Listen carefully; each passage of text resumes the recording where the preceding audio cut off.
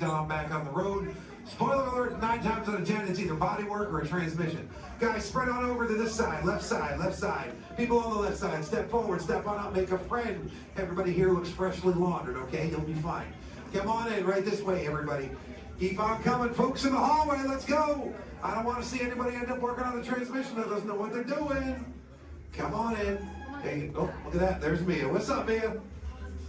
Hey, Pat, I see our party goers have arrived. Yeah, they're still coming in, but say hey, everybody. Hey, I'm Mia, Dom's sister. Well, another race just wrapped, and it looks like my brother with another car for his collection. Anybody surprised? Honestly, I don't know why anybody challenges him. Hit me either, man. Well, we're meeting up at Sullivan's Garage for the after party, and while Tej works on your rides, you guys enjoy the break room. My brother calls this the family room. Oh, here we go. Dom says he doesn't have friends, he has Family. And the faces you see on these walls are our Family. When I'm in this room, I feel like we're all Family. So, welcome to our family. There it is. It's a thing around here. Hey, Tej, how's that Matthew McConaughey impression? All right, all right. What's up, Mia? Get better. Tej, just welcoming these good people to our family. How are their rides coming along? The rides are ready to roll out and roll out inside. Perfect. Let's get the show on the road. I'll let Dom know. You guys have fun at the party. Bye, Mia. Bye. She just called. Okay. All right, Pat. Yeah. Let's get these people on their way. Send them over to the war room. Sounds like a plan. Are you sure, though, Jamie's kind of a piece of work? Right. And he hung up. Okay, so in a moment, those doors are going to open. When they do, head on into the war room with Jamie. That's Tej's new assistant. First day without Tej, so good luck. Be nice. Don't touch nothing.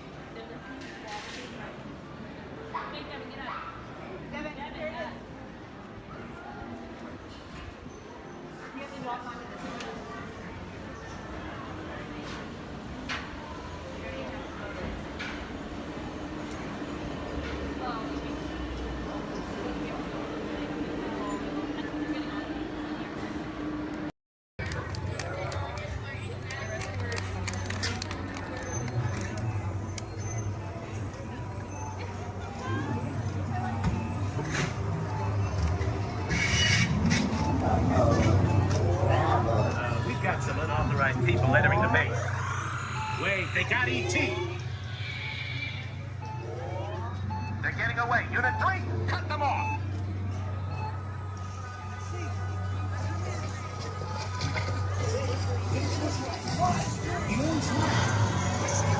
Let's go.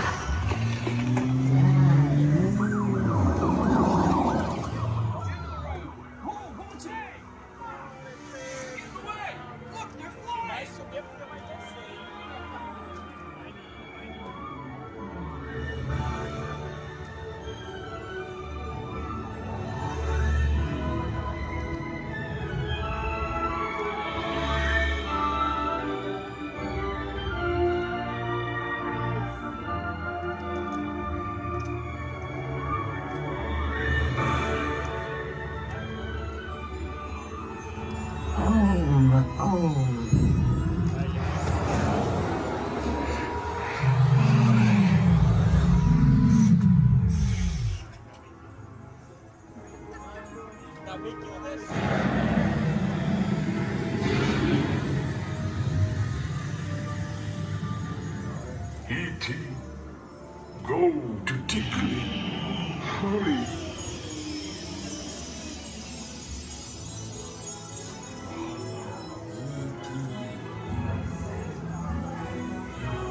Tickly.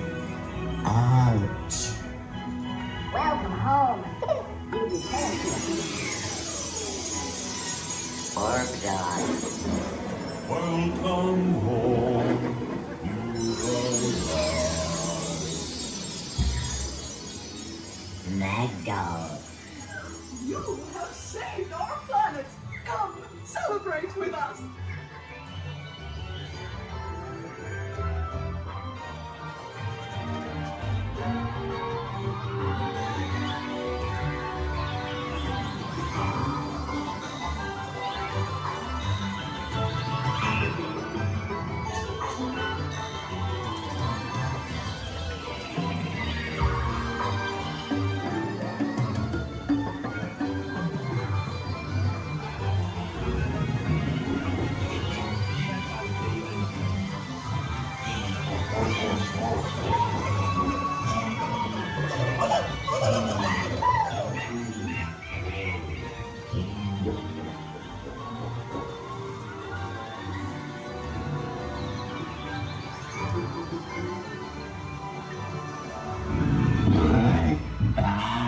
Marisol, Riley, Fran, Loopy, He, Tara, Brandon, Amanda.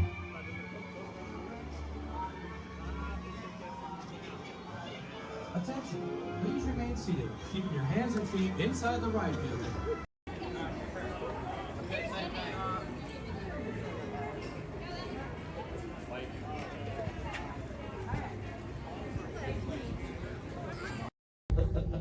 Welcome to the Avatar program. Soon, you're going to have a chance to undertake an amazing Navi rite of passage, flying on the back of this powerful animal called an Ikron, or as we call it, a Banshee. The way you're going to do this is by being matched to something called an Avatar. And I'm here to help you guys get ready. But first, we have to scan you for Pandoran microparasites. Alright everyone, stay on your number and move your arms a bit. Okay, start scan. Oh, I'm red. You've all got them. But don't worry, they're very common around these parts. Let's start the decon. Initiating GMR decon. Stay still over your number, you're not gonna feel a thing. You're doing great. You're almost done here. They're all clear. Great. Now let's go over how all this works. Like I said before, you're going to be matched to these things called avatars, which look a lot like the Navi. They're created by blending human DNA and Navi DNA. Once we match you to an avatar, thanks to a special link chair, your mind will be able to control that avatar. Using avatars to fly this way was all figured out by my boss, Dr. Jackie Ogden. She leads our science team, which is part of the Pandora Conservation Initiative, and we're here in the Valley of Moara studying banshees and their environment. Over a generation ago, this enormous company called the RDA created a lot of damage to the area through their bad mining practices and conflicts with the Navi. Just like on Earth, it can take decades for ecosystems to recover. One way to understand what's going on with an ecosystem is to study what are called keystone species. These are animals like tigers, jaguars, seals. The banshee is one of these important animals. Okay, to get you flying on a banshee, we need to find each of you an avatar. Let's prep the genetic sampling. I'm on it. Okay, first we need to find the compatible match of your genetic material with the genetic material of one of the avatar bodies that we already have. Once we do that, you'll be able to link to that avatar and fly. Help us out and move around a bit. Almost. Yes, got him. Now, let's find you your avatar matches.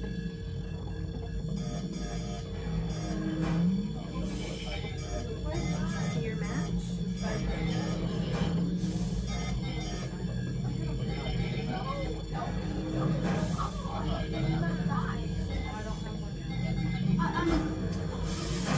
All right, you've all been matched with avatars.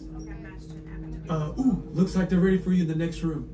When the door opens, please go inside, all the way in, and stand over the same number that you're standing over now. And I'll see you in there. I'll be for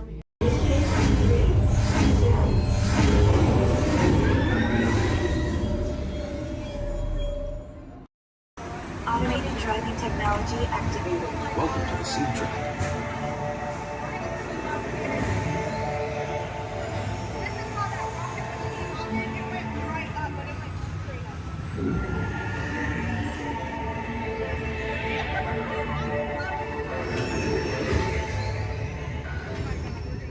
We'll begin with the capability test to see how your vehicle designs perform under challenging weather and surface conditions. Monitoring road surface.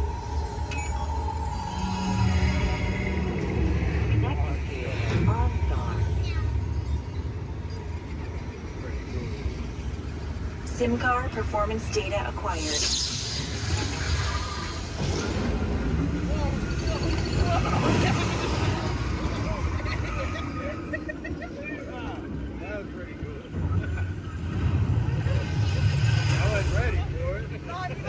Let's see how your designs hold up now.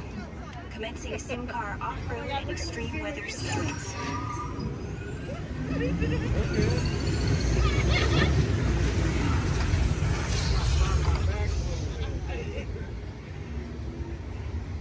Capability test results displayed and verified. Now let's see how your vehicles compare when it comes to their efficiency. Scanning SIM car for optimal eco efficiency.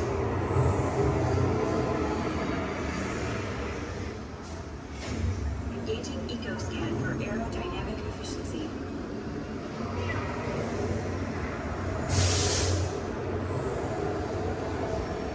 Drive systems analysis. Hyperspectral imaging in progress. Calculating total enviro impact.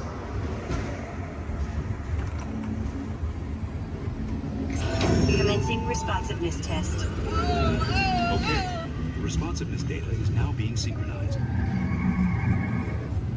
Automated driving technology verified and active.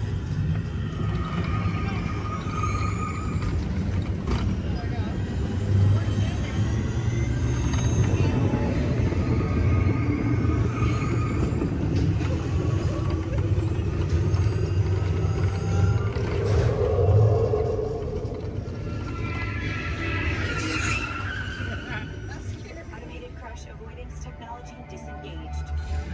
Displaying responsiveness data. Here comes the final test. Energizing for power test.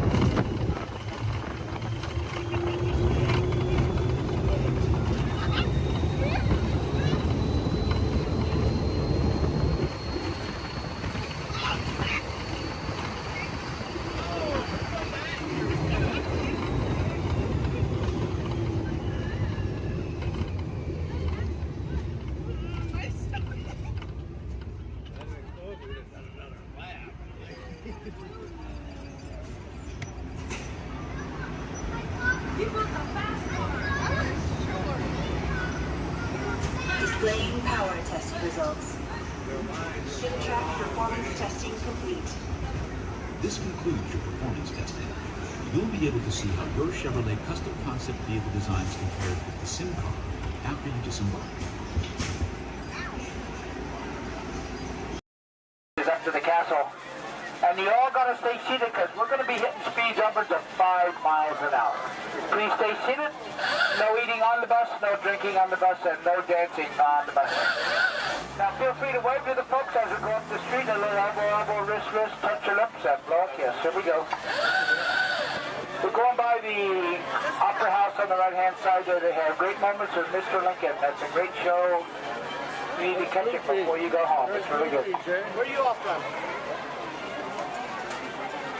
Camarilla, all right.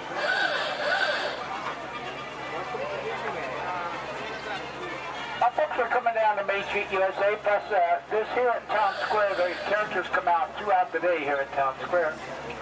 And here at Main Street, USA, this is Main Street as Walt imagined it many years ago from that small town of Marceline, Missouri, where he grew up. On the left-hand side is the Emporium. That's the largest gift shop in the park. On the right-hand side is the movie theater. They have 6 continuous showings of cartoons, including a famous Steamboat Willie, and it's air-conditioned in there, too. Steamboat Willie is the one that got Walt and Mickey started in this business. On the right, the market house. Behind that are the lockers. And on the left-hand side is the Carnation Cafe. They have sit-down lunches in the Carnation Cafe. We have the Blue Ribbon Bakery, Ice Cream Parlor, and the Candy Palace over here on the left-hand side. Now, the park is open until midnight. We do have fireworks scheduled for 9:30 over the castle. We have Celebrate a Street Party as like a parade. That's at 3:30 and 6:30 today. And Fantasmic down by the rivers at 9:05 and 10:30. Now you can watch them make candy to those bay windows and making the things of peanut butter today. You can watch them make candy and gain 5 pounds while you're doing it. On the right-hand side is Photo Supply Shop. Behind that are guest services such as first aid, lost children, and baby care. We're coming down the end of Main Street. On the left-hand side is the information booth. If you need maps or schedules, birthday buttons, first-time visit buttons. And right here in the middle is Walt and Mickey statue. Thanks to them, they've made it possible for us to be here. Now this is the hub, the gateway to all the lands. On the right-hand side is Tomorrowland. Right through the castle is Fantasyland and Toontown. On the left and behind us is Adventureland, Frontierland, Critter Country, and the Walnut Square. Now, if you folks are getting hungry, if you look on your map, they show the restaurants in each of the lands. You can figure out what you might want to eat. I want to thank you for joining us. Once again, my name is Ken. I've been your driver. If you enjoyed the ride, if you didn't enjoy the ride, my name's Bob. Please be careful coming down the stairs. Grass are ready for both hands. Have a wonderful day in the original Magic Kingdom. Thank you.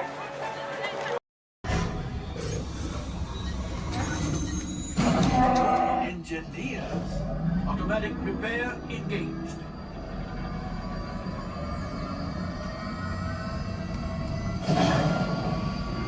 Right, pilot. Push the flashing button to take off. Pilot on the left. Move your stick to fly right and left. I was just about to say that. Pilot on the right. Pull back on the stick to fly out. And push forward to fly down. Oh, watch it. Jupiter's flying this thing look in the air. Weapons are online. Left pilot, hit the booster. Now let's go get that coaxial. Right pilot, make the jump to light speed.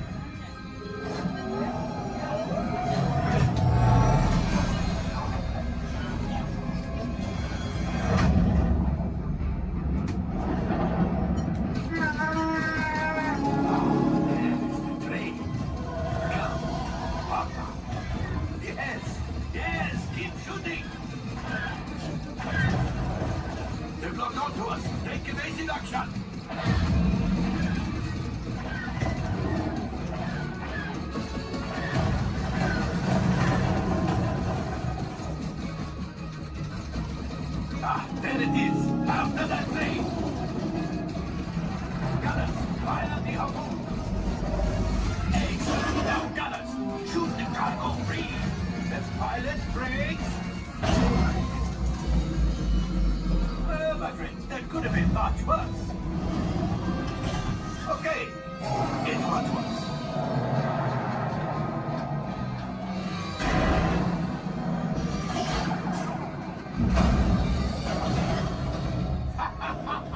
Yes, you got one. Excellent, my friends. Now power up the ship. Well, I grabbed the coaxial. You see, just as I promised, my friend.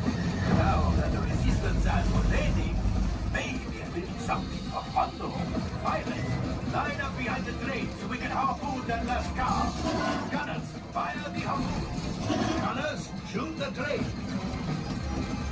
The cargo is breaking free. Keep shooting. Good job, my friend. Yes, yes, yes. We got the coaxial. I will grab it. You keep up to the train.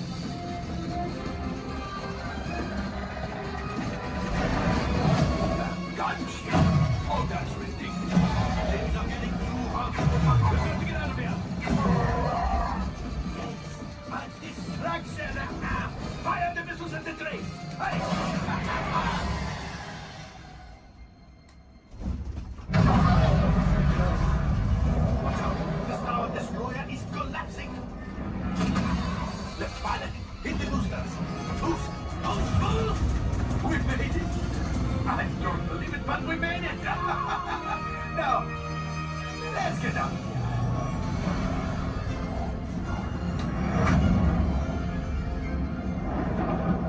Great job, my friends. You retrieved 2 containers of coaxium. This will greatly help the resistance. You have heard the First Order and made Chewie proud. Now, after my modest profit, your cut minus what you owe me for damaging the Falcon is... Hey, not bad.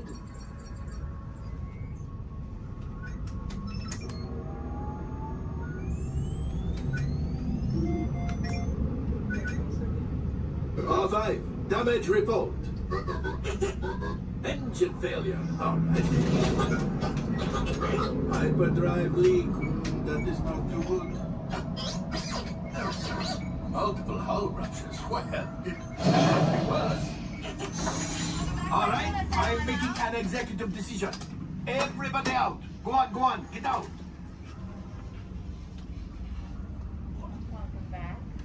All available techs, we have a Corellian freighter that needs immediate transport back to the maintenance bay.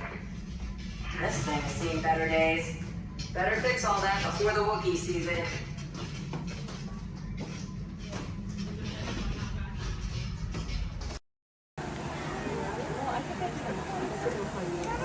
Hey Zach, happy birthday.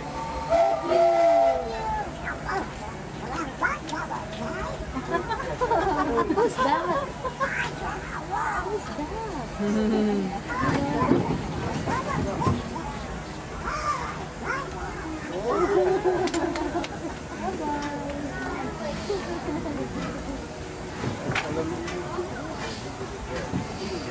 To those who just joined us, welcome aboard the Disneyland Railroad. To ensure a safe ride, remember to stay seated with your hands, arms, feet, and legs inside the train. And watch your kids.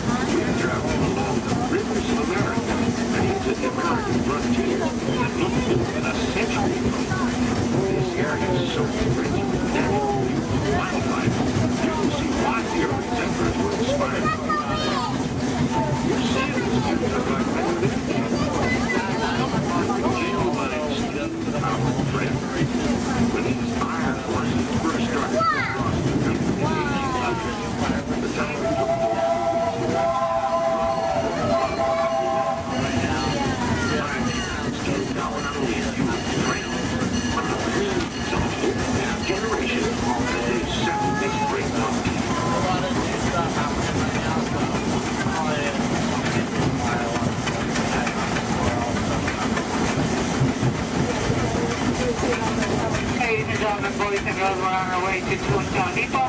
However, you stop for all the attractions in Fantasyland, Toontown, and then we have our Fantasyland Theater, where your princesses can meet our princesses. They can ask all the questions they like, and they can send many pictures as they like. They do close a lot earlier than the park. Make sure you visit your schedule, or ask one of us, we'll let you know. But they do close earlier than the park. If you're up here in Toontown Depot, please wake up. There comes a full everything stop.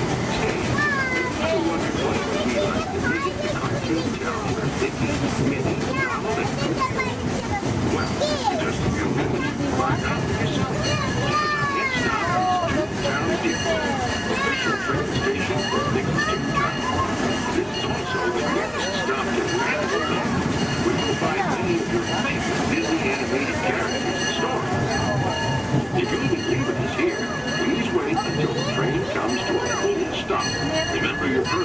belongings, then step carefully from the train. Y'all have fun and say hi to Mickey for me. For those of you continuing on with us, we'll be resuming our trip in just a moment. This is Toontown Depot.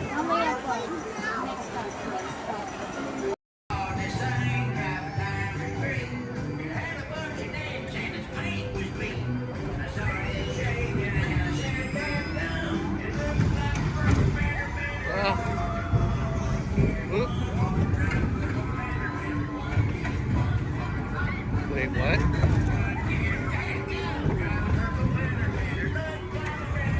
What?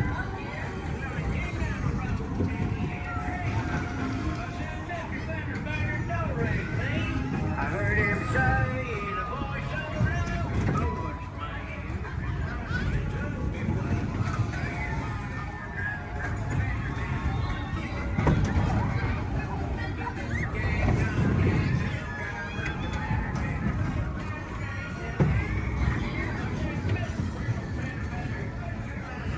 What?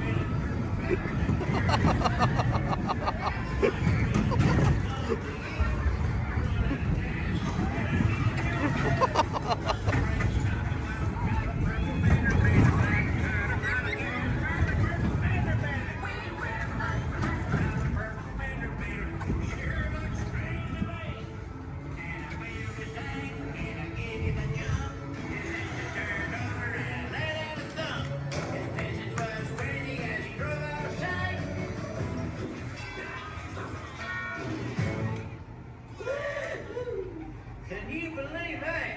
All right, grab all your junk and keep an eye out for that purple fender bender.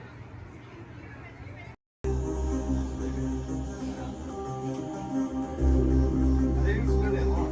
You see alligators on this ride? Yeah, space alligators. Also known as alligators. Alligators, yeah. So the backpack's right with us? Users, prepare to be digitized into the world of Tron.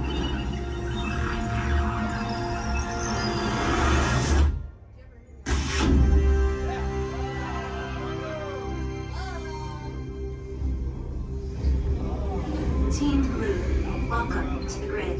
Proceed to gates.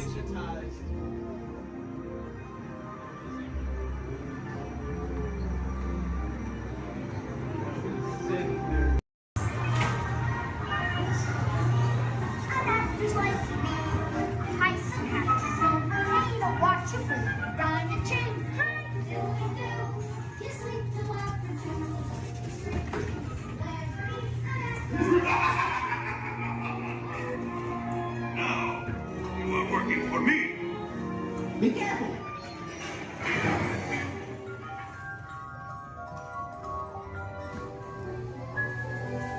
Wait for me.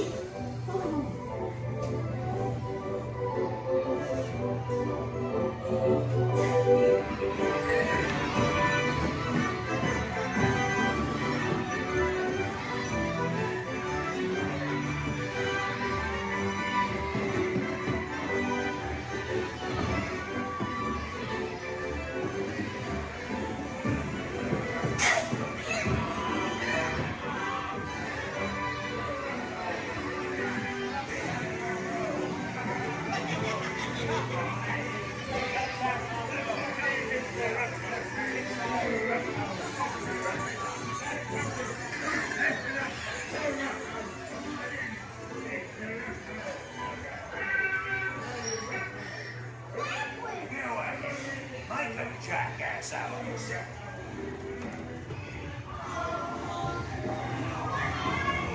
Shut the door. Get locked. Talk.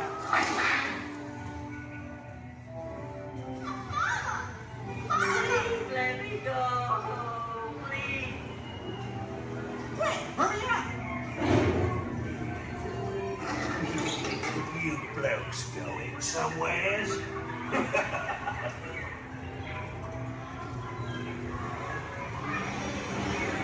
Hey, look out, the monster!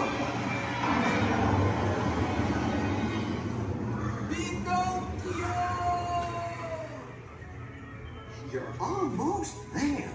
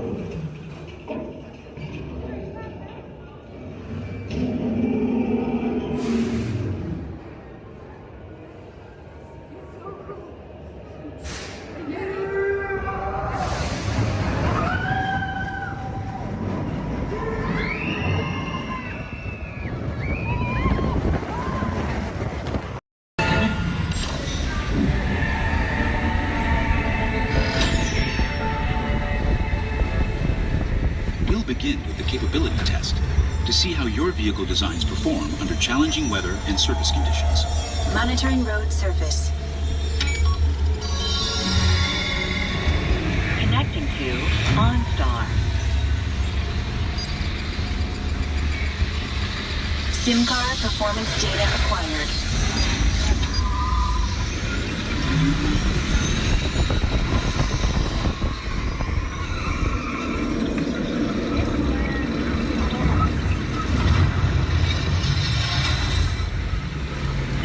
Let's see how your designs hold up now. Commencing SIM-car off-road and extreme weather sequence.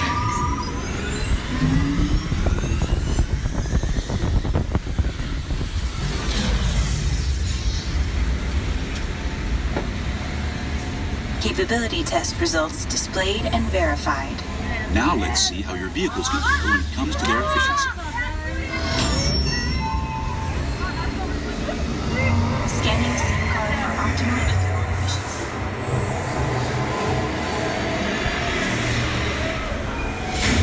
Engaging eco-scan for aerodynamic efficiency.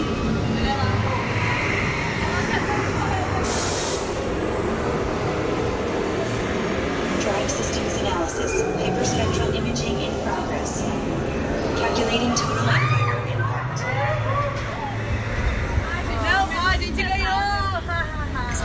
Commencing responsiveness test. Okay, the responsiveness data is now being synchronized. Automated driving technology verified and active.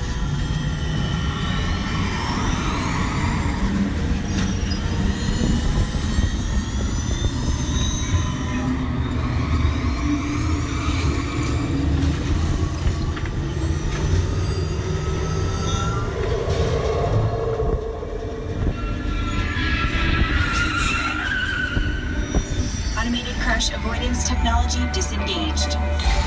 Displaying responsiveness data.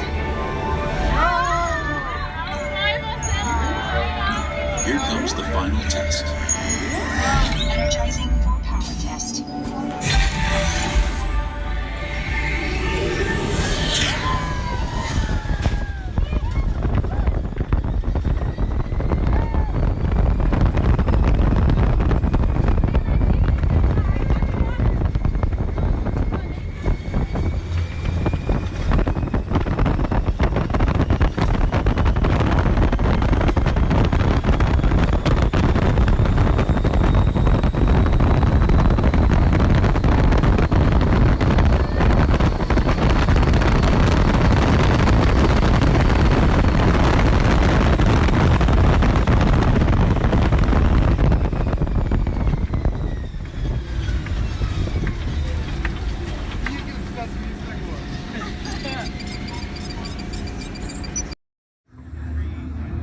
Okay, they're headed for the jump point.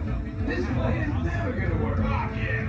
Well, okay, I'm locked onto your vehicle. We'll be right behind you. Nothing to worry about. Unless we cannot stop this unusually large man, we are likely doomed. Good luck. You're gonna need it.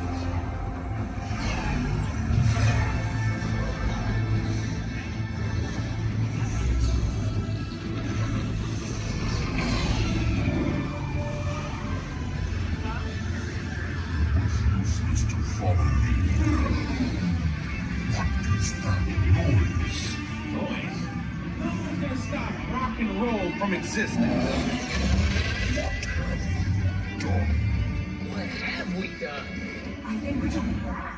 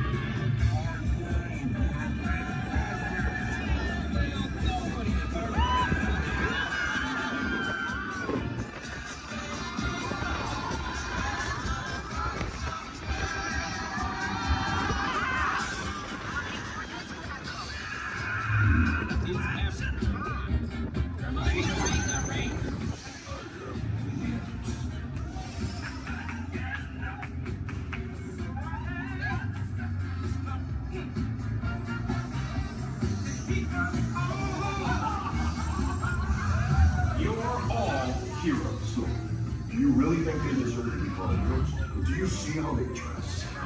It's just a figure of speech, Drax. You are lying to them. Now I understand. Welcome to the Guardians of the Galaxy.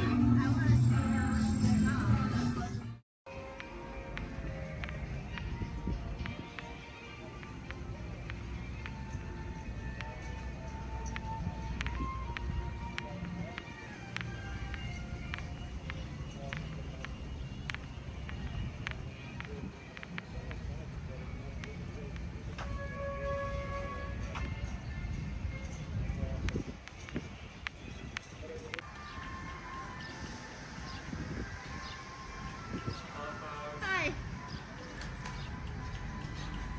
Tom wants to step welcome aboard. All right, thank you. You're welcome.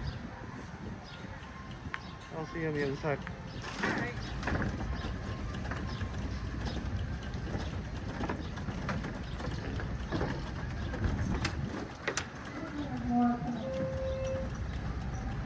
I believe there's some more coming. Oh, okay. I'm gonna fill my water bottle on the ballot.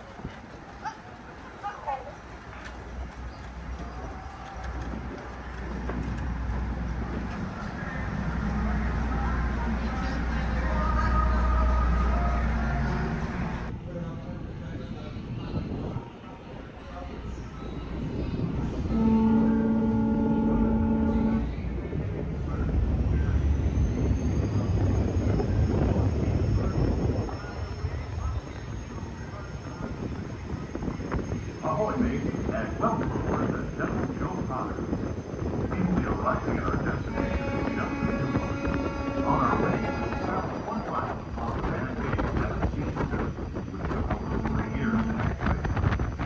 We can ask that one of our board stairs remain clear while the load is in motion. Once again, welcome aboard.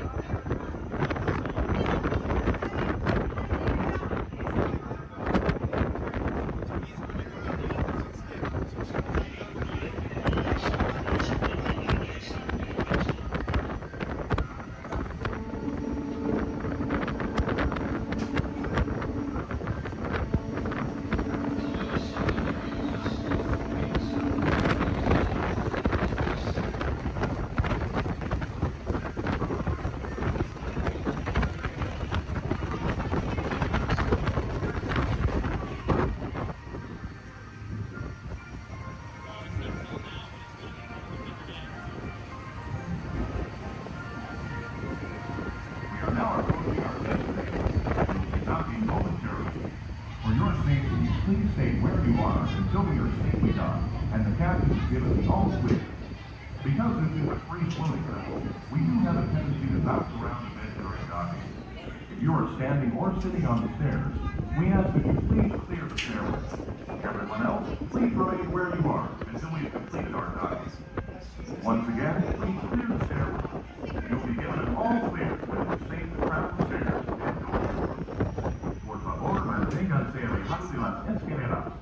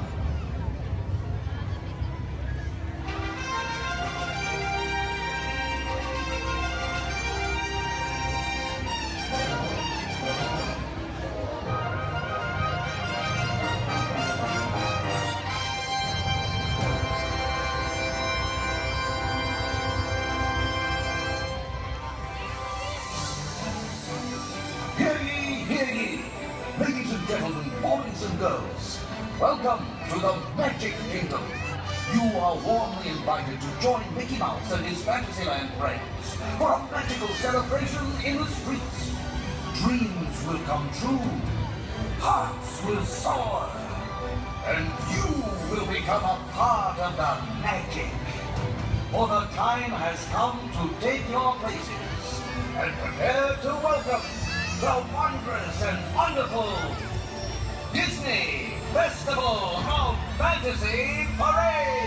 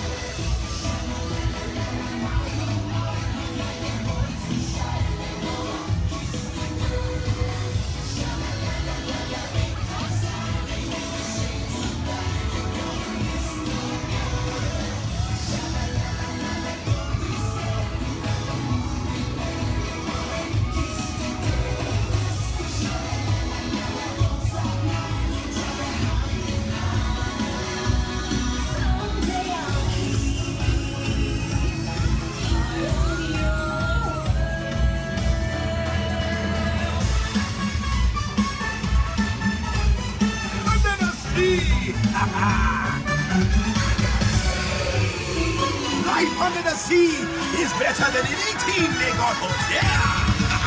Under the sea, when the sun.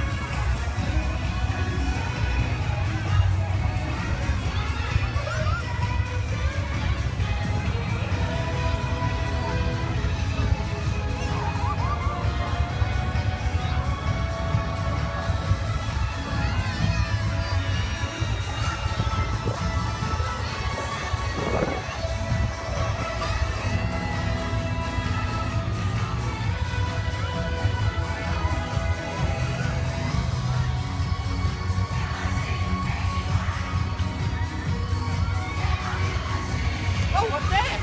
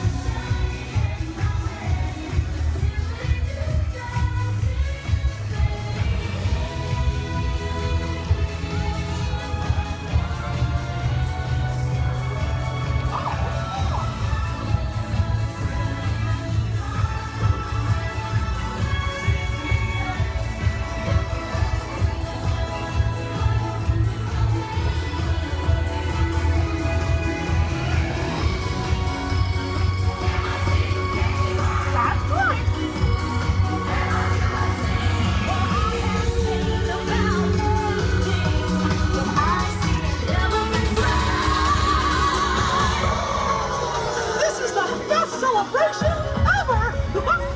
Gosh, Minnie, isn't this fun?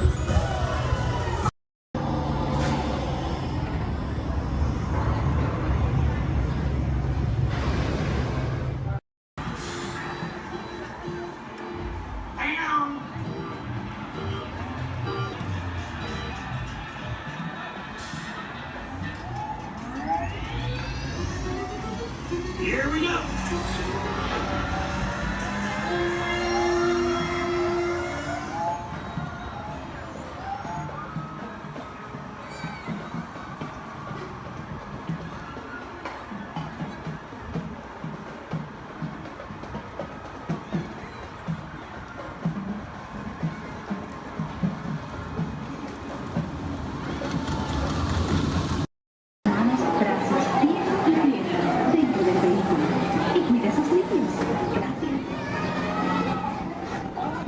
Step carefully onto the moving platform, then step in.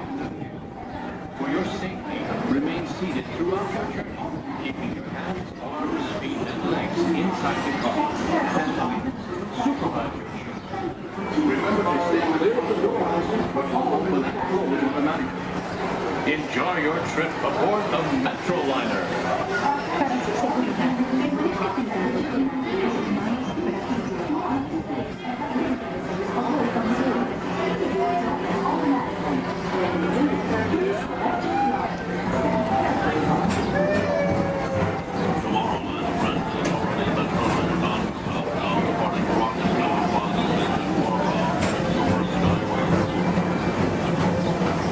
Welcome aboard, TTA travelers. We hope you enjoy Tomorrowland Transit Authority's Super Skyway.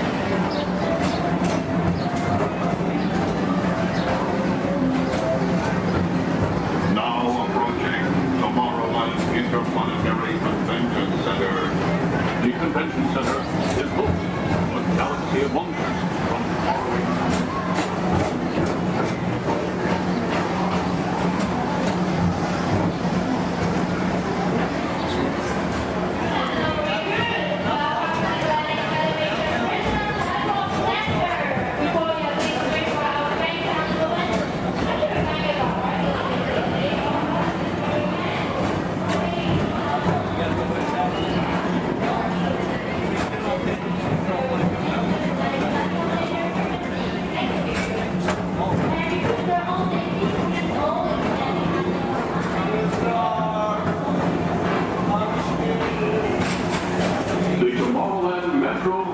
Historical Society presents Walt Disney's 20th century vision for the future. This model city dared to dream the perfect community in which to work, live, and play.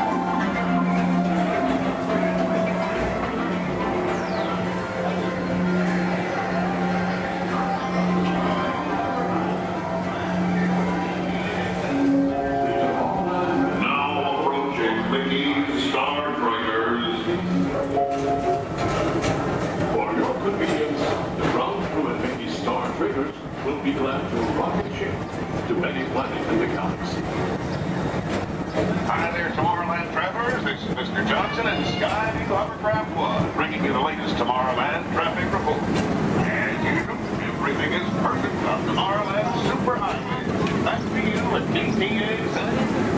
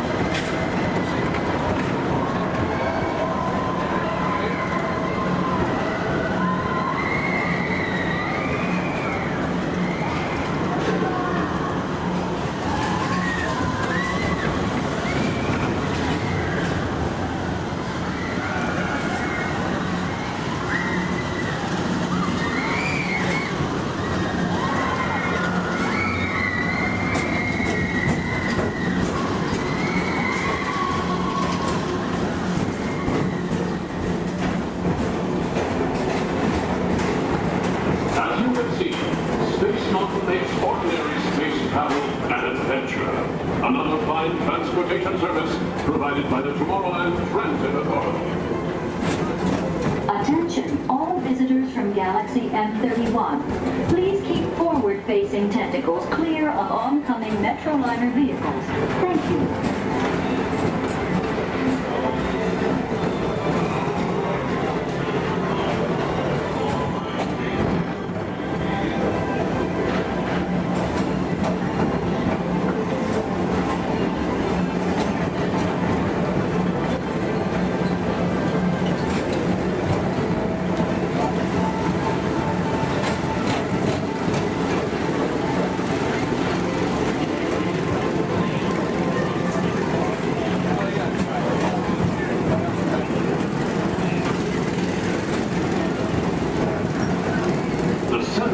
Rocket Tower Plaza is the League of Planets Astro Orbiter. This symbol of universal harmony and interplanetary fellowship provides all beings with an exhilarating spin around the planets.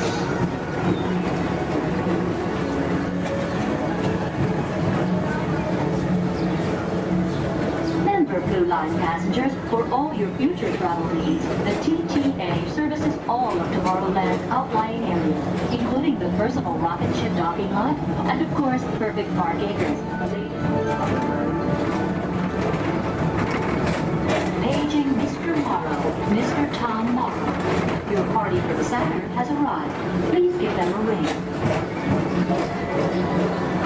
Now approaching Walt Disney's Carousel of Progress.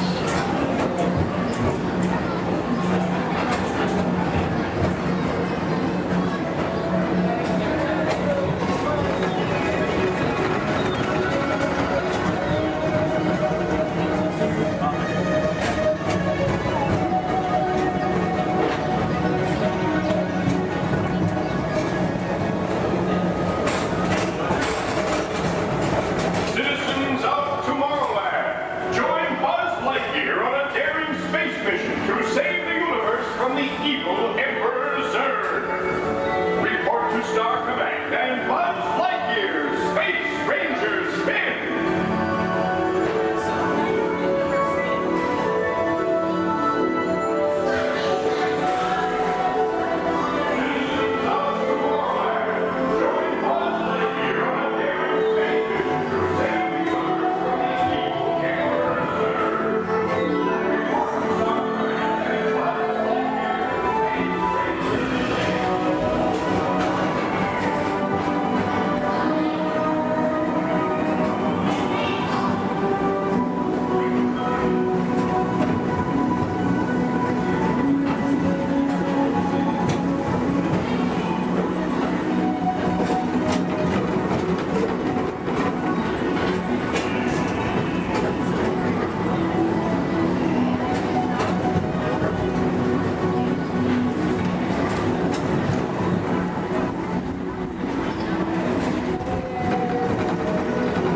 Welcome back to Rocket Tower Plaza at the heart of Tomorrowland. Come now, rejoin us and believe in the promise of tomorrow.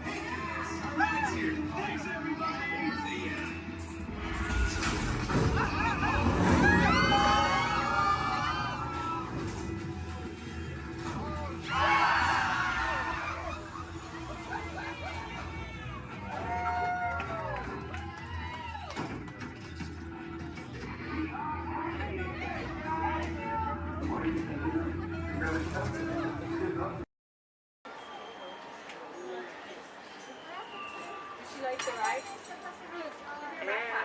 we go. On the blue.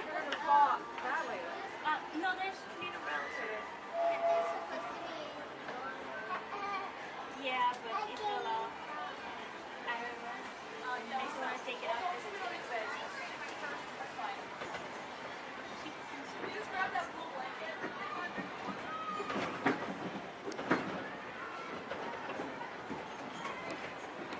Hello, everyone. Thanks for joining us on the Disneyland Railroad. For a safe ride, remember to stay seated with your hands, arms, feet, and legs inside the train. And please, watch your kids. ¿Qué tal, amigos? Y bienvenidos a bordo. Para su seguridad, permanezca sentado y mantenga las manos, brazos, pies y piernas dentro del tren. Y cuide a los pequeños. Gracias. As we steam on through Fantasyland, you may want to take one more look at the majestic Matterhorn Mountain and the happiest group that ever sailed. It's a small world.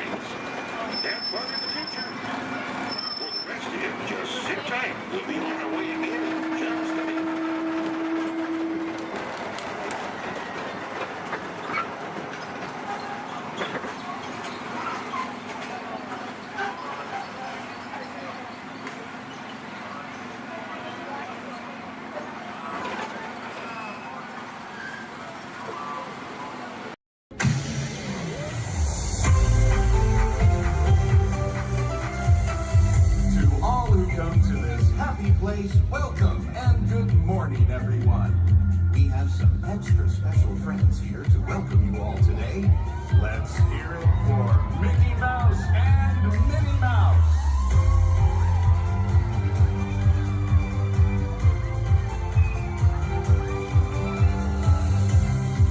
Well, hi, everybody. Good morning. Gosh, it sure is great to see so many amazing friends. It certainly is. Oh, I have a feeling today is going to be the best day ever. You said it, Minnie. And now that we're all together, we've got a surprise for you. Whenever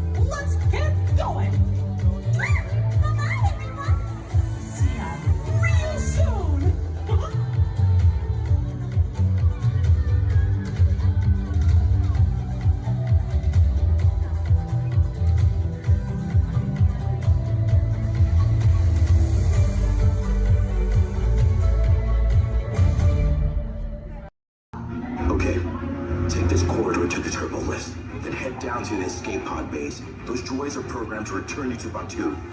Hurry and don't get caught. Lieutenant Beck will guide you. Recruits, for your safety, stay seated with seatbelts securely fastened. Keep hands, arms, feet, and legs inside the transport and supervise your children. Tell them it's a prisoner transfer. Did it work? Good. Now get a move on. There's a clear path to the turbo lifts at the end of the hallway. Turn right. A probe droid. You're lucky it didn't spot you. Take those turbo lifts and stay out of trouble. Hey, you're not authorized. Wait, there goes the prisoners. We have a breach in attention block 3. Your cover is blown. Find an alternate route. Who picked these two droids anyway?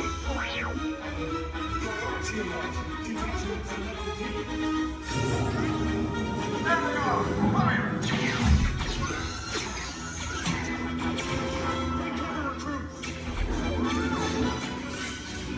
The escape box just below us. Take the lift down. Hurry! Hurry! No, not up! I said down!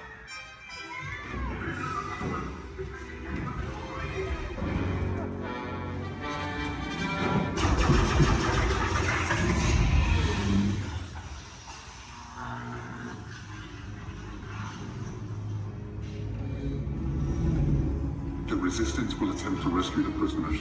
They have neither the resources nor the courage to engage us. You underestimate their conviction. Raise the shields! Shields? I see no evidence. Now! Sound the alarm! All personnel to their stations! Sir, the prisoners have escaped. How brave, but ultimately hopeless. There's nowhere to run.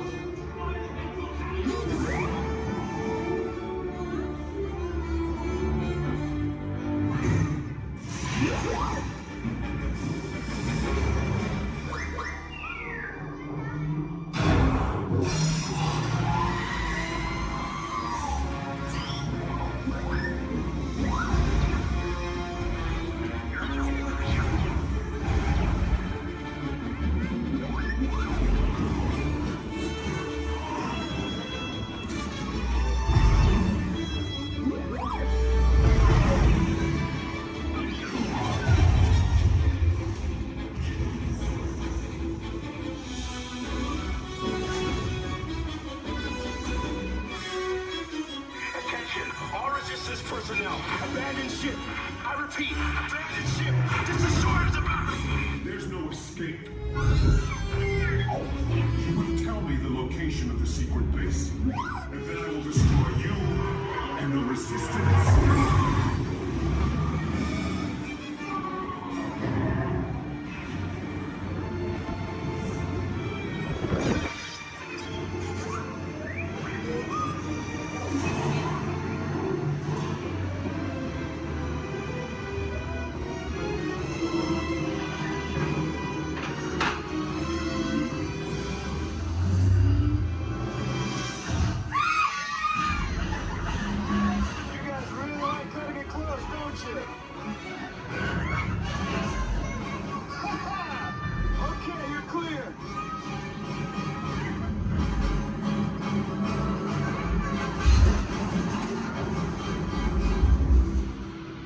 Escape pods came in a little off target. Ground crews will meet you outside the wreck. All right, nice job, recruits. Not what you signed on for, but hey, you're Resistance now. I think I have that authority. Right, Beck? Where's the lieutenant? I need eyes on Beck. I know. Scaffolding's pod beacon. More escape pods down in Sector 4. Verification pending from Key Command personnel. Lieutenant Beck here. Beck! You're alive! I should hope so. Great job, recruits. Thanks to your heroism, the location of the Resistance base is secure. Bravo! Yes, R5, you too.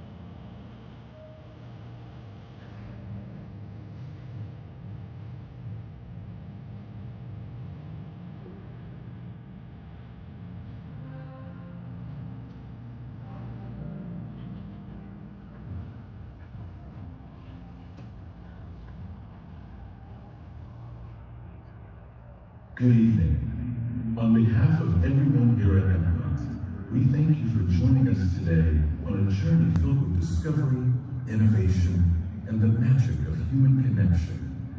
From its opening day, the goal of Epcot has been to entertain, inform, and inspire, but above all, to celebrate a world in which we celebrate each other. Until we see you again, have a safe trip home. Good night. Welcome aboard the Walt Disney World monorail to Epcot. For those of you standing, please hold on to the handrails throughout our journey and stay clear of the door. For the comfort of others, no smoking, please. Thank you. As we turn south, you can catch a glimpse of the spires of Space Mountain in the Magic Kingdom. Nearby is Disney's contemporary resort.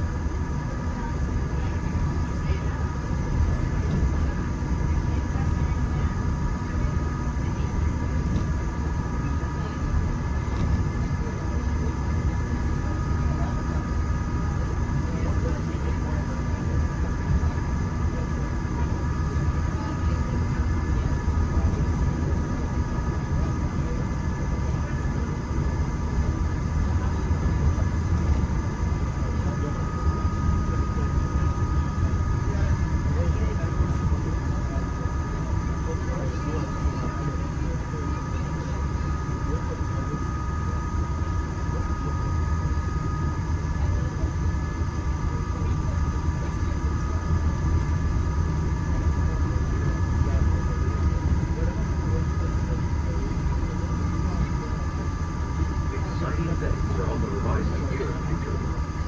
Whether it's rocketing back to the big battle with the Guardians of the Galaxy, or exploring a hungry city built on the power of blood, these worlds are sure to inspire. If you're looking for an exhilarating sensory thrill, step into Mission Space, where you and your flight crew can sign up for one of 2 out-of-this-world missions. And just next door is the new Space 220 restaurant, where you can eat a dog and enjoy stellar dining in space. At Test Drive, you can experience the exhilaration of test driving a vehicle all on the fastest ride ever created for Walt Disney. Across the World Showcase, you'll find representatives from the Coast, making this a truly international experience. Some exciting new adventures from around the world are coming to France, Canada, China, and the United Kingdom. Join us tonight on Good to celebrate together during the nighttime spectacular. There's even more that you can explore, and you come around with all of the inside those glass pyramids, unleash your spark and journey into imagination with pictures and experience your favorite short films like never before at the Disney Pixar Short Film Festival. Next is the Land, where you can celebrate Earth's rich diversity. The Land is also home to Soar, a free flying adventure across the wonders around the world. Here at the seas, you'll be able to meet some of your favorite undersea pals from Disney Pixar's Finding Nemo. We're approaching the Epcot monorail station. For our smoking guests, there are designated smoking areas just outside the park. Please hold on to the handrail and stay clear of the doors until the monorail stops completely and the doors open. On behalf of the cast of the Walt Disney World Resort, welcome to Epcot.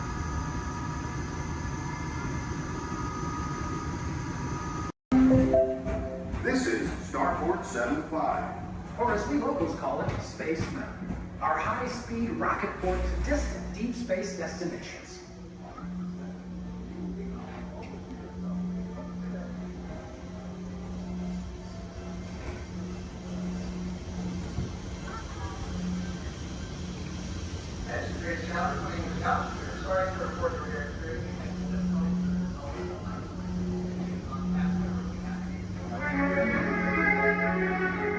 Let relaxation wash over you at the most refreshing retreat in the galaxy, the coral rooms of IC7. You H2O it to yourself.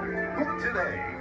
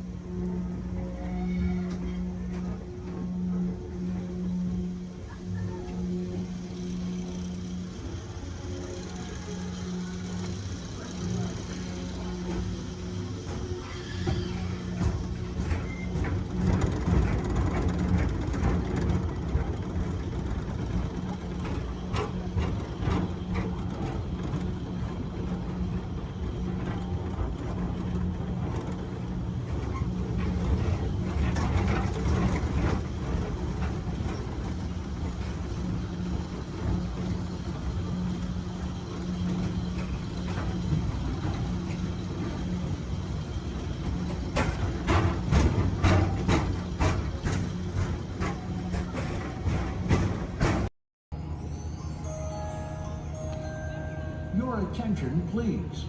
Disneyland has now ended its normal operating day.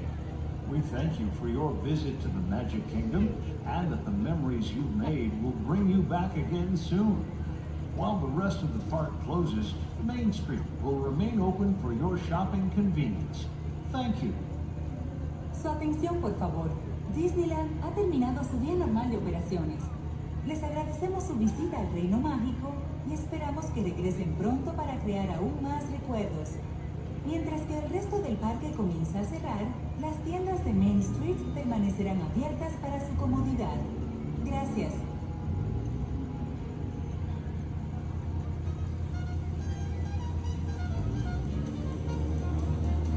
See that no lapsing and hold on to all these items.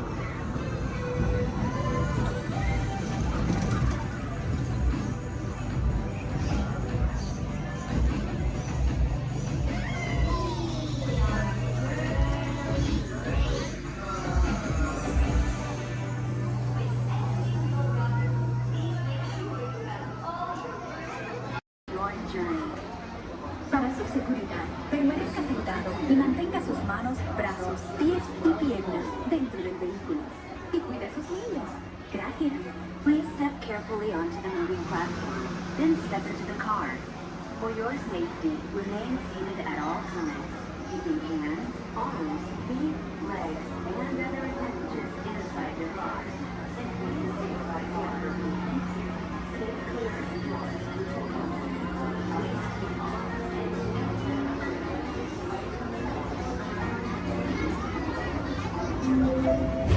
This is the TTA Blue Line. Non-stop service around tomorrow.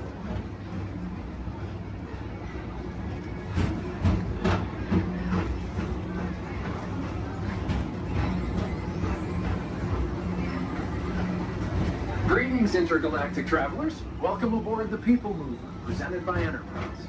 I'm Borak 5, your guide aboard this highway in the sky, the absolute best way to see Tomorrowland. And my stars, is there ever lots to see? From spacecraft to monster labs, there's really nothing like today in Tomorrowland. For your safety, if you have wings, jetpacks, or gravity polarizers, please do not take flight while on board. Thank you.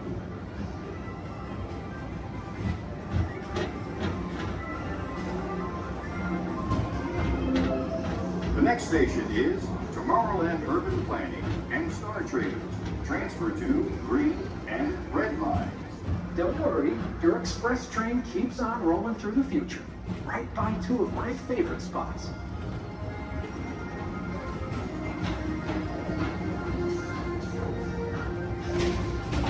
First up, Progress City, Walt Disney's amazing dream for a community of tomorrow. Did you know Progress City inspired Epcot? And a lot of the visionary ideas throughout Walt Disney World. Look, there's even a tiny people mover. I wonder if there's a tiny mover either.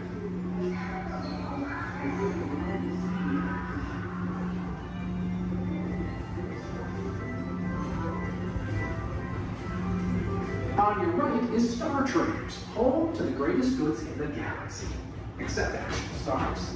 Those are no longer sold.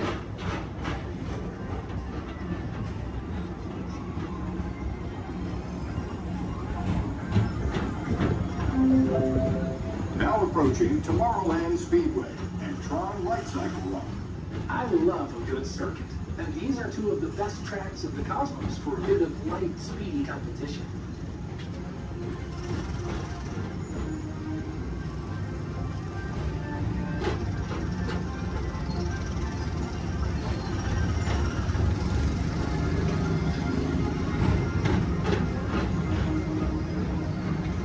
Attention all visitors from Galaxy M31. Please keep forward-facing tentacles clear of oncoming vehicles. Thank you.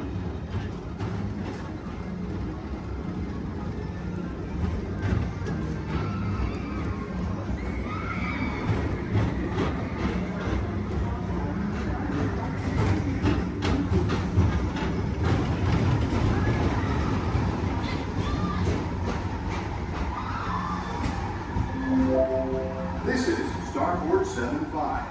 Or as we locals call it, Space Mountain. Our high-speed rocket port to distant deep space destinations.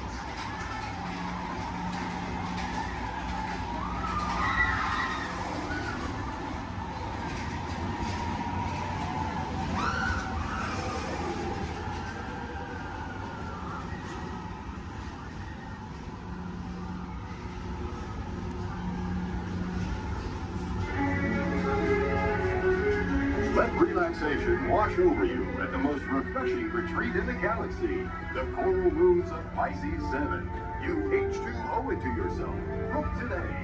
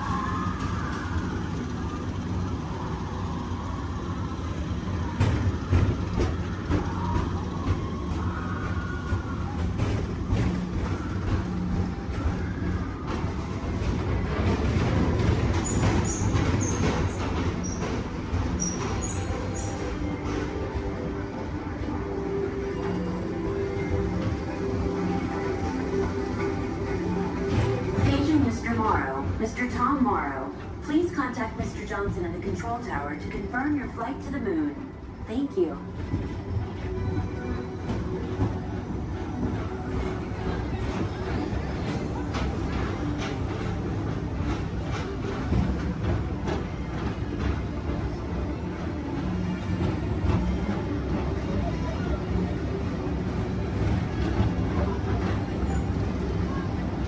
Attention all visitors from Galaxy M31. Please keep forward-facing tentacles clear of oncoming vehicles. Thank you.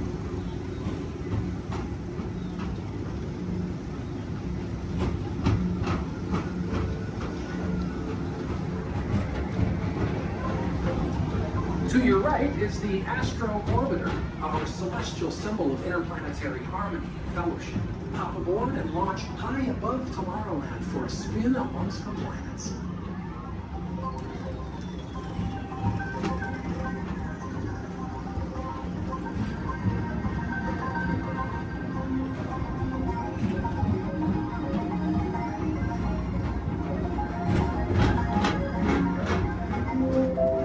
The next station is Walt Disney's Carousel of Progress. As usual, we'll keep moving ahead, and so does the carousel. Like progress itself, this theater never stops, inspiring new generations to dream of a great, big, beautiful tomorrow.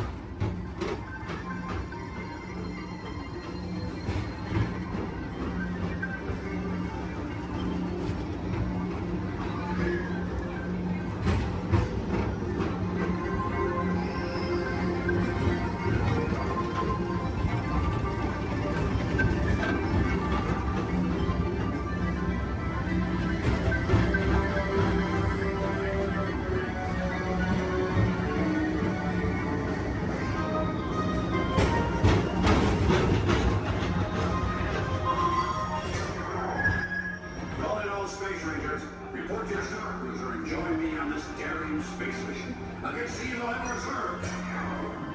Affirmative. We run it, Buzz. You can count on us.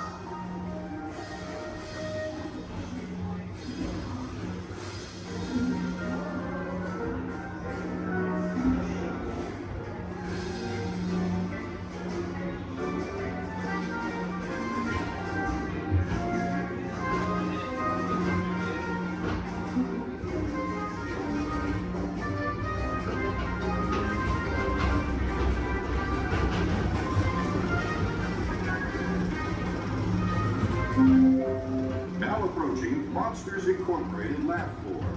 Mike Wazowski has brought in some real monsters of comedy. Whether you have one eye or nine, take the time to see this show. Now approaching Tomorrowland Transit Authority Station. My fellow sentient life forms, our people mover journey has nearly come full orbit.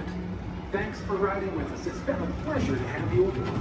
And even though we're concluding, this is always my favorite part. Because now is the time, now is the best time to go out and explore tomorrow, today. See you in the future.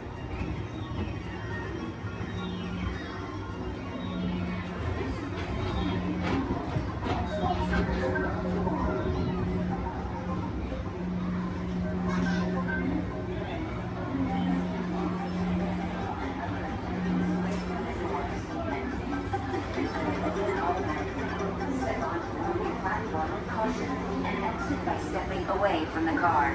Thank you. Please keep arms and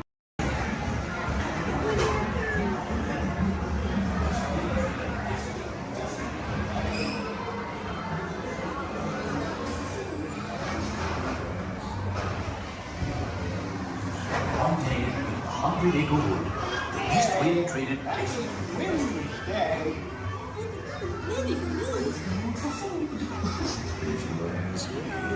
He'll never reach there. Why me? Why me? Oh dear. Can you talk to me, Mom? Look, Mama, look. I'm a fight.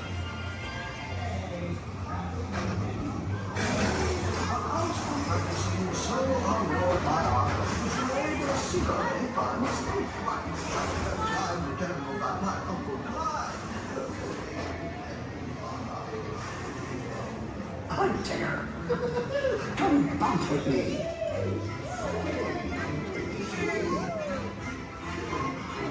Music makes you feel just great, doesn't it?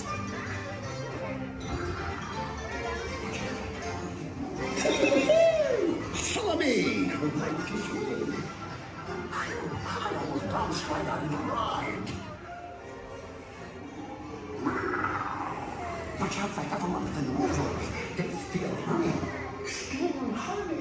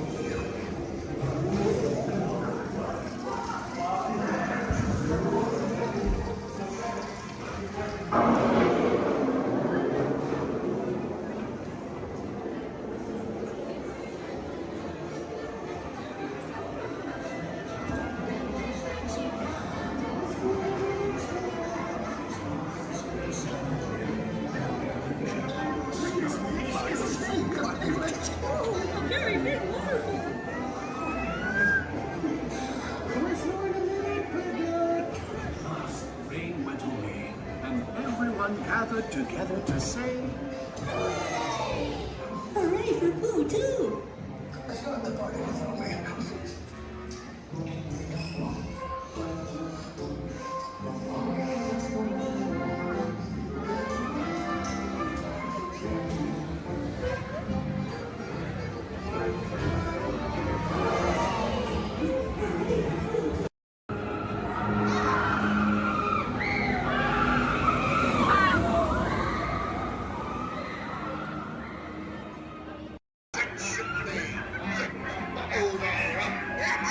I'm not sponging for rum. It be gold I'm after. Strike your colors, you brazen wench. No need to expose your superstructure. All right, everyone. For your safety, please do me a favor. Leave this center aisle clear and all side aisles clear as well. If for any reason you need to leave the theater, you can do so through these two right rear exit doors. That's if you're looking to leave. Please do so through these two right rear exit doors. They're a little bit heavy. Just give them a big old push and they'll open right up for you.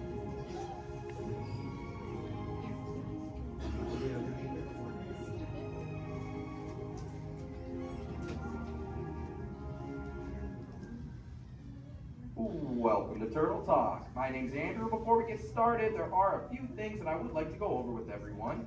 Now, here at Seabase, there is absolutely no eating, no drinking, no smoking or vaping, and no flash photography.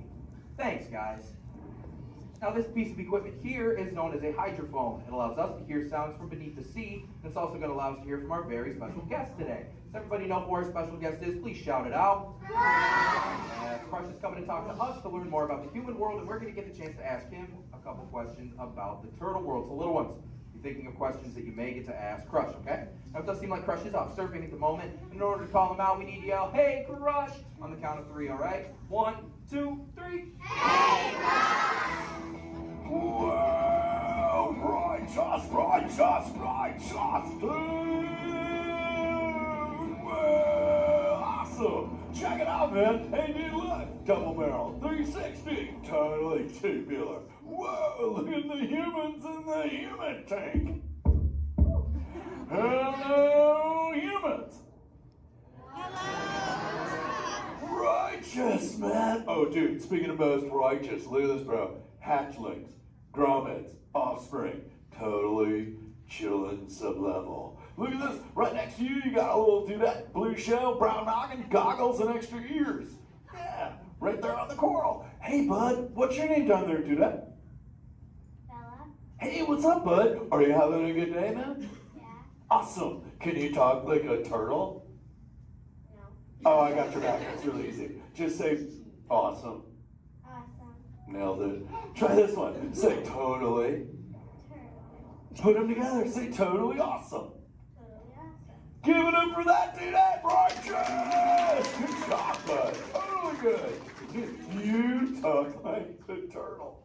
Hey, I got a dude over here with a gray shell curly noggin and goggles too. Sweet. Hey man, what's your name down there, bud? Gustavo. Hey, where are you from, Gustavo? Where are you from? New York. Whoa, dude. Who brought you here today? I went on my car. Oh, we'll find out together. Don't sweat it. Hey, dude, is there like maybe a parental unit, a life guardian of the Gustavo? If anybody's with them, right? Okay, let's talk to that chick and see what's up. All right, awesome. Hey, dude, what's up, bud? What is your name? Karen. Hey, Karen, what's up? How many kids you got? My English is not good. I'm from Brazil. Oh, I don't speak English either. I talk turtle. Karen, does it freak you out? Gustavo has no clue you're here. Don't worry, Karen. They come back when they get hungry. Karen, did you feel it, bud? Did you feel it? We're sharing a moment. Look at you, Karen. Awesome. Dude, my son's short. He's like this. He goes, Dad. What's up with all the humans? And I go, dude. I do not know. Human dudes, I need human help. Can all of you help out and answer Squirt's questions? If you want to help, say chaw. Righteous. You so totally rock, dude. Oh, wait a minute. Sorry, dude. My bad. Check this out. When a turtle says, you so totally rock, everyone says, dude. Here we go. You so totally rock. Dude. You so totally rock. Dude. Now all of you totally talk turtle. So, on to Squirt's question. Numero uno. He goes, Dad, if humans go to a beach, what do they do? I said, bro, I do not know. Humans, do you go to the beach? Yeah. Awesomeness. Okay, answer it for the Squirt dude. What does a human do at a beach? Shout it out. Swim. No way. Who likes to swim? Wave some fin if you love to swim, man. Oh man, I got wavers. Look, even on the bench. What's up, wavers? Dude, want to see me swim? Say go crush. Go crush. Let's rock. Everyone yell. Rip it. Rip it. Roll it. Roll it. Punch it. Punch it. Rip it. Rip.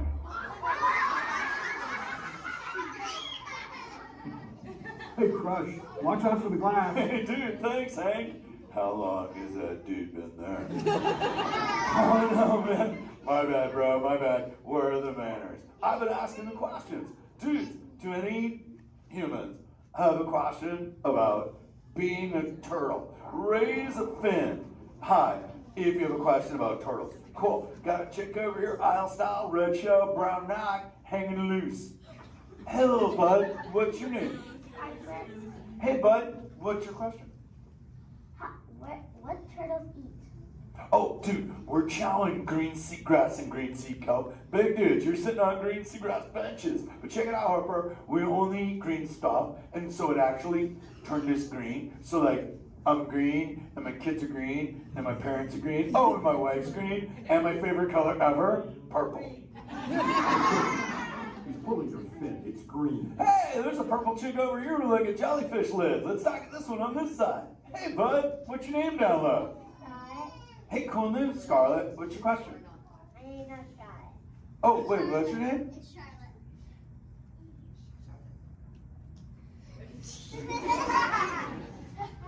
You don't have to tell me. Okay, what's your question, little bud? My name's not Okay. Hey, let's head over here. We got like a little friend on this side. Looks like a light blue shell, brown noggin. Let's talk to this bud. Hey, what's your name, dude? My name's Marley. Hey, Marley, what's up? What's your question? What's your favorite food? Oh, dude, besides eating green seagrass and green sea kelp, we totally chow on the jellies. Yeah, they're like so tasty. Hey, wait, Marley, do you eat food and sleep and stuff? Yeah. Do you know how to swim? Yeah. You're a turtle. Because all we do every day is eat, sleep, and surf. Hey, we got a bud by the bench. He's got a red-shelled curly noggin. Let's talk to that guy. Sweet. Hey, big man. What's your name, dude? Ezekiel. Hey, Ezekiel. What's your question, friend? How do turtles breathe? Okay, here's the deal. We have to go up every 15 minutes, bud, because I'm like you. I breathe oxygen. But here's the deal. We have to go up every 15. But when I sleep, Ezekiel, we can go in this little cave right there. See the green shelf sticking out over there? We got to tuck under, and we can sleep 5 hours straight and absorb oxygen out of water when we're underwater. Who else has a question? This is kind of cool. Oh, whoa, dude, check it out. We got a little friend chilling on this side by the bench. Looks like a grayish blue shell, brown rock sitting on her own flips. Dude, what's your name over there, bud? Abby, Hey, Abs, what's your question, Abby? how many babies can a turtle have? Well, mommy turtles, man, they go to a beach, but it's the same beach every time. And they drop off like 90 to 100 eggs. But here's the cool part. When the sand is really warm, Abby, everybody is a dudette. And when it's cold, they're all dudes. So we say, dudes are cool and chicks are hot. Yeah. This is awesome, humans. Hey, the Jelly Man. I was talking about you, buddy. Oh, Crush. Hey, man. I'm trying to get away from a turtle pile. Marlon, turtle piles are a celebration. Everyone yell, turtle pile!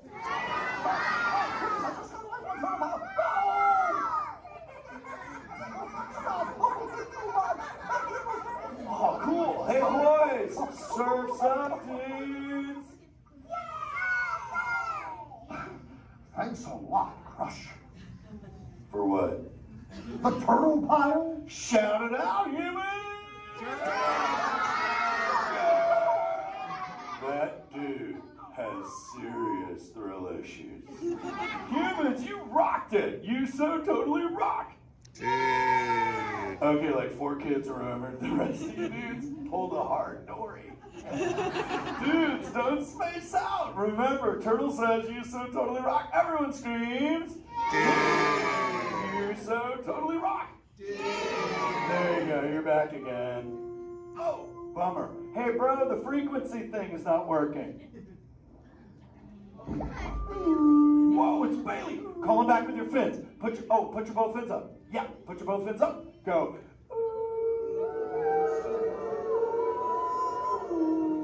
Crush!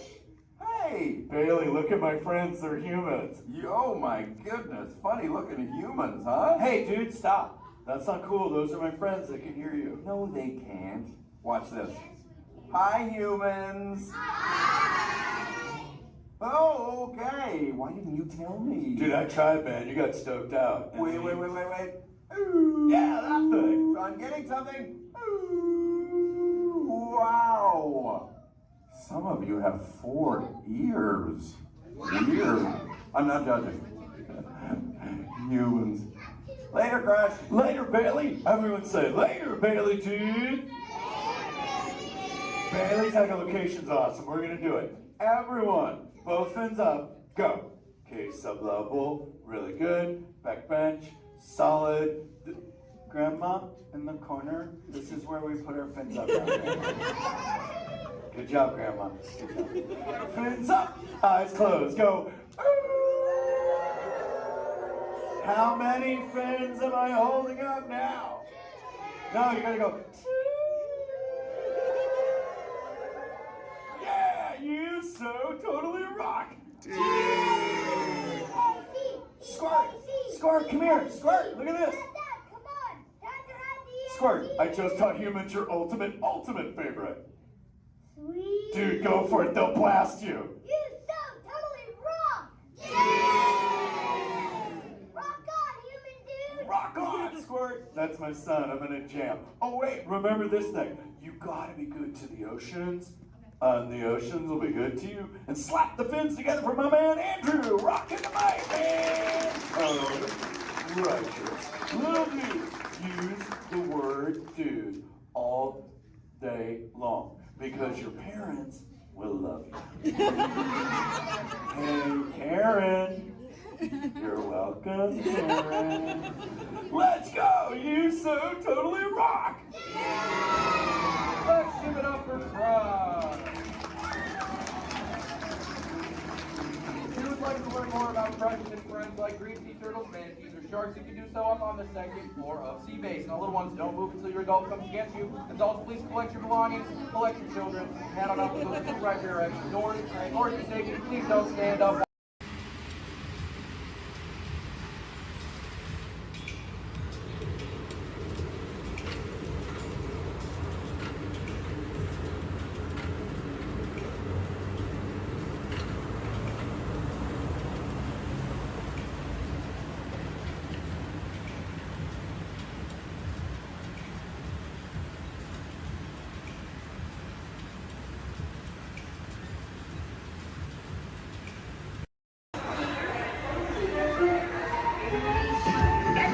Keep your eye on Jack Jack. No problem, darling. And the baby is gone. Edna? Dash, go get him. Edna, get started. Hold on. 5, 4, 3, 2, 1,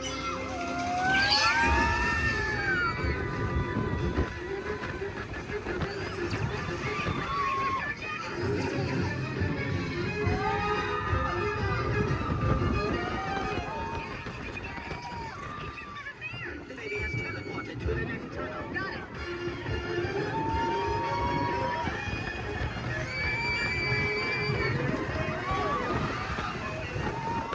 Hey, sweetie, come to mommy.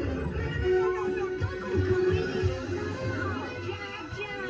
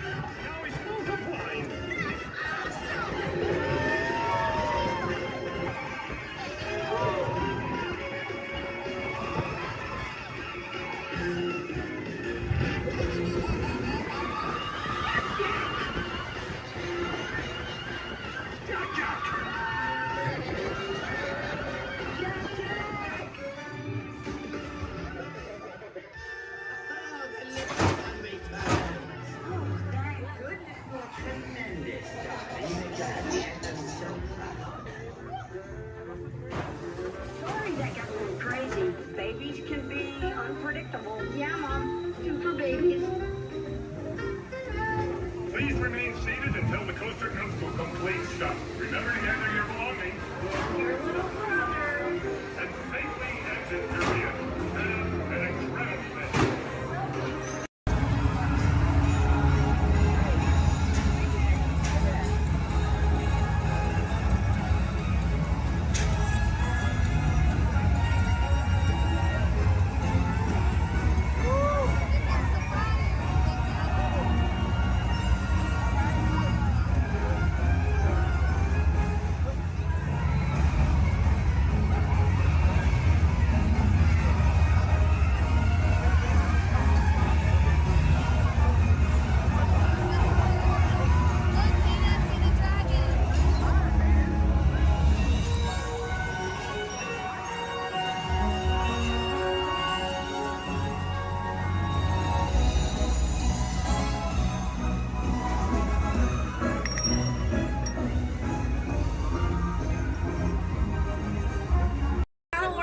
That means thank you.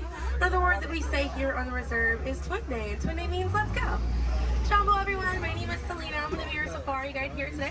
Before we get out in the reserve, I do have a few safety reminders. Please make sure that we keep our hands, arms, feet, and legs inside the vehicle at all times so that we remain fully seated throughout our entire journey today.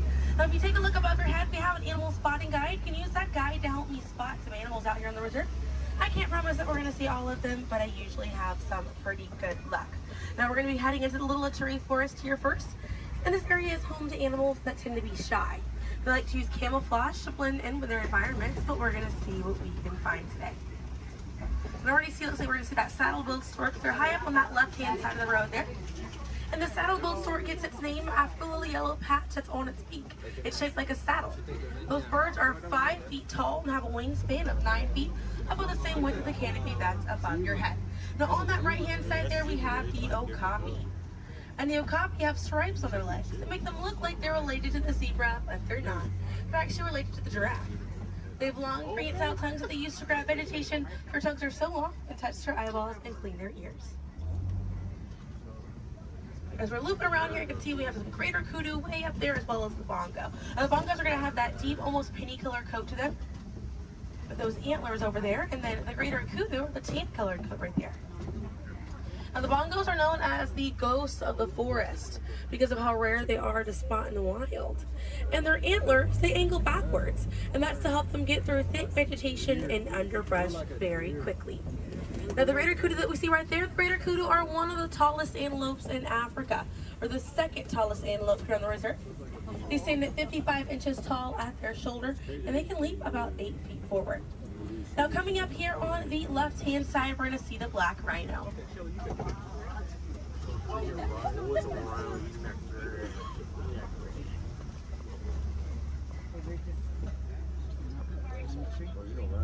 Now black rhinos are the smallest rhino in Africa.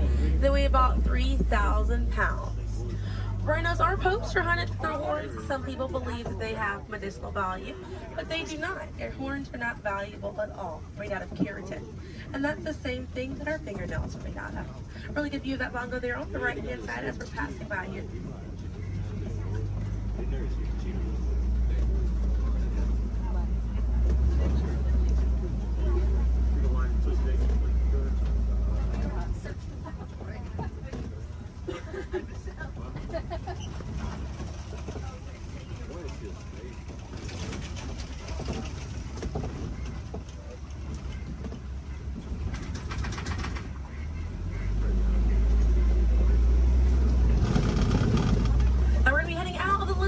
Forest, but we're going to be on our way to the Safi River, and animals in this area like to hang out in and around the water.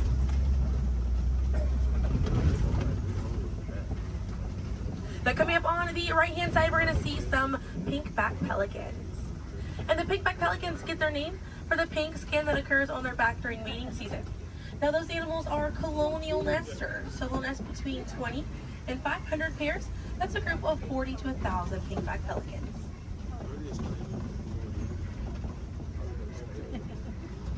A view of the Savi River coming up on the left, and we have some Nile hippopotamuses. Now a group of hippos is called a bloat, and they spend most of their time submerged in that water to avoid overheating, but they will come out to graze. And they can stay submerged in that water up to 8 minutes at a time. And instead of swimming through the water, hippos will actually walk or run along the bottom of the riverbank, helps them glide through that water right there. One of the ways you can help out your waterways is by checking your sunscreen to see if it's reef safe. Another way is just being aware of how much water that you use and trying to conserve as much as possible.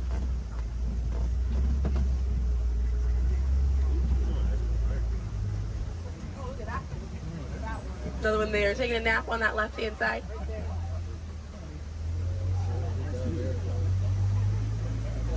Now coming up on the left, we're going to see the Nile crocodiles.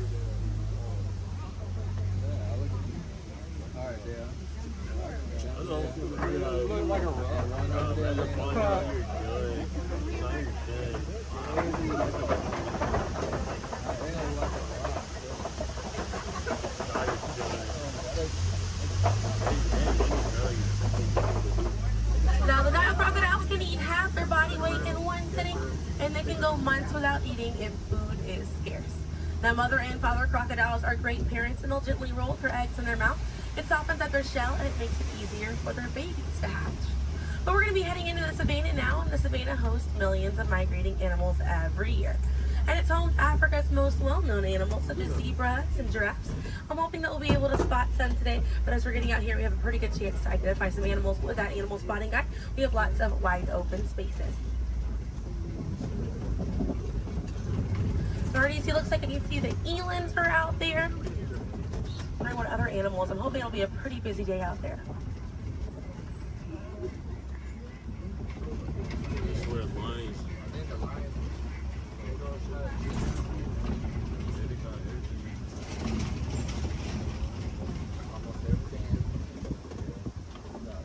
Let's see, also some springbok. It does look pretty busy out there.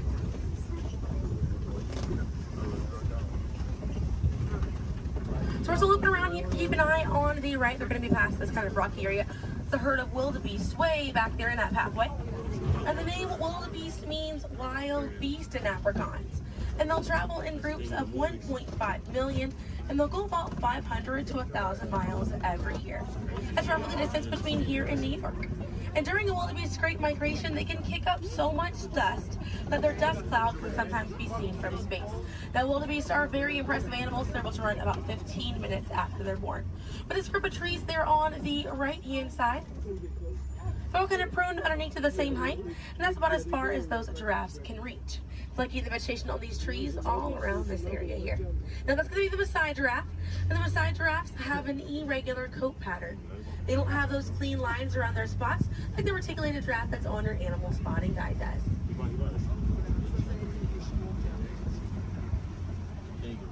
Now on the left-hand side, we do have the African painted dogs. There might be a little bit more people once we're a little bit further up here. Now, African painted dogs get their name after their fur pattern. It kind of looks like they have paint on them. It's unique to each animal, and that's how they identify each other. African painted dogs are Africa's most successful hunters. They have a catch rate of 90%. Now, right here on the left-hand side, we're going to have a really good view of the Ankole cattle. We're going to sneak on by here. The Ankole cattle are the only domestic cattle breed that we have here on the reserve. They're in the bovine family, same family as buffalo and bison. And their horns right there, they grow about 3 to 4 feet in length, and they're filled with a honeycomb-like structure. It allows for blood circulation, and it helps keep them cool on hot days. Now, further back, that's a sable antelope in that back left corner. And the sable antelope are very special because of the symbol of the Harambe Wildlife Reserve, because of how courageous they are. So in a choice between fight or flight, the sable antelope will choose to fight, just so we should fight to protect these animals and the environment that they live in. And their antlers are angled backwards to deter animals like lions from jumping on their backs. And we have a really good view there of that Maasai giraffe. We're going to have another pretty good view there on the right up ahead too. Maasai giraffes stand about 18 to 20 feet tall when they're adults. And when they're born around 6 feet tall. They have about a 6-foot drop the moment that they're born. And just like the okapi, they do have those long prehensile tongues that they use to grab vegetation. They kind of use like how we use our fingers to grab food.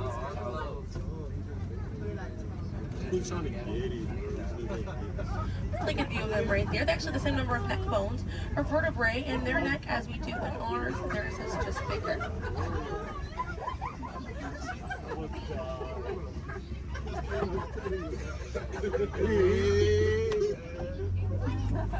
Group of giraffes is called a tower.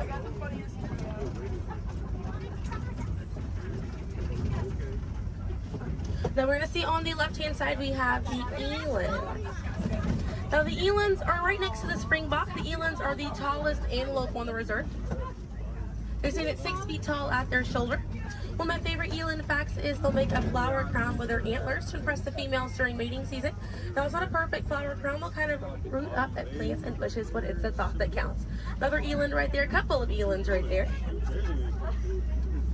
And then we have the springbok, and the springbok are the smallest antelope on the reserve. They're able to jump 6 feet straight up into the air repeatedly and about 13 feet forward. And they're a symbol of a lot of sports teams over in South Africa. Now those elands right there, they can weigh up to 2,000 pounds.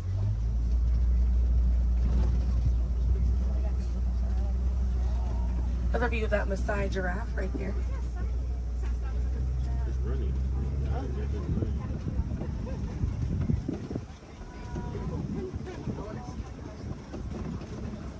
See what else we have waiting around the corner for us.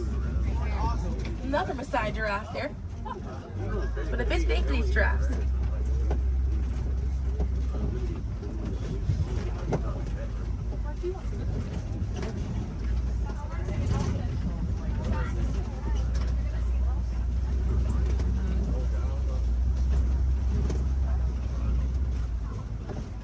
We're going to see the African elephant up here. It's going to be on the right-hand side of the truck.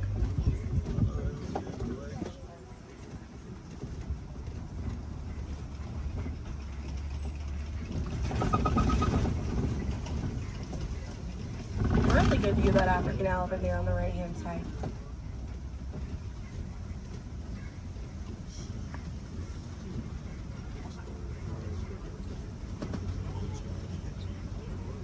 And on the left we have the mandrill. That's the male mandrill on the left. Lots to look at right here. Male mandrills weigh about 100 pounds. Females grow up to 30 pounds.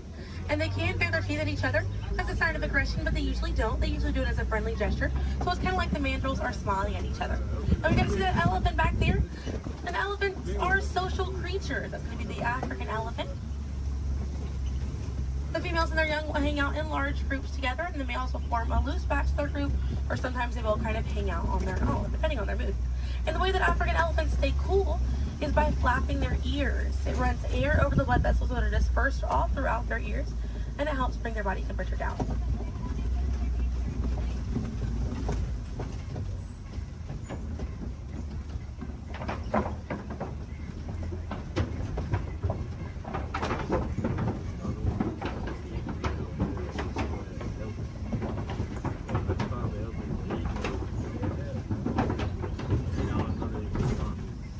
We're going to be looping around this area here. We have lots of red clay on this right hand side. And if you keep an eye out, we'll be able to see some tusk marks right around the corner here.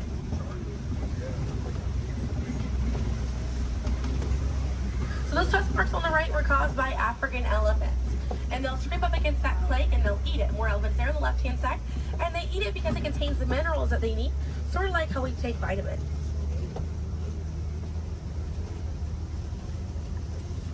They're way out there on that left hand side, they kind of look kind of tiny from here. We'll see if we can get another view of them a little bit further up.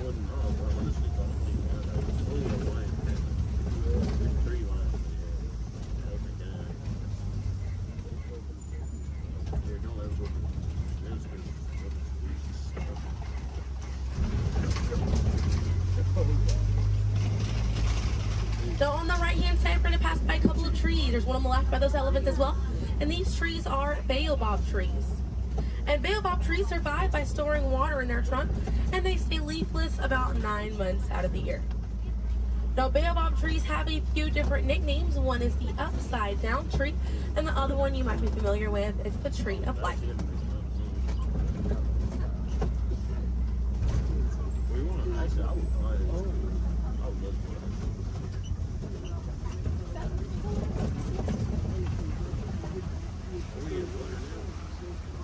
And we're coming up here on a group of flamingos.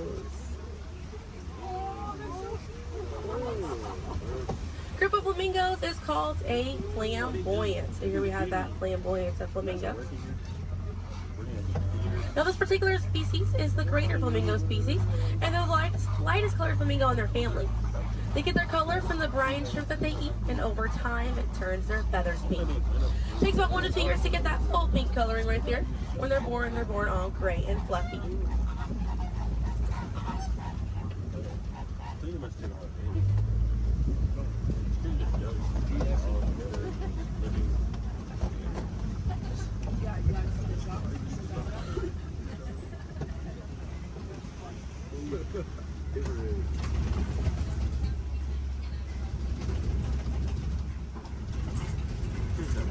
We have some white rhinos right around the corner here.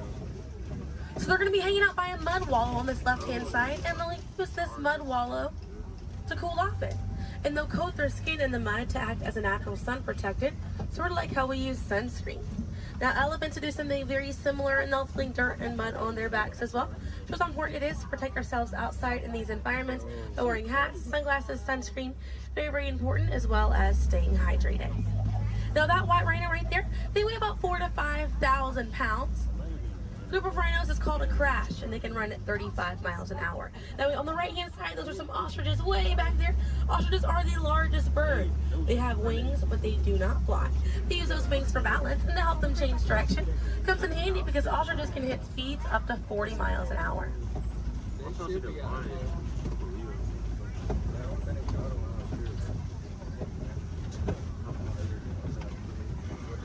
You see some cheetahs right around the bend here.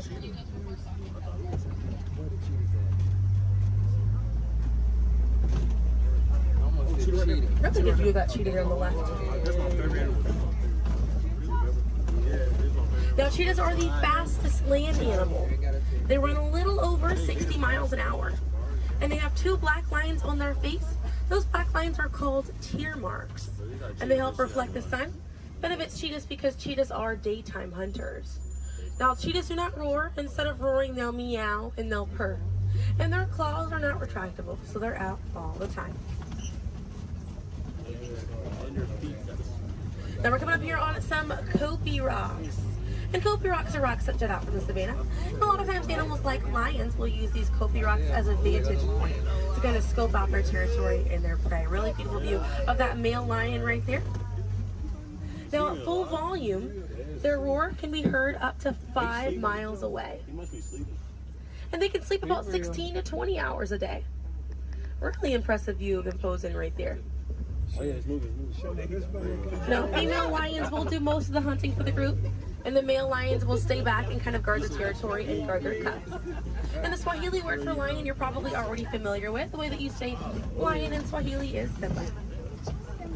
Now we're going to see some more ostriches. We have some white rhinos over here too, and the lioness is there on the left. Looks like she's posing for us as well. Really cute view of that white rhino as well on the left here. Or excuse me, yeah, right hand side. That's how they have it. I think that's what they have like round rocks, and they can't even get it. But they really try. Not really. I can see some warthogs right around the corner because it wouldn't be a safari without them. Few of them over here. Warthogs are in the same family as domestic pigs. They're really intelligent animals and are the largest burrowing animal as well. And oftentimes they'll reuse burrows made by other animals and they'll back themselves into it with their tusks spacing out for protection. They're pretty fast. They can also run at 35 miles an hour. They're kind of rooting up over there. And they also have a mud wall that they use to cool off and to coat their skin, and it gets some relief from bugs and insects. We also have a really good view of these white rhinos again on that right hand side. Now the white tail difference between a white rhino and a black rhino because they're both the same color. So the shape of their mouth. White rhinos have a wide mouth and black rhinos have a V-shaped or pointed mouth. Original word for white rhino was vite. Vite means wide in Afrikaans, but over time it was misheard and mispronounced and it turned into the white rhino. Another view of those warthogs as we're passing by on the left-hand side, but on the right we're going to see some ostrich eggs in that tall grassy area. And each one of those eggs right there weigh 3 pounds, and it's the equivalent of 2 dozen chicken eggs. Now those shells are so strong that the average man can stand on them and they will not break.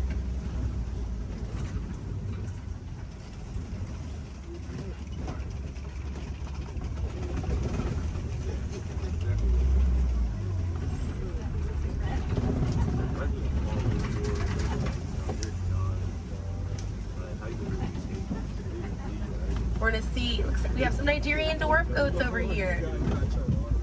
And these goats are used for their dairy products, such as milk and cheese. So they take up a lot less land than cattle, so they're easier on the environment, and they're very cute. Now their milk is considered high value, so selling that milk helps take away the need to rely on wildlife. Now if you do want to see some more goats today, you can head over to Rafiki's Planet Watch. They have a petting zoo area, an animators area, and a kind of behind the scenes look at Disney's Animal Kingdom. Very, very cool. Definitely check it out if you have the time. They have a conservation station over there, and inside that they do have an animal hospital as well. Pretty cool. It's going to be a train right away through the Wildlife Express. Those trains are going to start running at 9:30. The last train leaves at 4:30 today. The petting zoo is going to close at 5 o'clock once you're over there, and the animators experience is going to close at 4:45. But we got to see a lot of really cool animals today. If you'd like to learn some more information, you can check out DisneyAnimals.com, or National Geographic is a really good resource. Some ways to help out these animals at home include volunteering at your local nature center, or a conservation organization, or even joining a local beach or river cleanup. Some more simple ways to help out at home include turning off the water while you brush your teeth, or using reusable water bottles instead of disposable ones. Now, those small changes really add up to make a big difference. And on behalf of Kilimanjaro Safaris, my name is Selena. I'm from Pensacola, Florida, and it was an honor to be your safari guide here today. I hope that you were able to see the importance of these animals and the environment that they live in. Here on the reserve, we don't like to say goodbye because goodbyes are far too sad and far too final. So I will leave you with the Swahili word, kwaherini.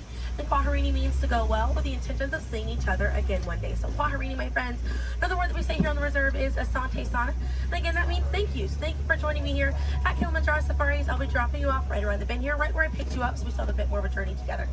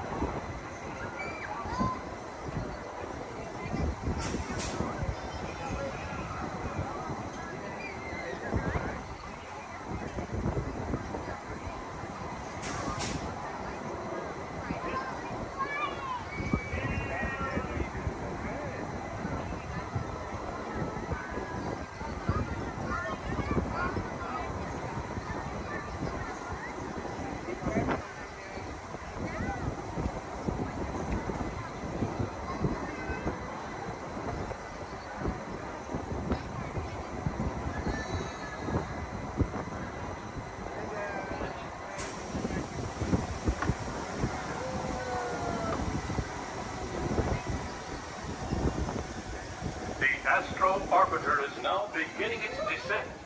Please remain seated until your rocket ship stops. Then follow the arrows to the flight. Welcome back, pilot.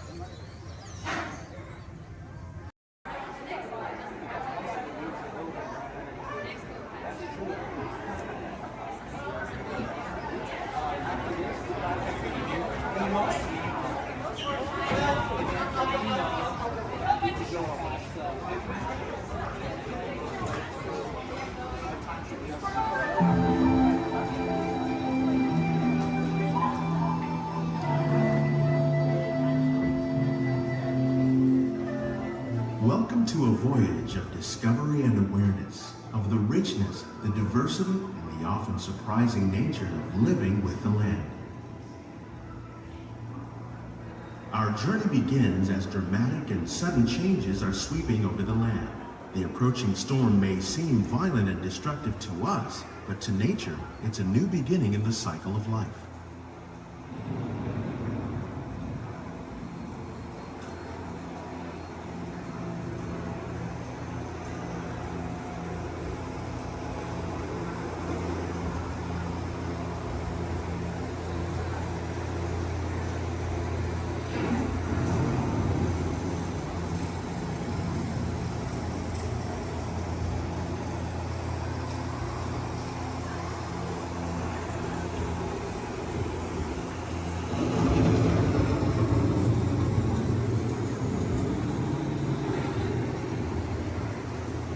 Beneath the surface of the land, roots trap water from the flowing mud, extracting precious nutrients and minerals.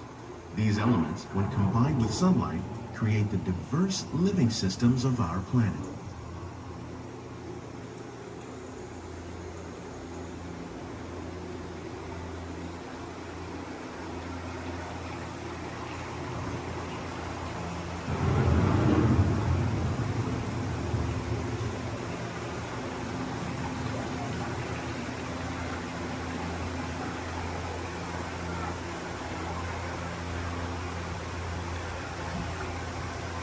One of those living systems is the rainforest, home to the most amazing concentration of life on our planet.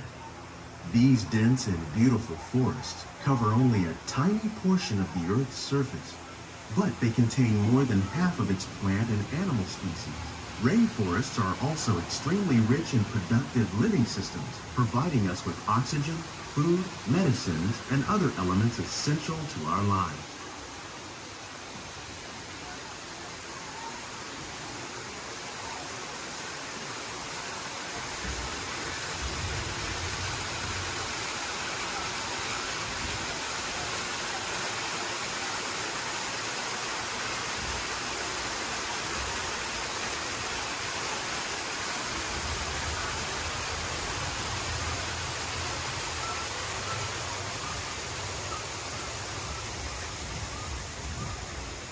In the desert, nature has created a very different, but no less beautiful living system. And while this arid landscape may seem lifeless, it is very much alive. The plants and animals that have learned to survive in these harsh conditions make use of what little water they can find and avoid the scorching rays of the relentless sun.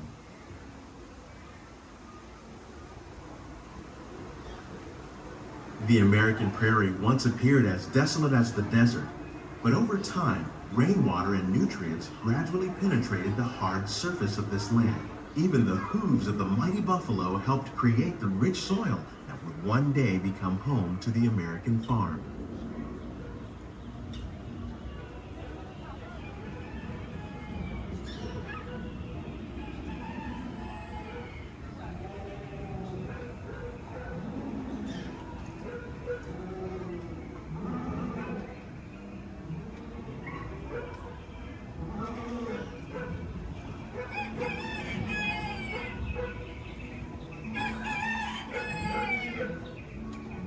Of all the forces at work on the land, humans have had one of the most profound effects.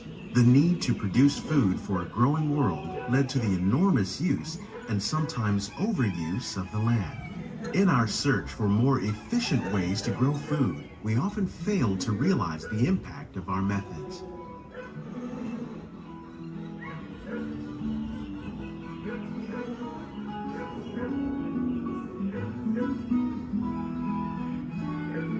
Today, we're learning to live with the land, discovering better ways to grow food that will assure both human and environmental well-being.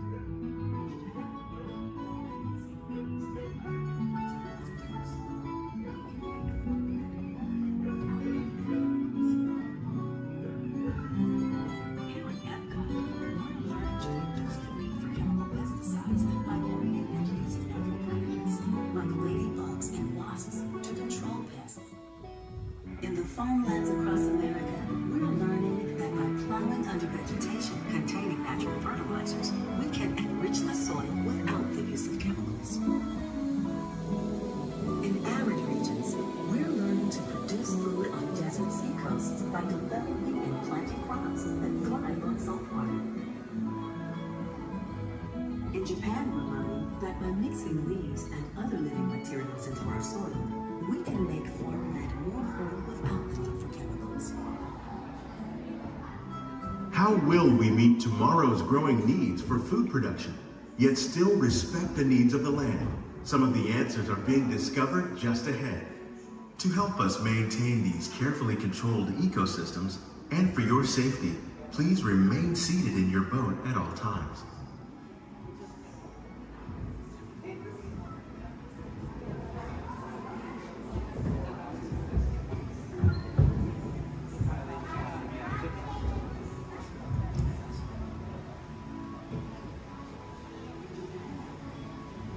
Welcome to our living laboratories, where scientists from Epcot and the U.S. Department of Agriculture are exploring innovative ways to produce bountiful harvests now and into the future.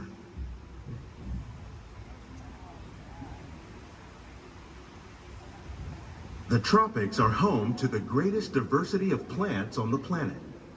Many of these, like papaya, bananas, cacao, coffee, and rice, are well known around the world.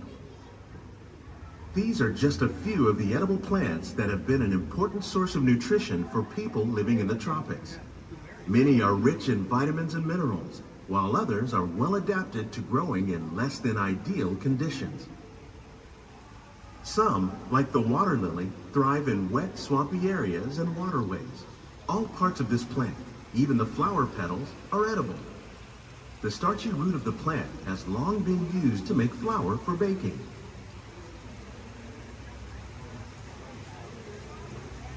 One day, many of these lesser-known tropical plants may be as important as the bananas growing on both sides of the boat.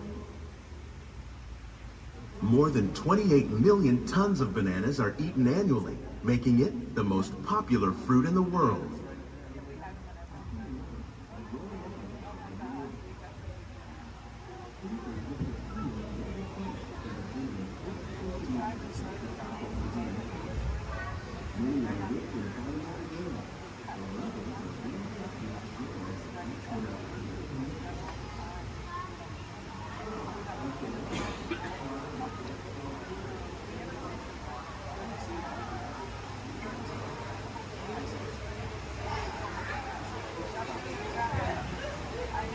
When we mention farming, you probably don't think of fish, but fish farming, or aquaculture, accounts for nearly half of all the seafood consumed globally. Tilapia, bass, and catfish, like the ones you see here, are three of the more popular crops raised by fish farmers.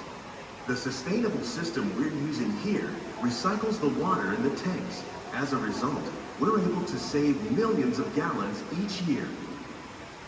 Our small fish farm produces nearly 5,000 pounds of fish each year to serve in restaurants around Walt Disney World.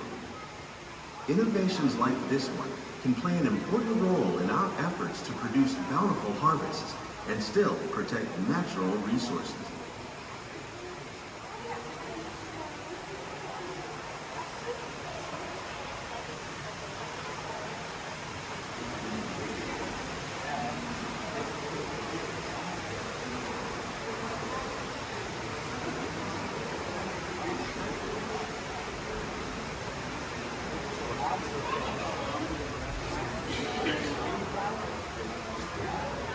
While there are more than 50,000 edible plant species in the world, most of us are only familiar with the handful that make up our everyday diet.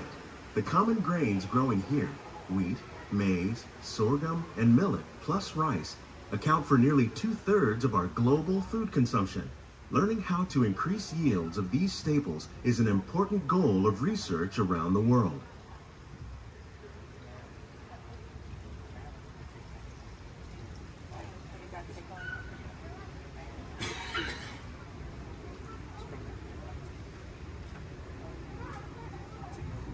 These plants are definitely on their way up.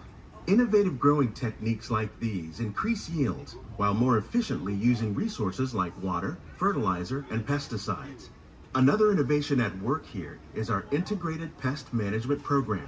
By populating our greenhouses with beneficial insects that prey on harmful pests like aphids and flies, we are significantly reducing our reliance on conventional pesticides.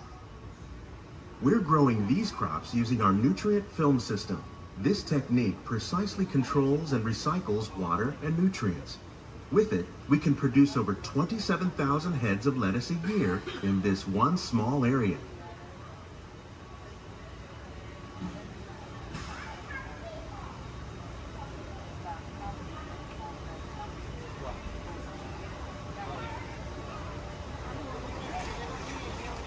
Some of our best ideas have been inspired by nature, like these fruit and vegetable trees. By growing these ground plants vertically, we can increase yields and better control diseases. These crops taste as good as they look. In fact, we serve more than 15 tons of produce from our greenhouses in restaurants here at the land every year.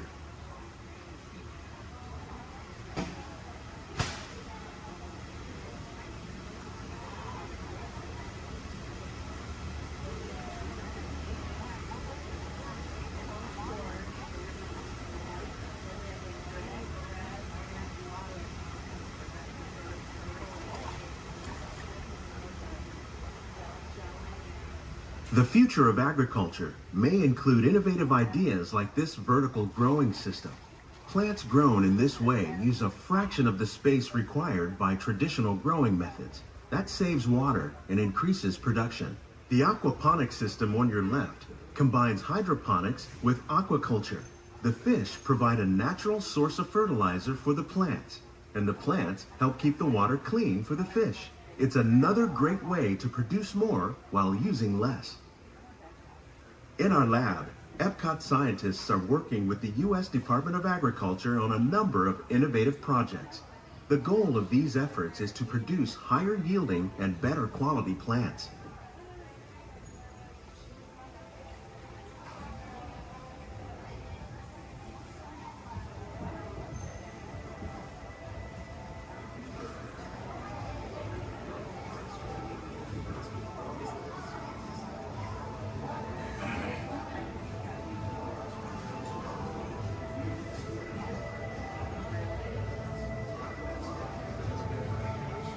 These greenhouses represent just a fraction of the work being done worldwide to produce bountiful harvests for our growing population.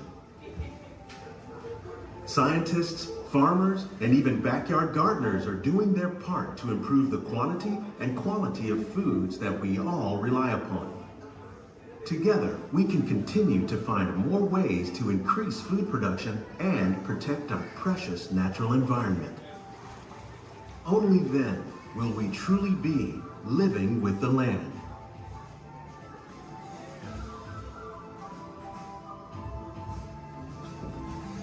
On behalf of Walt Disney World, we hope you've enjoyed this unique journey through our living laboratories. If you'd like a closer look, then check out the Behind the Seeds walking tour. It's a chance for the whole family to get up close and personal with the plants and growing techniques in our laboratories. Please keep your hands and feet inside the boat and remain seated until the boat comes to a complete stop.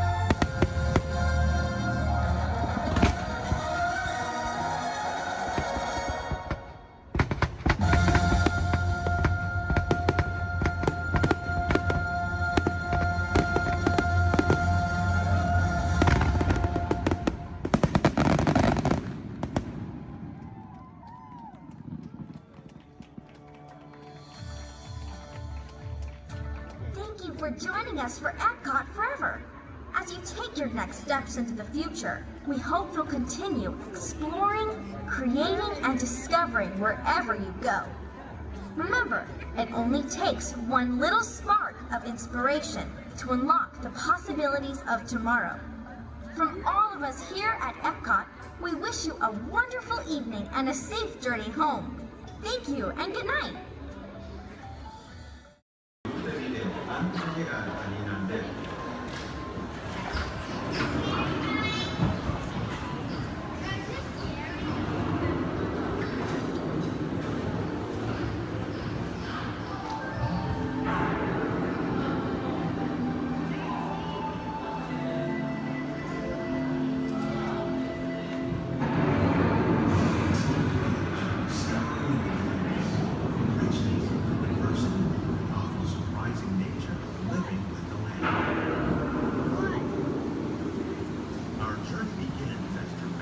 Sudden change in state of the land. Storm-based simple climate and destructive to us, but to nature, it's about beginning the cycle of life.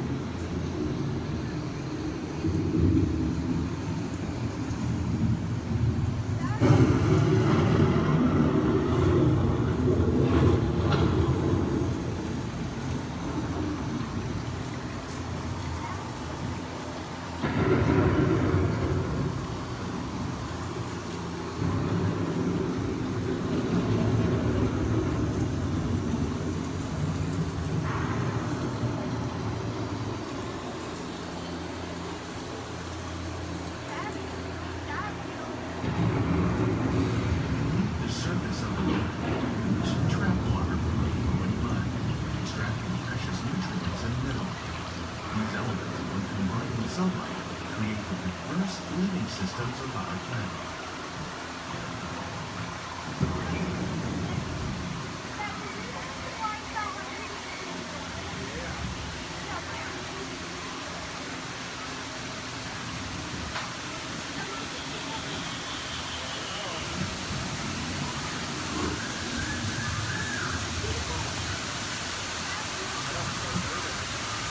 One of those living systems is the rainforest, home to the most amazing concentration of life on our planet. These dense and beautiful forests cover only a tiny portion of the Earth's surface, roughly between northern tropics and the Atlantic Sea. Rainforests are also extremely rich in surrounding living systems, providing oxygen, food, medicine, and other forms of essential life.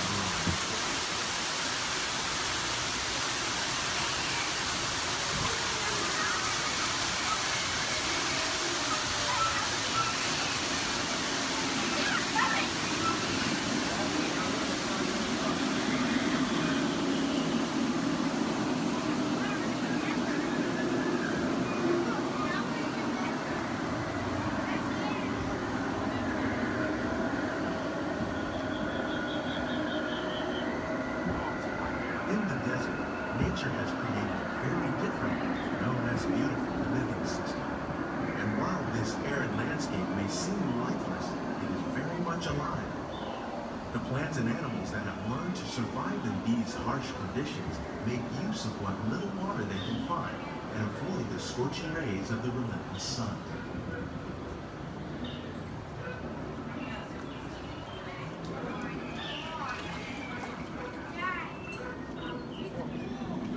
The American prairie once appeared as desolate as the desert, but over time, rainwater and nutrients gradually penetrated the hard surface of this land. Even the hooves of the mud buffalo helped create the rich soil one day become home to the American farm.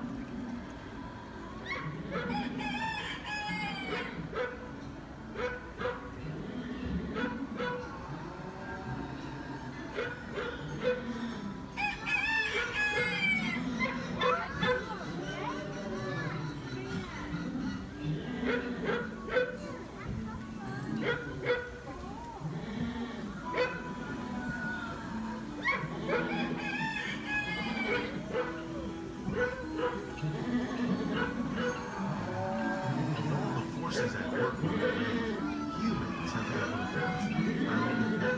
the need to produce food for a growing world led to the enormous misuse and sometimes overuse of the land. In our search for more efficient ways to grow food, we often fail to realize the impact of our methods.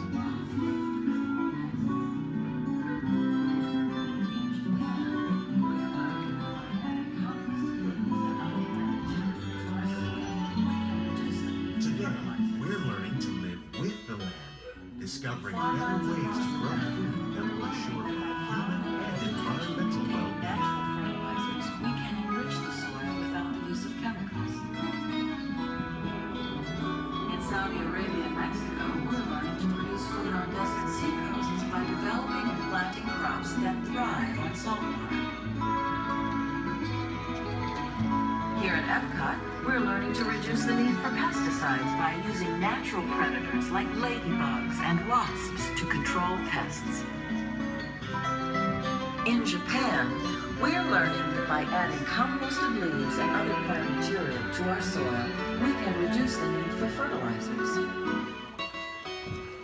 In farmlands across America, we're learning that by plowing under vegetation containing natural fertilizers, we can enrich the soil without the use of chemicals. In Saudi Arabia and Mexico, we're learning to produce food on desert seacoasts by developing and planting crops that thrive on saltwater.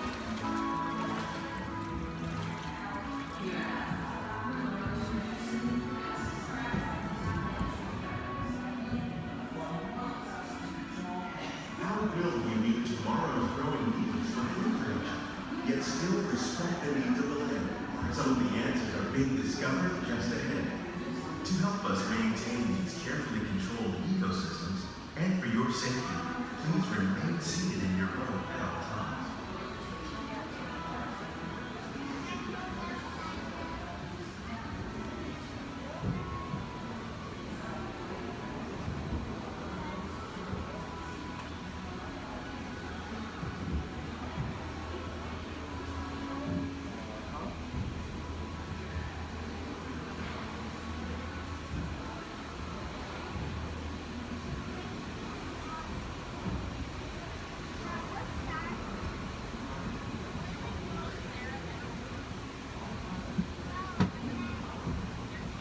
Welcome to our living laboratory, where scientists from Epcot and the U.S. Department of Agriculture are exploring innovative ways to produce bountiful harvests now and into the future.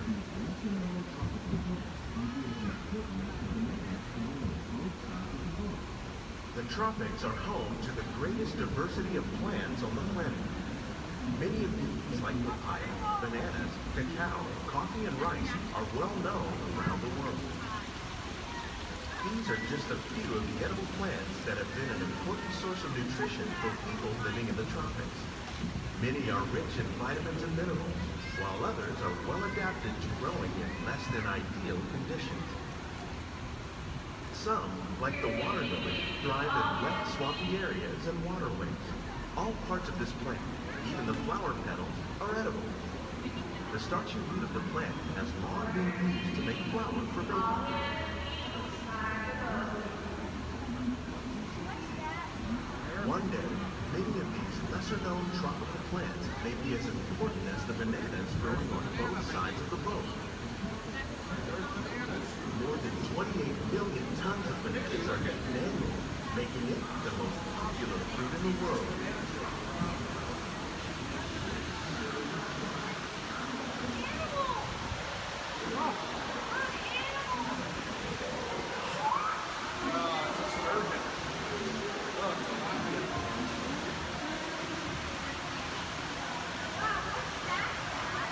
In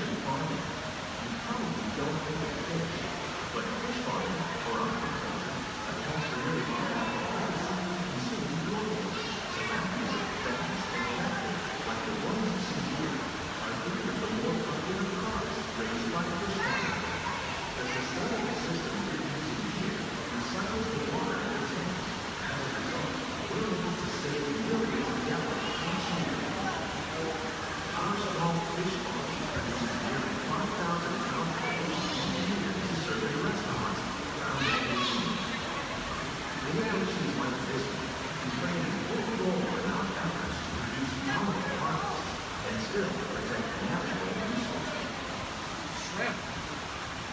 That's the big string.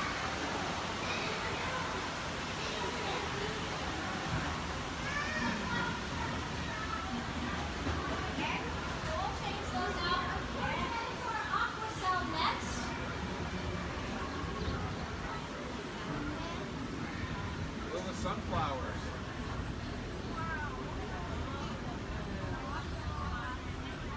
While there are more than 50,000 edible plant species in the world, most of us are only familiar with the handful that make up our everyday diet. The common grains growing here, wheat, maize, sorghum, and millet, plus rice, account for nearly 2/3 of our global food consumption. Learning how to increase yields of these staples is an important goal of research around the world. Blue agave. A monkey puzzle tree.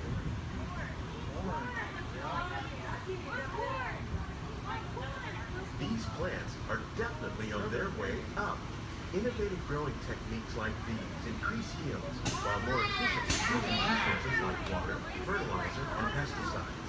Another innovation at work here is our integrated pest management program. By populating our greenhouses with beneficial insects that prey on harmful pests like aphids and flies, we are significantly reducing our reliance on conventional pesticides. We're growing these crops using our nutrient film system. This technique precisely controls and recycles water and nutrients. With it, we can produce over 27,000 heads of lettuce a year in this one small area. Look at the cucumbers.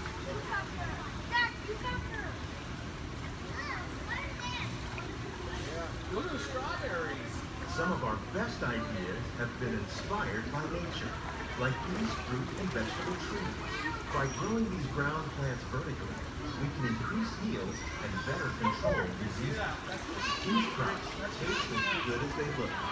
In fact, we serve more than 15 tons of produce from our greenhouses in restaurants here at the land every year. Look at the jalapenos. That's a great idea.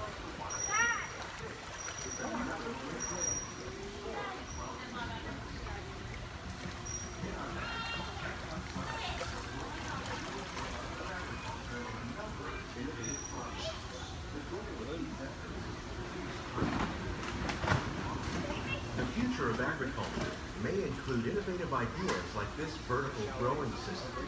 Plants grown in this way use a fraction of the space required by traditional growing methods. That saves water and increases production. The aquaponics system on your left combines hydroponics with aquaculture. The fish provide a natural source of fertilizer for the plants, and the plants help keep the water clean for the fish. It's another great way to produce more while using less. In our labs, Epcot scientists are working with the U.S. Department of Agriculture on a number of innovative projects. The goal of these efforts is to produce higher yielding and better quality lives. Together, we can continue to find more ways to increase food production and protect our precious natural environment.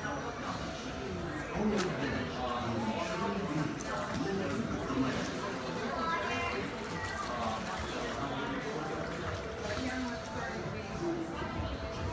On behalf of Walt, these greenhouses represent just a fraction of the work being done worldwide to produce valuable harvests for our growing populations. Scientists, farmers, and even backyard gardeners are doing their part to improve the quantity and quality of foods that we all rely upon. Together, we can continue to find more ways to increase food production and protect our precious natural environment. Only then will we truly be living with the land.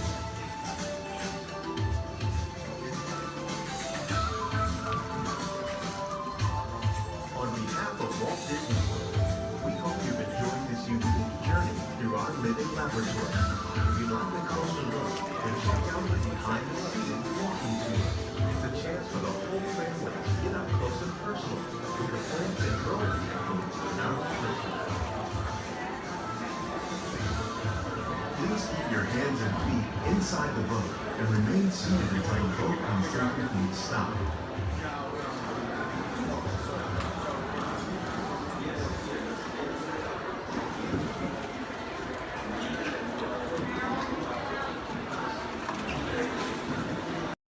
Are you a positive to positive or negative to negative? No, a positive that was negative to positive. Absolutely positive. Hey, what are y'all staring at? Oh, me. Well, you got cameras. Why don't you take a picture? It'll last longer. Gee, a lot of families here today.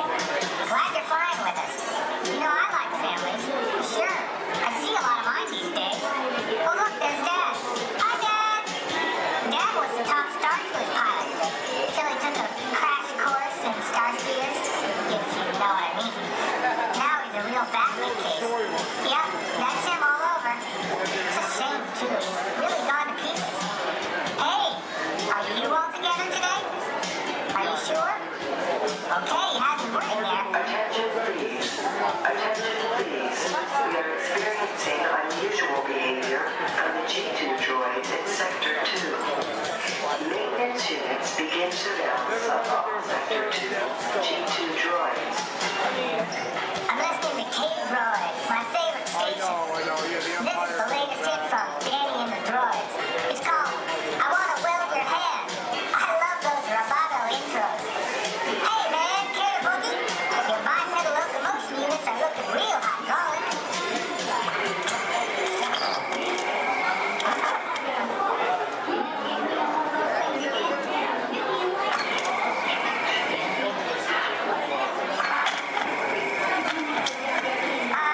I'm working on the same droid all the live long day. Stick 'em up. I love the West. Reminds me of my last home on Tatooine. Hey, speaking of home, how about taking me with you when you leave? Will you wait for me? I get off work in a few years. Please? Monitor circuits continue to detect a decrease in production activities in droid Sector 2. Shutdown procedures will begin in 60 seconds, and the power decreases immediately. You see, now you're getting me in trouble. That's what happens when you talk to humanoids. Always trouble. I'm sorry, but I've got to get back to work. Hello. How are you? I'm G290, 53 labor droid. See, my job is to fix the pilots and navigators for Star Tours. It's a really neat job. I mean, I like it, and you get to meet a lot of nice droids and excuse me. Excuse me, you look awfully familiar. Wasn't I in your service a long time ago, in a galaxy far, far away? Oh, I guess not. You only have one hand. Say, that's a very nice droid you're traveling with. But if you ever like to trade that one in for a newer unit, let me know. Come by and see me anytime. I'm always here. Sector 2. Malfunction in Sector 2. All droids will be shut down for reloading of labor programs. Stand by for power disconnect. Here we go again. They're gonna pull the plug on me. I'll see you later, folks. It's nap time.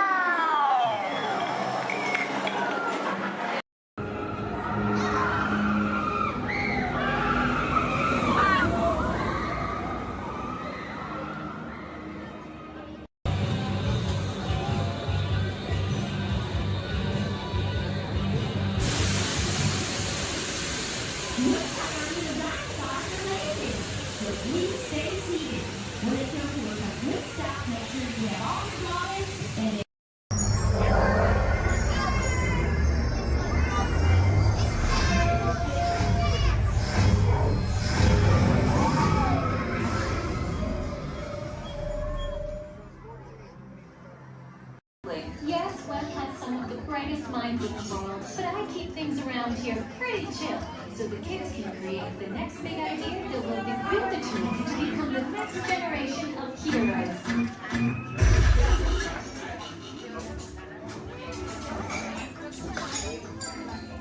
We hope you have a great time on your visit to the Worldwide Engineering Brigade Open House.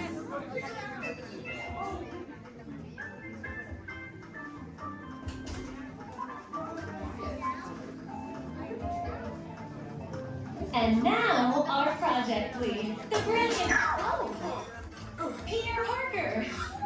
I was What's up? I'm Peter Parker, and here at Web we get access to some pretty awesome tech, like vibranium from Wakanda, or this crazy alien juice stuff. We have pin particles and star tech. It all helps us develop really cool stuff, like these spider bots, for example. Check it out. They have this really cool self-replicating feature. Because? This is awesome. Buddy, you can stop doing that now. But anyway, you guys are here today to help us test the web slinger vehicle. Using onboard tech, you will be able to sling webs just like my buddy Spider-Man. Peter, your presentation is getting away from you. Yeah, I'm aware of that, Sharon. If you could just initiate the safety protocols, it'd be great. Problem with that, So Peter? anyway, if you want to sling a web, all you gotta do is sling your arm in the direction you want to shoot the web, and that's it. It's awesome. Peter, your spider bots are continuing to replicate and are consuming everything in their path. They seem to be stuck in self-recognition mode. If you could just handle that for me, please. On it. Contacting Mr. Stark. Don't call Mr. Stark! Don't call Mr. Stark. Sorry, shout. Could you just call someone else? Ask them to do it. Okay. Contacting Spider-Man. Here. I'm gonna go find Spider-Man for us all because he's around here somewhere. Okay, goodbye. Spider-Man! As you may have noticed, the spider bots are locked in that awesome self-replication mode. In spite of what you see, they were created to be robotic helpers that can break down raw material and create all kinds of useful tech. But because they are stuck in self-replication mode, the spider bots are currently consuming everything in sight and multiplying at an alarming rate. If left unchecked, my calculations predict this will lead to the devastation of the entire Avengers campus. That should be safe until Spider-Man gets here, as long as they don't get into the alien fluid. This is now a bigger problem. Activating threat level protocols.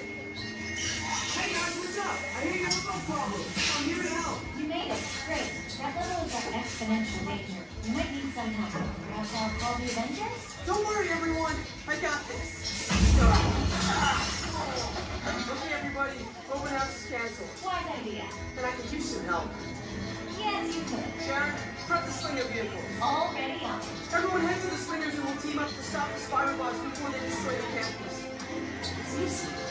Okay, we have a plan. Please move quickly through the doors and down the hall to the slinger vehicle bay. Your open house demo has been upgraded to a high-stakes mission to save the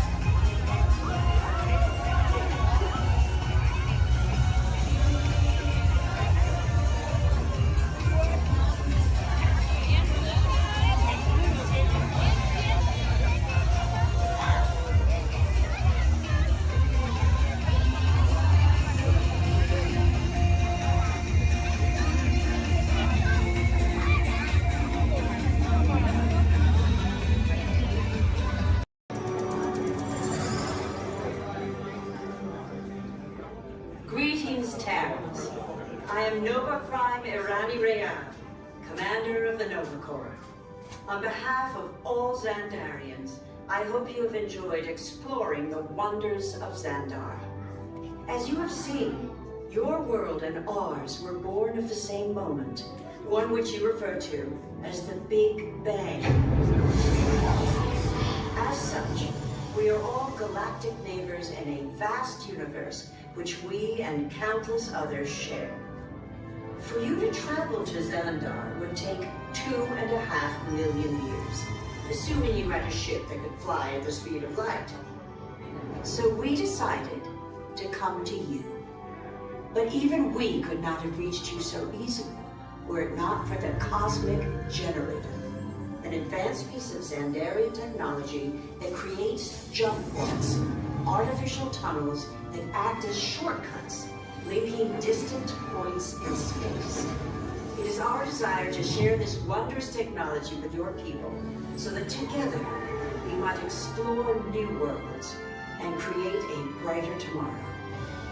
And now, as the culmination of the wonders of Xandar, you will be teleported to a Nova ship above your planet for a demonstration of the Cosmic Generator. I trust you will find it an unforgettable experience.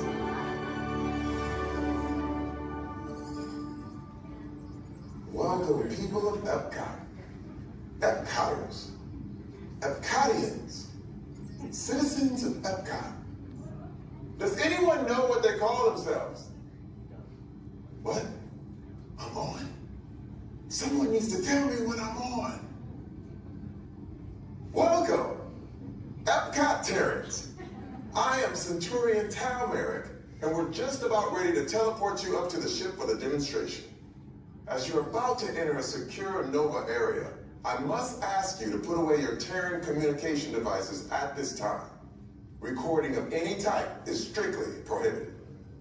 I am very serious about this. Now, please step forward into the chamber. You're gonna love this.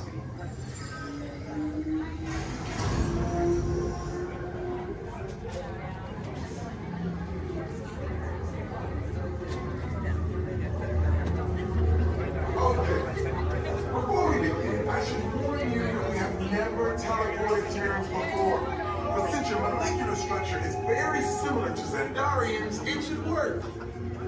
It'll work. So long as you are standing inside the lighted ring. You do not want to know what happened last time someone did not stand where I told them to, okay? Stand by for teleportation. Here we go.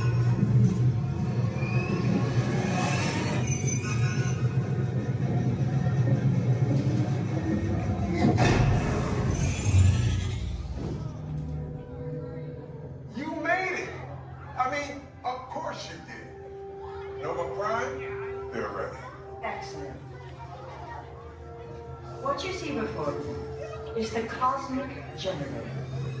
And in just a few moments, we'll be activating it so you can experience for yourselves what's happening. I'm not sure.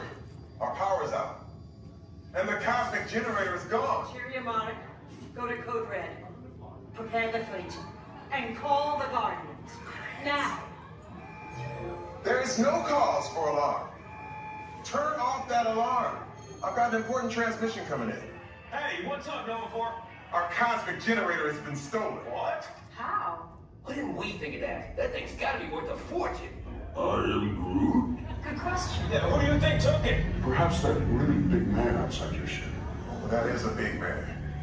I need to alert Nova Prime. I've been watching Terrans for dogs. That's not creepy at all.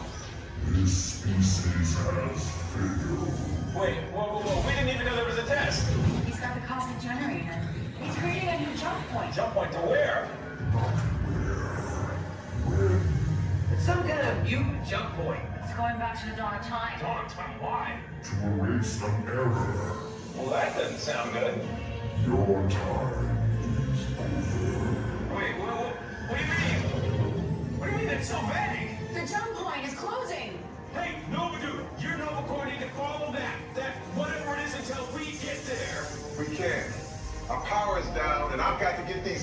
pilot to evacuation shuttles. I got it.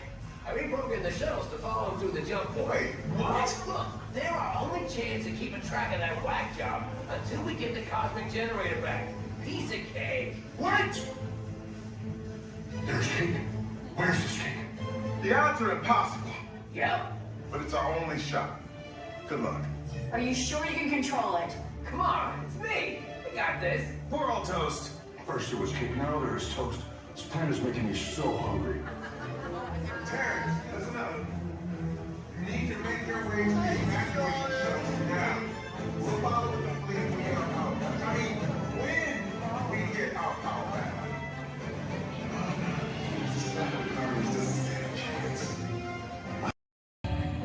Yes. Turn around. What do you have going on? Your horns are sprouting nice. Oh, a dog. Goodness, these creatures.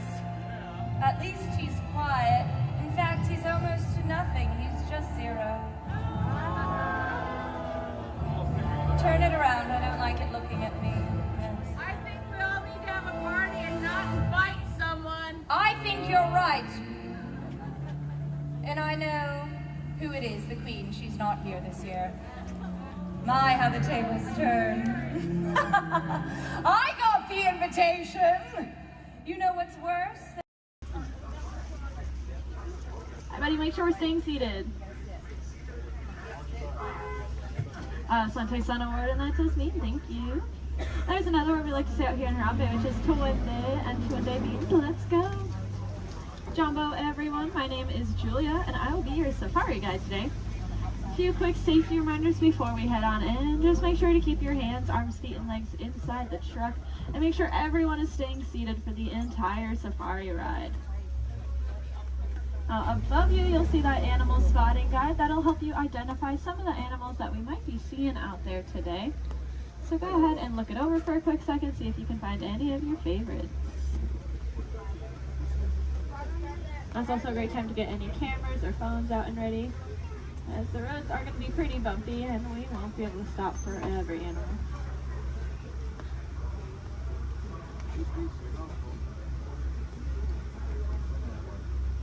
We are going to be starting our journey here in the Little Aturi Rainforest. The animals that live out here are going to be more shy and reclusive, so keep your eyes open for any stripes or camouflage.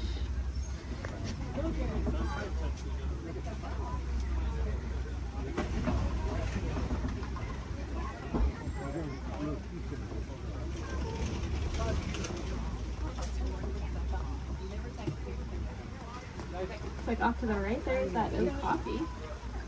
That reddish brown animal with the zebra party pants. However, they are not related to the zebra. They are the only living relatives of the giraffe. Just like a giraffe, they have a very long tongue. Theirs are so long they can lick their own eyes. And if you look down to the left, you'll see a bird standing on a nest. There's actually a couple eggs, I believe, in there, maybe.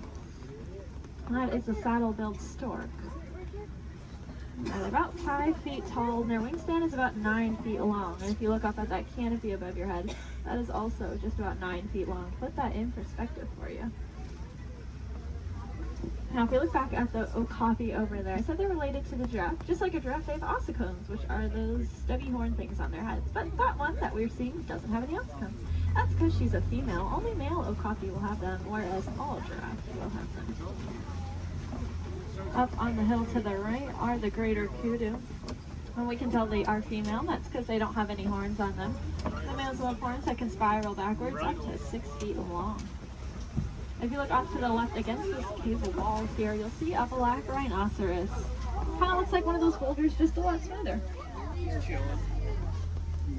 Now, these black rhinos are unfortunately critically endangered. There are less than 10,000 individuals left in the whole world, and that's including that one we are looking at.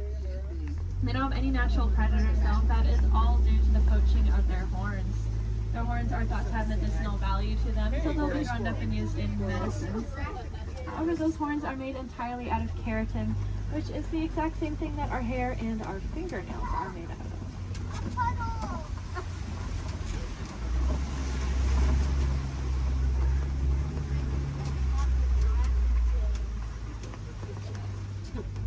I said the animals that live out here are all going to use camouflage. We saw how they use their colors or patterns to blend into the trees around us. That's why it's really important that we use our paper products responsibly, since our paper comes from the trees that these animals' lives depend on. Looks like we are getting to the edge of the forest here. We're gonna make our way down towards the Swampy River. The animals that live here naturally spend most of their time underwater, which will keep them cool and camouflage, so keep your eyes open on the surface for any bubbles or ripples that you might see. Looks like off to the right there are some pink-backed pelicans. We get that name for that slight pink coloring on their back. That'll be there all year round. It'll get brighter during mating season though. I like to say it's because they're putting on their blush. And if you look off to the left, you'll see a bloat of the Nile hippopotamus. Make sure we're staying seated, friends. Make sure we're all staying seated. These hippos can hold their breath anywhere from 5 to 8 minutes at a time, which is going to allow them to sleep underwater. They'll float up to the surface every couple minutes, take a big breath of air, and then sink back down and fall completely asleep. They are herbivores, meaning they only eat plants. They'll come out towards nighttime and graze on about 80 pounds worth of grasses. And they'll go back in the water.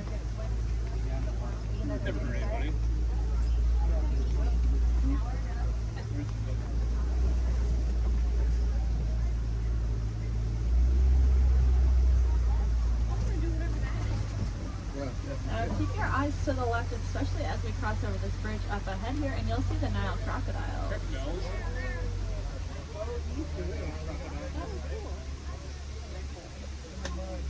Three of them.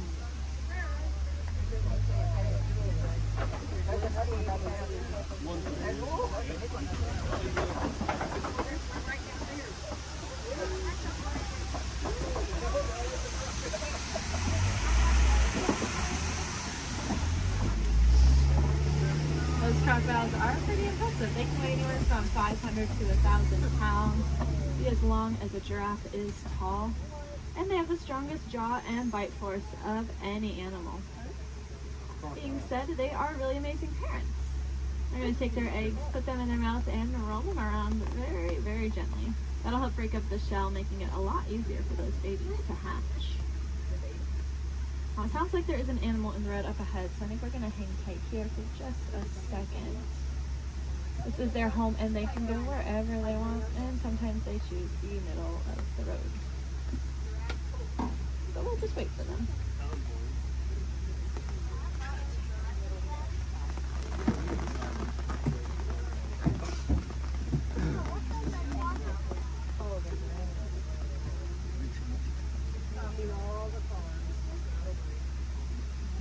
Does anyone know how to tell the difference between an alligator and a crocodile?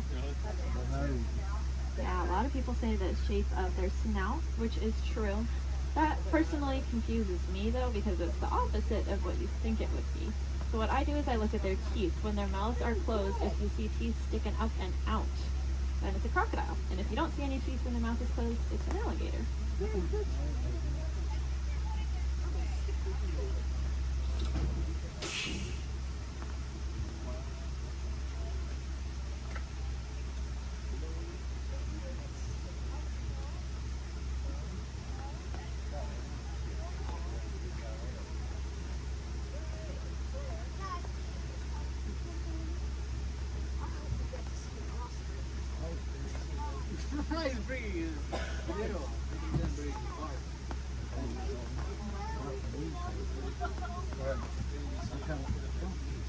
Well, thanks for your patience here. Hopefully the animal will soon.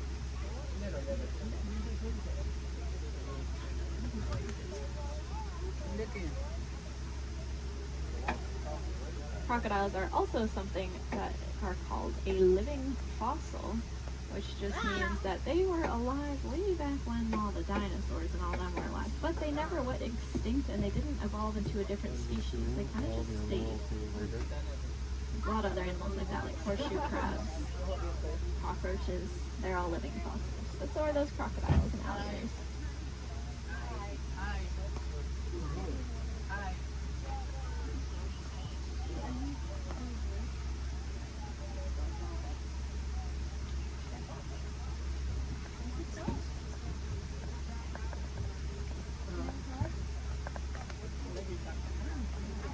sounds like there are some giraffes that just keep walking in the road.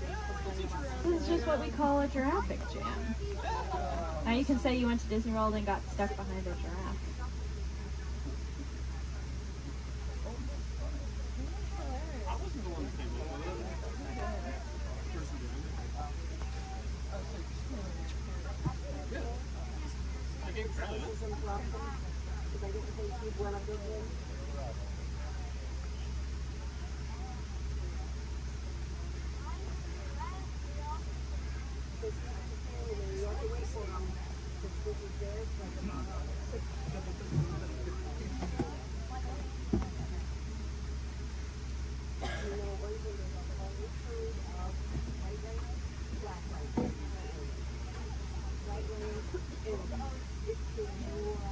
Sounds like the giraffe has moved, but now there's a different animal on the road. The animals really like the rain, so they are very active. Okay, it sounds like maybe we'll be back on the move soon. I think all the animals are out of the road, at least at this very second. But I don't want to jinx it. But that's good news for us, because that means once we get down into the savannah, there's going to be a lot of cool animals really close to see. Alright. See how far we can get.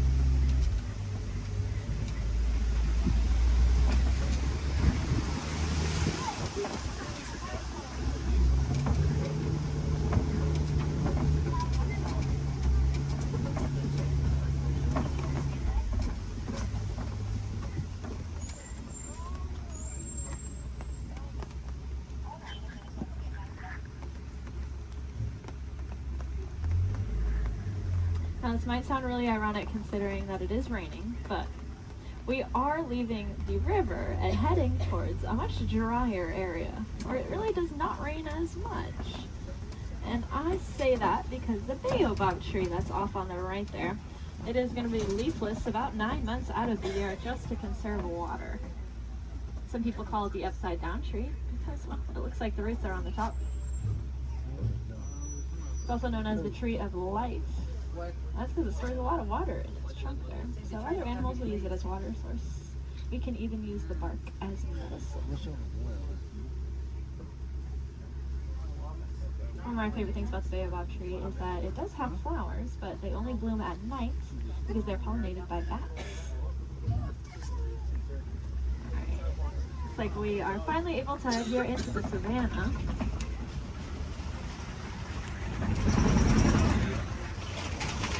Now you may notice the trees are starting to thin out quite a bit, and that's because it doesn't rain as much out here, like I said.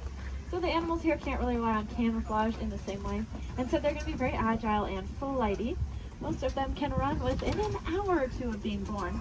That is something I personally cannot even fathom, being able to run within an hour or two of being born. Crazy. Looks like here to greet us is the Maasai giraffe off to the right. They are, of course, the tallest land animals, averaging at about 18 feet tall. You can see that really long, dark tongue. That dark coloring is there to act like sunscreen. And that's because giraffes eat most of the day.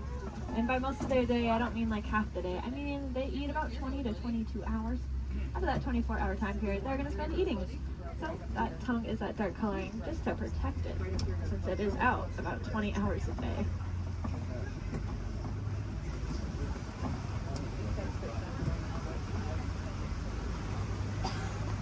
Off to the left here in this den, you'll see some African painted dogs. They are the most successful hunters out here with an 80 to 90% success rate. It's so successful that their young, sick, and elderly will eat first, and the healthiest adult will wait and eat last. What makes them so successful is that they are so cooperative. As a pack, they're not going to move on until everyone's got the chance to eat. Those painted dogs are there on the left. On the right, you'll see another giraffe, as well as some Ankole cattle. I think these two were the culprits that were in the road earlier.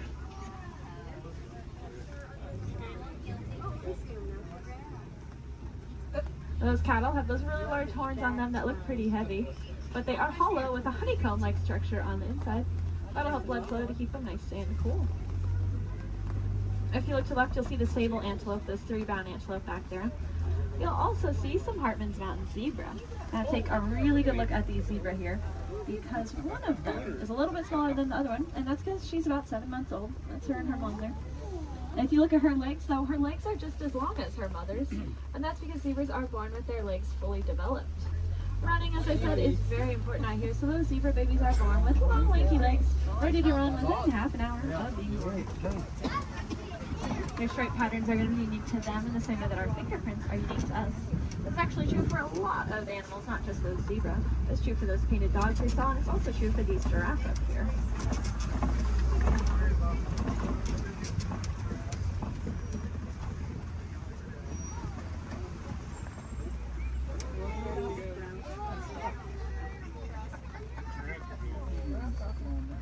See, I told you they just go wherever they want.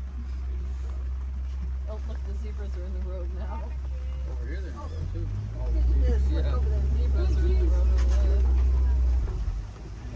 Now, since giraffes spend most of their day eating, they also spend most of their day standing up.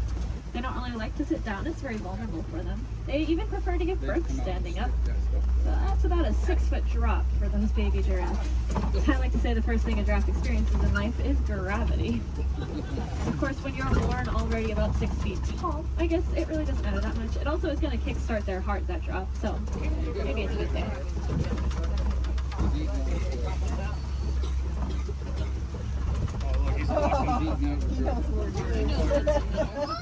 Gotta steal some more goodies. If you look to the left here, you'll see these really large tan antelope. These are the eland. Elands are the heaviest just antelope species. About 6 feet just at their shoulders, and they can jump straight up from that standstill position up to 10 feet in the air. My favorite thing about those eland, though, is that they make flower crowns to attract each other, and I think it's adorable. The males will gather up a bunch of branches and twigs and leaves and even flowers and decorate his horns with them and then walk around proudly to attract all of the females. I would highly recommend looking up a picture of that if you have never seen it before. It is, like I said, adorable.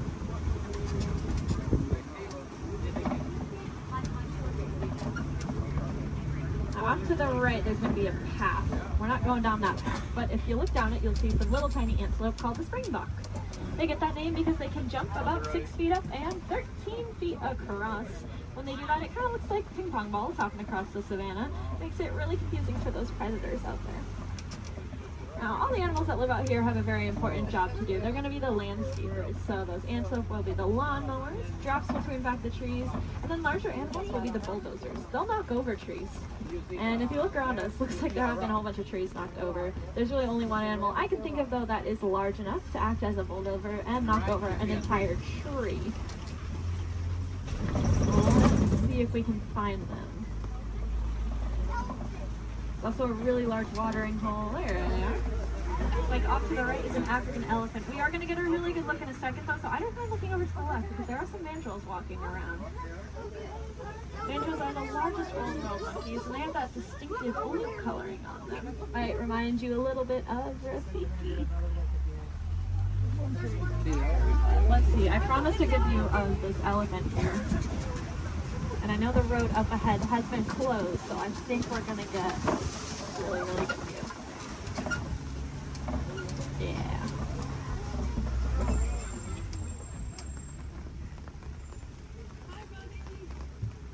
Elephants are, of course, the largest land animals. Also very, very intelligent.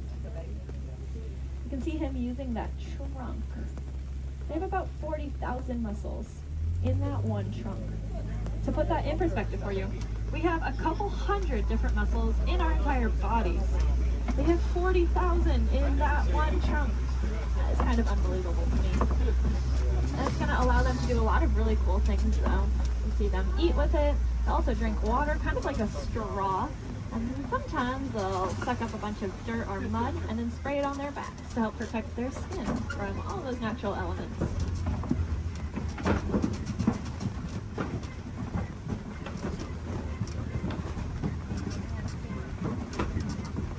Lucky for us, I think we are headed deeper into elephant country here. And I say that because elephants love to eat red clay. If you look around us, it looks like we are surrounded here by this red clay. It's very nutritious, so they'll eat it as an extra form of nutrition, just like how we might take a vitamin or a supplement every day. And there are some tusk marks over to the right and some footprints down to the left. So the herd must be nearby. I think I see them off to the left there. Elephants are matriarchal, and that means the oldest or wisest female is going to be the dominant one in charge. Males are going to leave the herd at about 15 years old, and if they don't do it willingly, they will be forced out by those females. They're going to go hang out in bachelor herds, which can consist of up to 140 individuals that come and go as they please.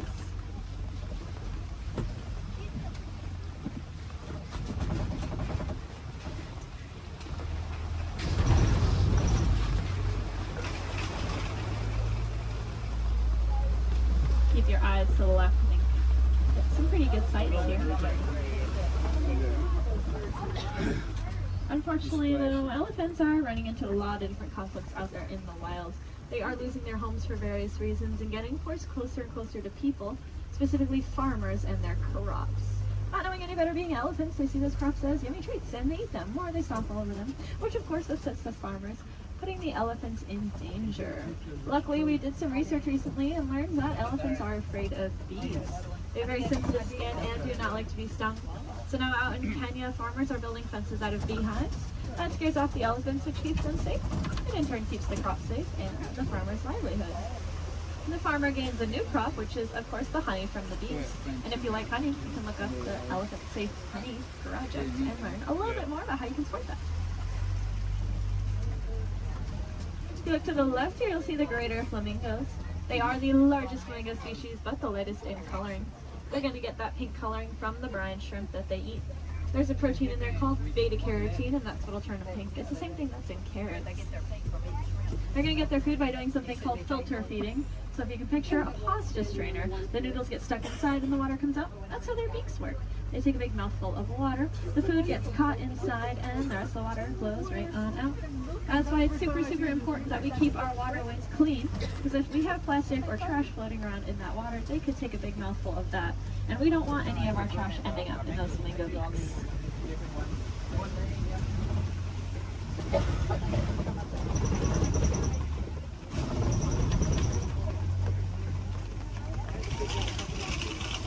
Looks like this side of the savannah is getting a little bit more tree coverage here, which leads me to believe there might be some cats nearby. Please help them out while they are hunting. So keep your eyes open. I know I've seen cats roaming around on the hills up ahead before. Look down that path though on the right, you see a white rhinoceros.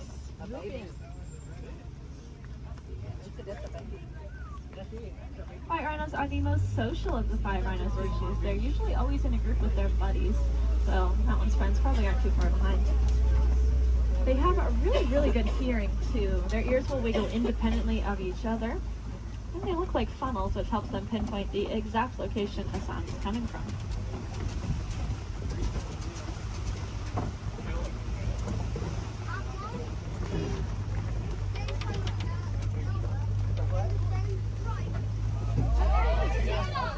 It's like off to the left behind that orange rock. See a cheetah. Cheetahs are the fastest land animals. They can go from 0 to 60 miles per hour in 30 seconds or less. They're going to use their tails to help them steer, very similar to a boat's rudder. And they're the only cats that are going to hunt during the day instead of at night. That's just because they don't have very good eyesight at night, so if you can picture what we see at night, that's about the same as what a cheetah can see at night. To help them out though, they have that black stripe under their eye that acts like built-in sunglasses, helping protect their eyes from the sun. Looks like up ahead are some Kopi rocks. And on top of those Kopi rocks, looks like a female lion up there.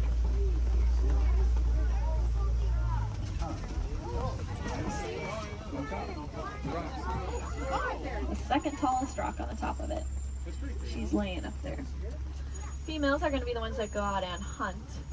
The males are going to stay behind to protect their territory and any cubs they may have. Males have a mane on them, which is about 20 pounds of hair, just protecting his neck in case of any of those conflicts. You'll be able to see them again. Big animal. Male lions also have the loudest roar of any animal. You can be heard up to 6 miles away.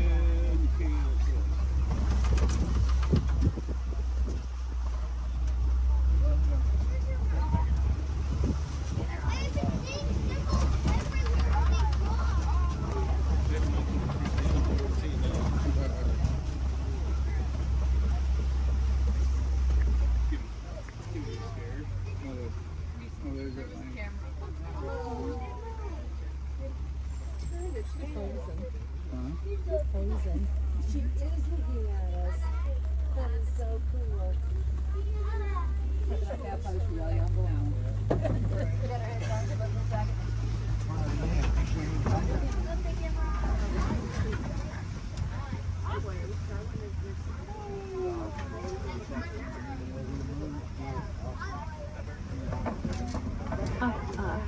Looks like there are a couple ostriches walking around. They are the largest and fastest birds in the world, but they cannot fly. They have really big wings to help them steer because they can run upwards of 40 miles an hour. Impressively, they have the largest eyes of any land animal. And they also have really large eggs. If you look down on the right here in the grass, you'll see a couple of those ostrich eggs. They can weigh up to 3 pounds each and are so strong that an adult human could stand on one without it breaking. You could fit about 2 dozen chicken eggs into one singular ostrich egg.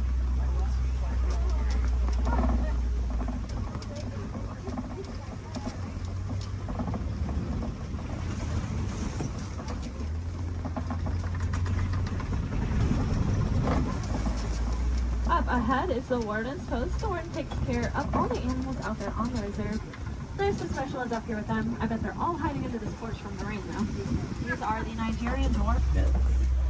They look like cute little babies, but this is them full grown adults. They really do not like that rain. They have a very sweet and nutritious milk that is high value in Africa, so in return for it will give them a nice place to live and some yummy food to eat. It just goes to show that we can peacefully coexist with a lot of amazing animals.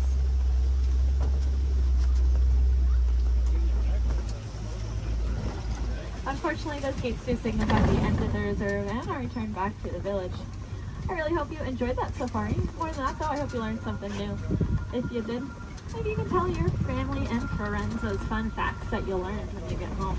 That's pretty important because the more we learn about these animals, the more we'll care about them, and the more likely it is we're actually going to do something to help protect and save them, so that then the generations after us get to enjoy all those really cool animals that we saw today. If you want to take it a step further in doing your part, you can go ahead and recycle your old electronics. Our electronics are made with a mineral called coltan that comes from the forest out in Africa. So when we mine for it, we are making things away from many, many animals. That's why I challenge each and every one of you when you go home. See if you have any old electronics that you're not using anymore. Go ahead and recycle them. We'll take out that coltan and reuse it, and then we can just keep reusing what we already have instead of mining for more. That way we get to keep our cool technology, and those animals, well, they get to keep their homes. I think that's kind of a win-win for everyone. Now up ahead, it looks like a bunch of docks where people would get off, but that is not us. I'm going to hang on to you a little bit longer and bring it right back to where I got you from. Just hang tight here for a couple more minutes.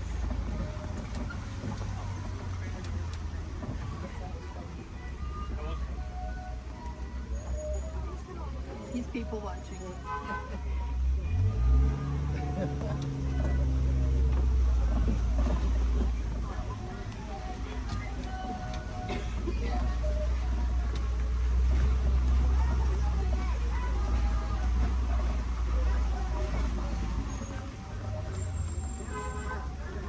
If you want to learn a little bit more about the animals that we saw today, but maybe from the comfort of your own home, and you happen to have Disney Plus, there is a show I highly recommend. It's called The Magic of Disney's Animal Kingdom. It's really, really cool. It gives you a behind-the-scenes look at how we take care of all the animals that call this park home. It is one of my favorite shows, but I am, of course, not biased. I'm Bob.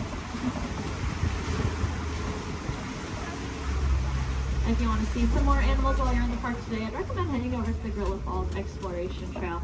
Lucky for us, it's going to be right where I drop you off. Once you get off my truck, you'll go down a ramp, and if you take a right, you'll just be exiting the area. you take a left though, you are magically already on that trail. It's about a 10 to 15 minute walking past, where you can see a bunch more African animals, including of course those gorillas.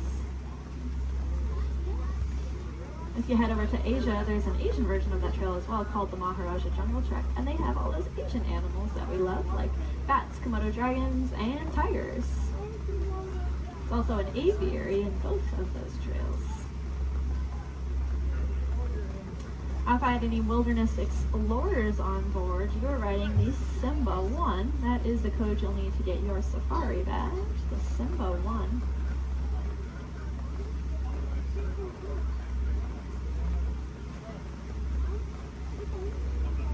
You might have also heard a train. That would be Rafiki's Planet Watch. That train is about 5 minutes long, and it takes you up to another little area. There's a petting zoo up there, so you can cuddle some of your favorite animals. There's also a drawing area where you can learn how to draw a Disney animal from a Disney animator. And there's a whole bunch of reptiles and amphibians up there as well to check out. The last train is going to leave at 4:30 though, so if that sounds like something you're interested in, I recommend making sure you are on that train before 4:30.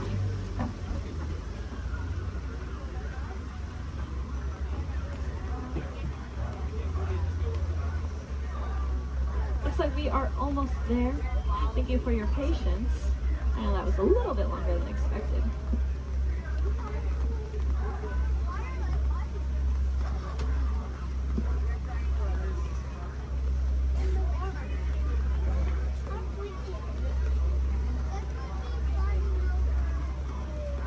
Now's a great time to gather up any personal belongings that you might have.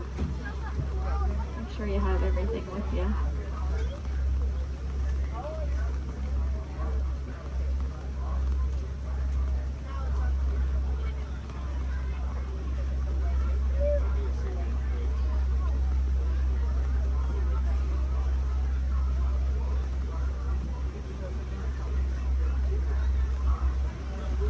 Here in Harambe, we do not like to say goodbye because it is far too sad and final. Instead, we say Kwaherini, which means to go well. So Kwaherini, my friends. Again, my name was Julia from Fort Collins, Colorado. I really hope that y'all had just as much fun out there as I did.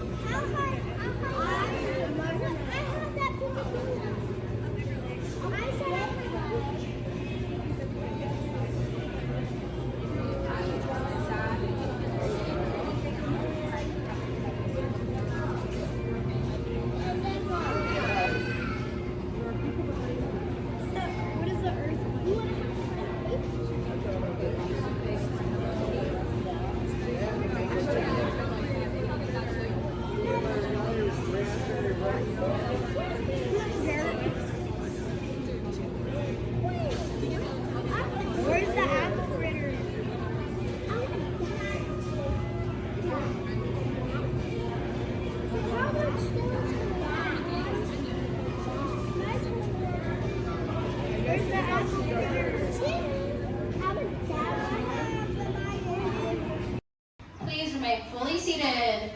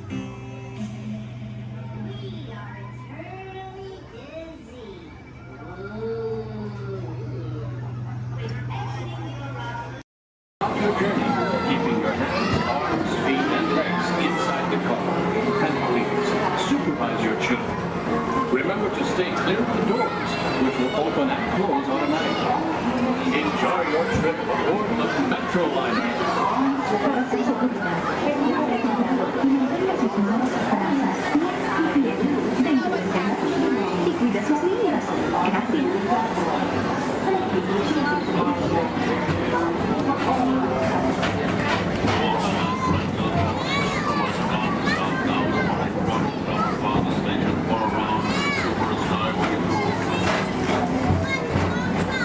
aboard, GTA travelers. We hope you enjoy Tomorrowland Transit Authority's Super Skyway.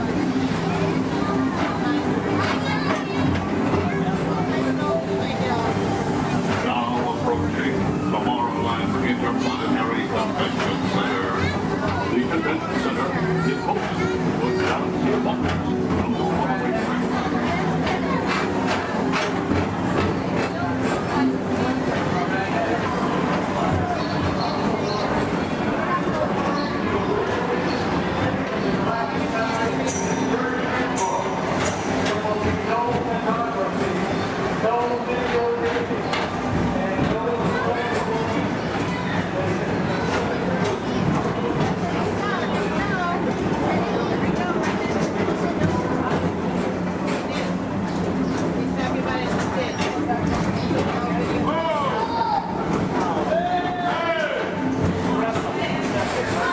The Tomorrowland Retro Historical Society presents Walt Disney's 20th century vision for the future. This model city dared to dream the perfect community in which to work, live, and play.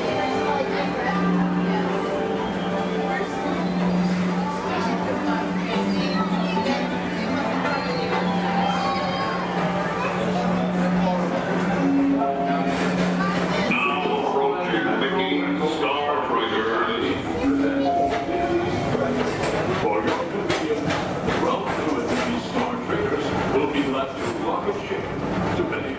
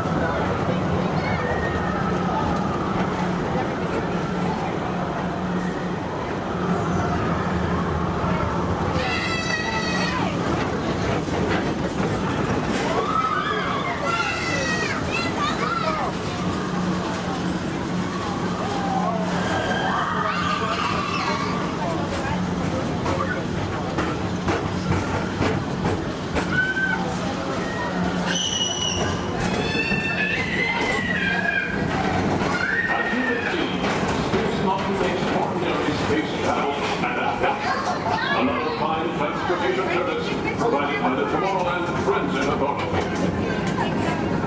Attention, all visitors from Galaxy M31. Please keep forward-facing tentacles clear of oncoming Metroliner vehicles. Thank you.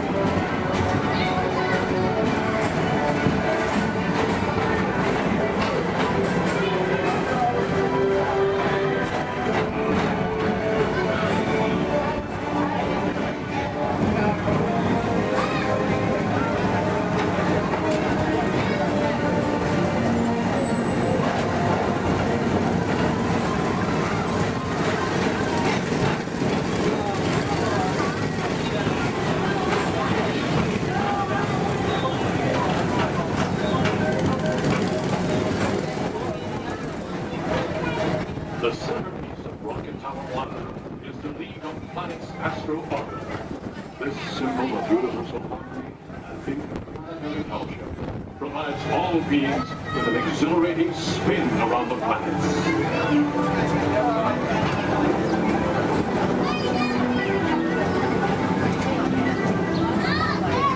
Remember, Blue Line passengers, for all your future travel needs, the TTA services all of Tomorrowland's outlying areas, including the personal rocket ship docking lot, and of course, perfect parking, the latest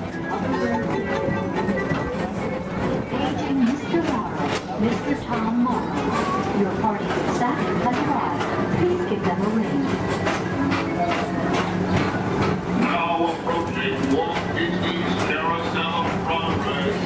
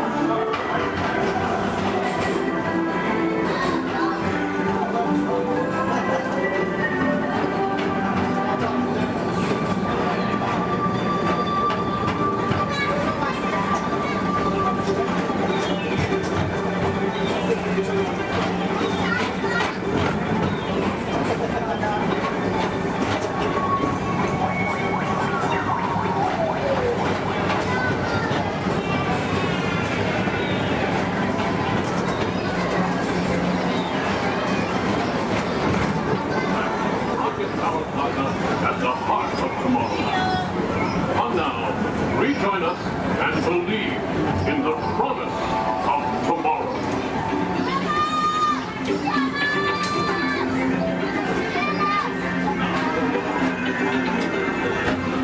Rocket Tower Final Station.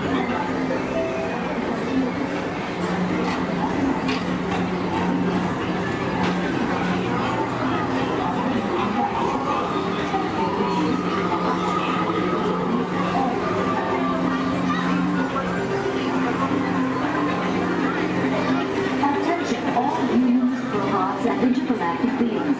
Please keep your arms, legs, and other appendages away from the doors. The doors open automatically. When they do, please collect your belongings and step carefully onto the moving platform. Thank you for choosing Tomorrowland Transit Authority for all your travel needs.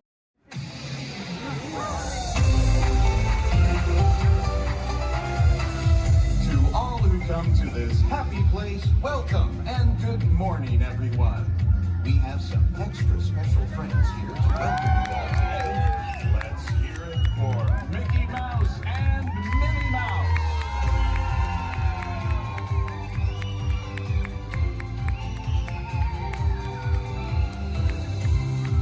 Well, hi everybody. Good morning.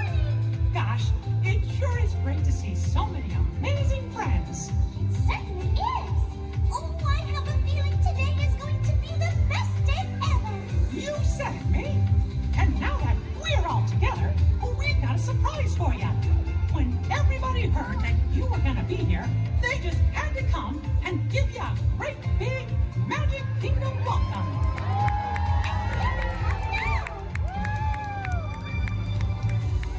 I'm done. Now that everybody's here, I think it's time to start the day. And that means we're going to need just a little bit of magic. I bet these folks can help with that. Oh, I know they can. On the count of 3, everybody shout, "Let the magic begin." Are you ready? 1, 2, 3. Let the magic begin. Welcome to a place where dreams come true. A timeless journey through lands of fantasy. Where holding a wish creates things like this to appear. The most magical place on earth is here.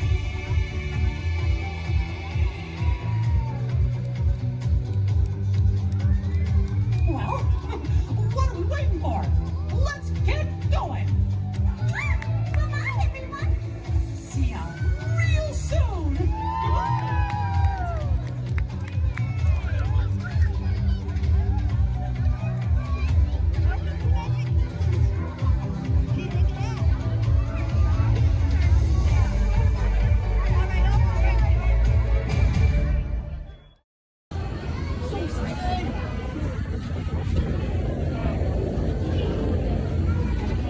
Thanks. What'd you say?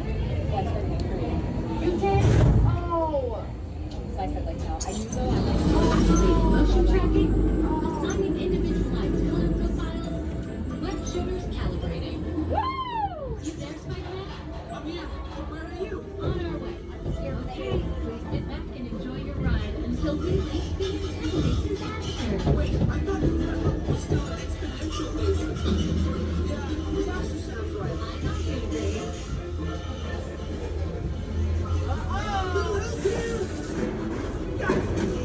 I'm glad to see you guys.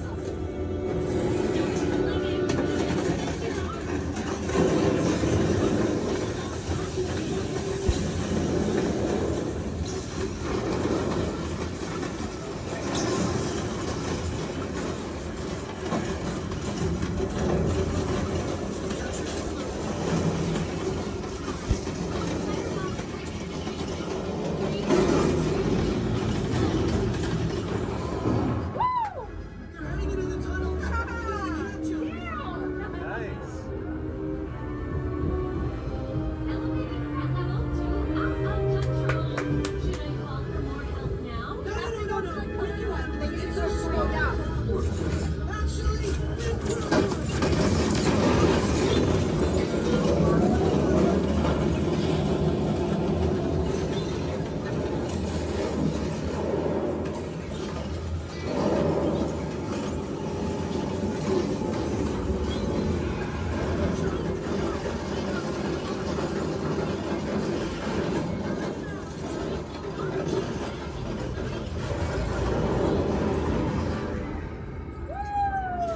we got him.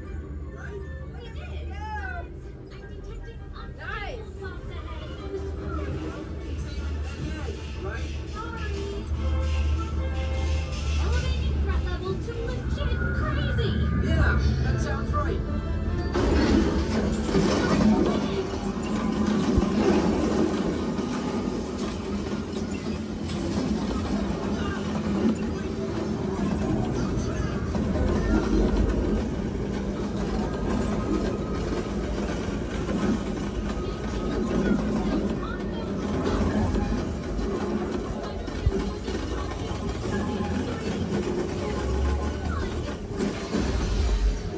That was close. Spider-Man, the threat level's at the Guys, worst I need your help. ever. Are you? Yeah. But those chain reactions did. Wait, the green box exploded. If we intentionally hit those green box, maybe we'll trigger a chain reaction. I think you're right. That should stop it.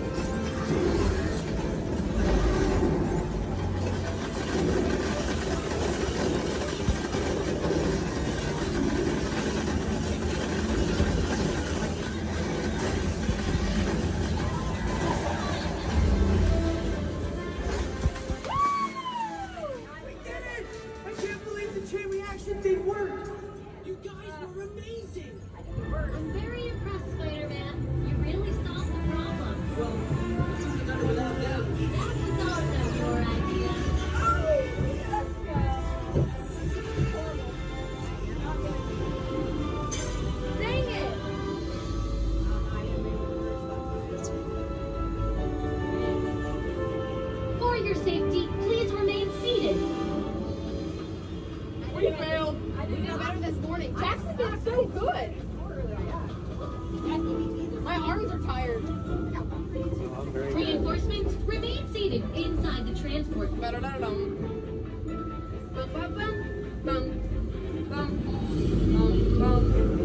Hey, thanks for attending our open house presentation and preventing the destruction of the world as we know it. Please collect your wits and any personal belongings as you exit the vehicle. See you later.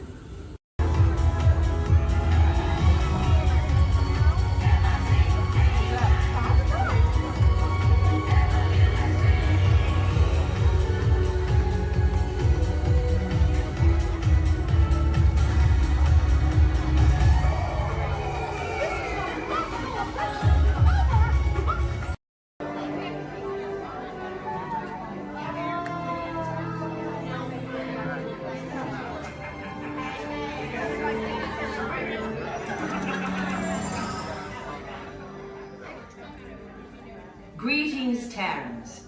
I am Nova Prime Irani Rayal, Commander of the Nova Corps. On behalf of all Xandarians, I hope you have enjoyed exploring the wonders of Xandar. As you have seen, your world and ours were born of the same moment, one which you refer to as the Big Bang. As such, we are all galactic neighbors in a vast universe which we and countless others share. For you to travel to Xandar would take 2.5 million years, assuming you had a ship that could fly at the speed of light. So we decided to come to you.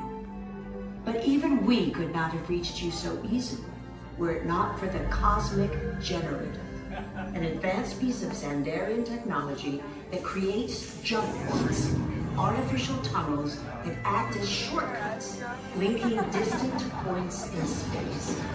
It is our desire to share this wondrous technology with your people so that together we might explore new worlds and create a brighter tomorrow. And now, as the culmination of the wonders of Xandar, you will be teleported to a Nova ship above your planet for a demonstration of the Cosmic Generator. I trust you will find it an unforgettable experience.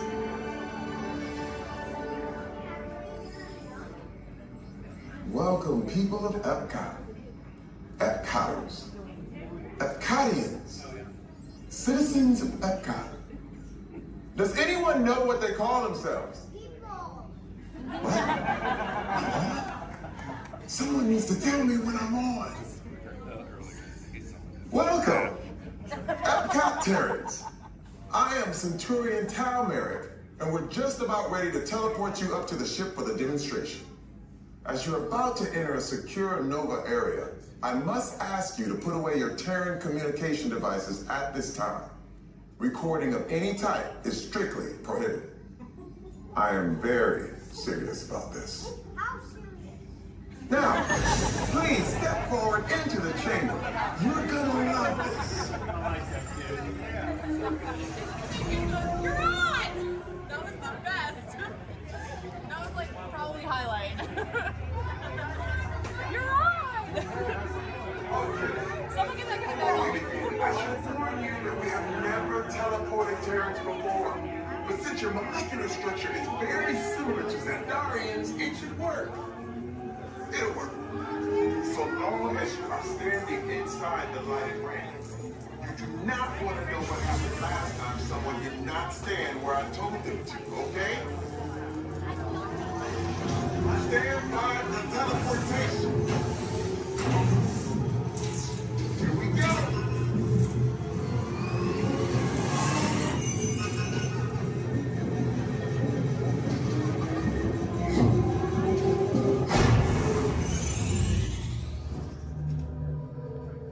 You made it. I mean, of course you did. Nova Prime, they're ready. Excellent. What you see before you is the Cosmic Generator. And in just a few moments, we'll be activating it so you can experience for yourself what's happening. I'm not sure. Our power's out. And the Cosmic Generator is gone. Interior Mark, go to Code Red. Prepare the fleet. and call the Guardians. Now. There's no cause for alarm. Turn off that alarm. I've got an important transmission coming in. Hey, what's up, Nova Corps? Our cosmic generator has been stolen. What? How? Why didn't we think of that? That thing's gotta be worth a fortune. I am Groot. Good question. Yeah, who do you think took it? Perhaps that really big man outside your ship. Oh, that is a big man. I need to alert Nova Prime. I'm watching Terrans from beyond. That's not creepy at all. This species has failed. Wait, whoa. We didn't even know there was a test. He's got the cosmic generator. He's creating a new jump point. Jump point to where? Not where. When. It's some kind of mutant jump point. He's going back to the dawn of time. Dawn of time, why? To erase the error. Well, that doesn't sound good. Your time is over. Wait, what do you mean? What do you mean that's so vague? The jump point is closing. Hey, Nova Dude, your Nova Corps need to follow that whatever it is until we get there. We can't. Our power is down, and I've got to get these Terrans onto evacuation shuttles. I got it. I reprogrammed the shuttles to follow through the jump point. Wait, what? Look, they're our only chance of keeping track of that whack job until we get the cosmic generator back. Piece of cake. Wait! There's King. Where's this King?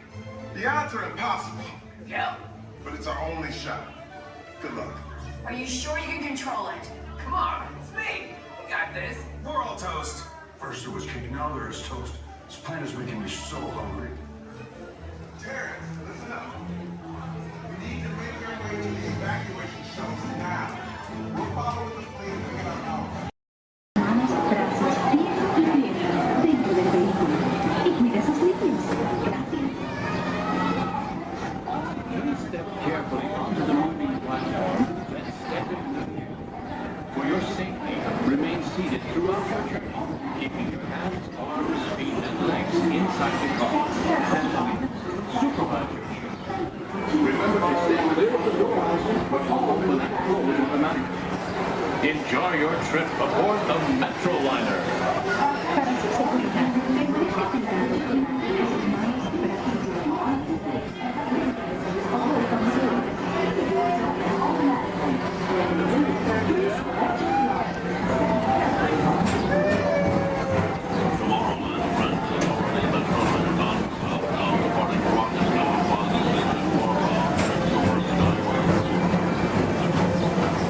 Welcome aboard, TTA travelers. We hope you enjoy Tomorrowland Transit Authority's Super Skyway.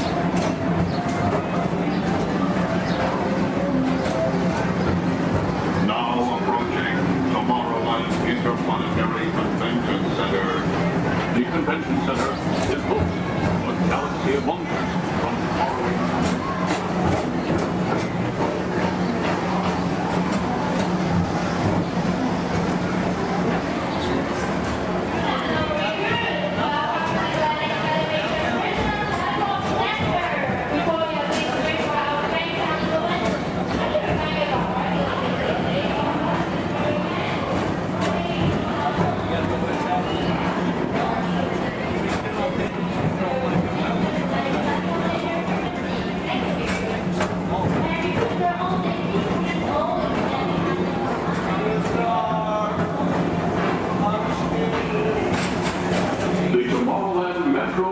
Historical Society presents Walt Disney's 20th century vision for the future.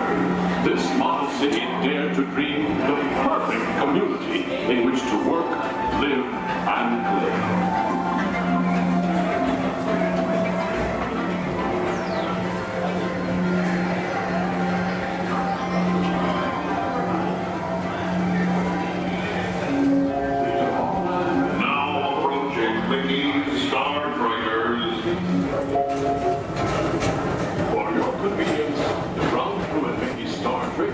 Will be glad to rocket ship to many planets in the galaxy.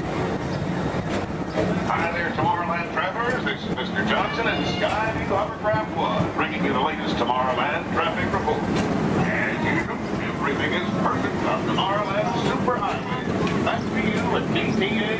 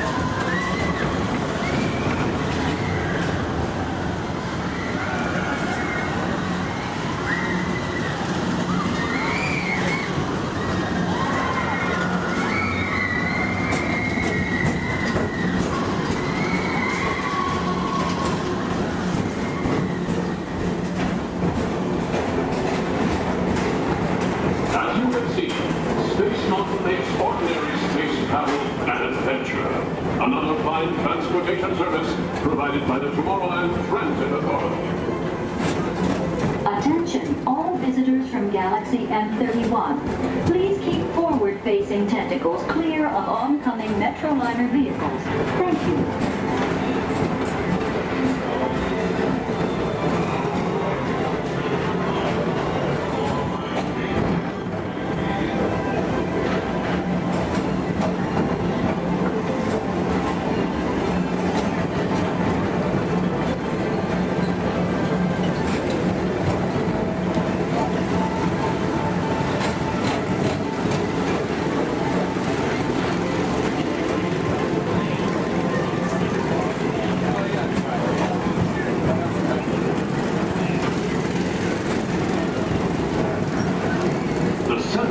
Rocket Tower Plaza is the League of Planets Astro Orbiter. This symbol of universal harmony and interplanetary fellowship provides all beings with an exhilarating spin around the planets.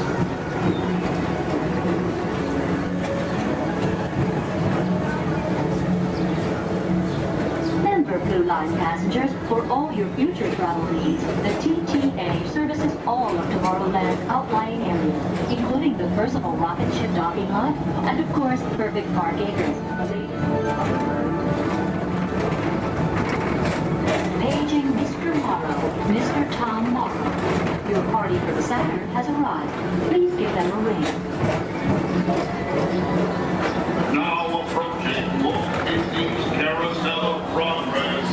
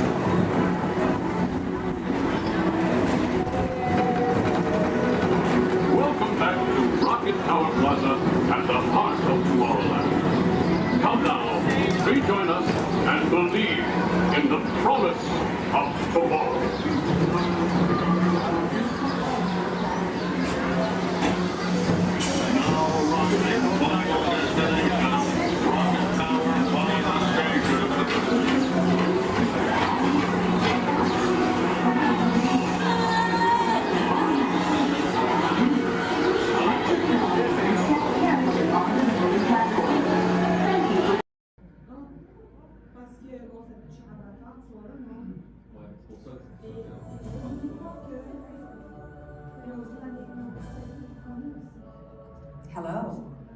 I'm Dr. Marsh, director of the Dino Institute, and I hope you enjoyed those quaint exhibits in the old wing. That's how dinosaurs have been presented to the public since the study of fossils began over 150 years ago. Today, that bare bones approach is about to become extinct. In a perfect blending of science and technology, the Dino Institute has created the Time Rover, an amazing vehicle that will literally transport you to the age of the dinosaurs. How? That's proprietary. But the result is a breathtaking journey through a prehistoric world where you will witness the most spectacular creatures to ever walk the earth. In a moment, you'll be going live to our control center for a comprehensive safety briefing, and then it's on to the tour that will convince you forever that the future is truly in the past.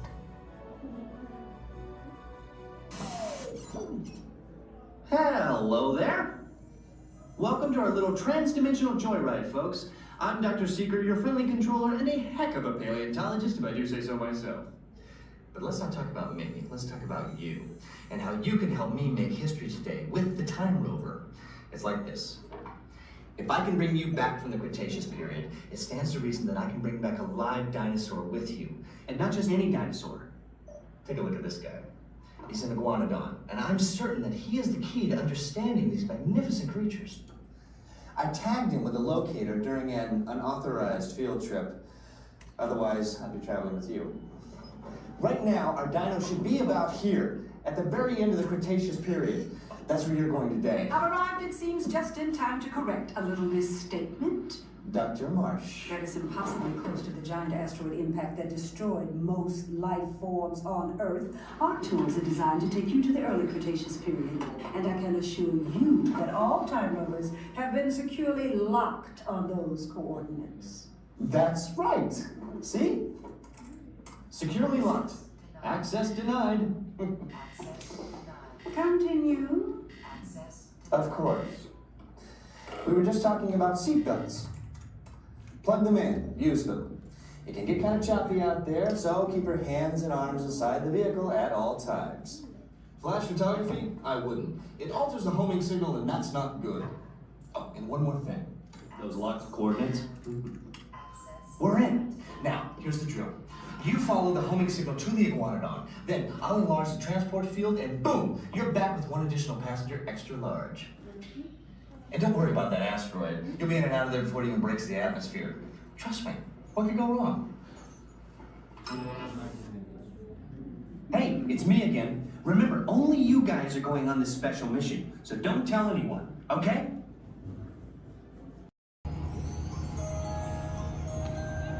Your attention, please. Disneyland has now ended its normal operating day. We thank you for your visit to the Magic Kingdom and that the memories you've made will bring you back again soon.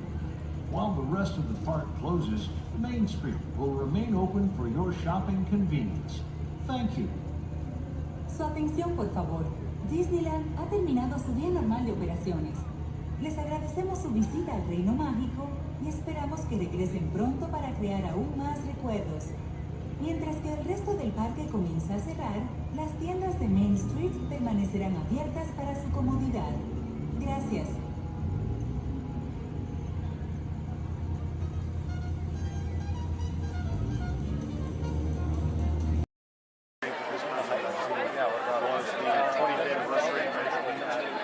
Oh my God, that was the most amazing celebration I've ever seen them do. What they do? It was, I think they're sold out dancers, in the park, but they still got kind of like 200 dancers on the and then 3 different marching bands.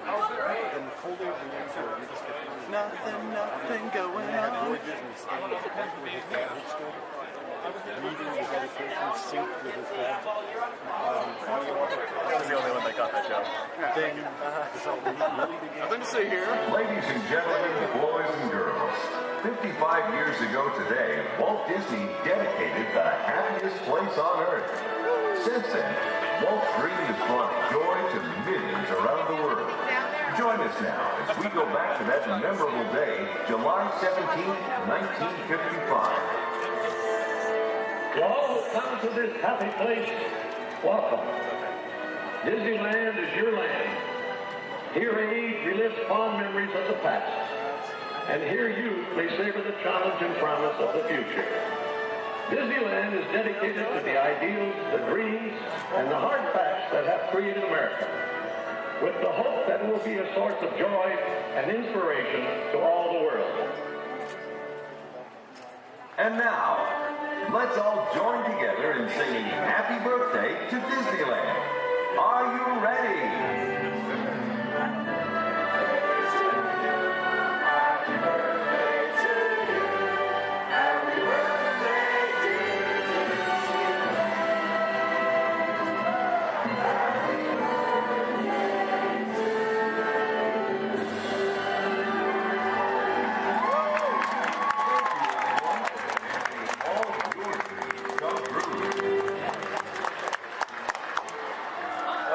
All right. Everyone go home. Oh, dancing.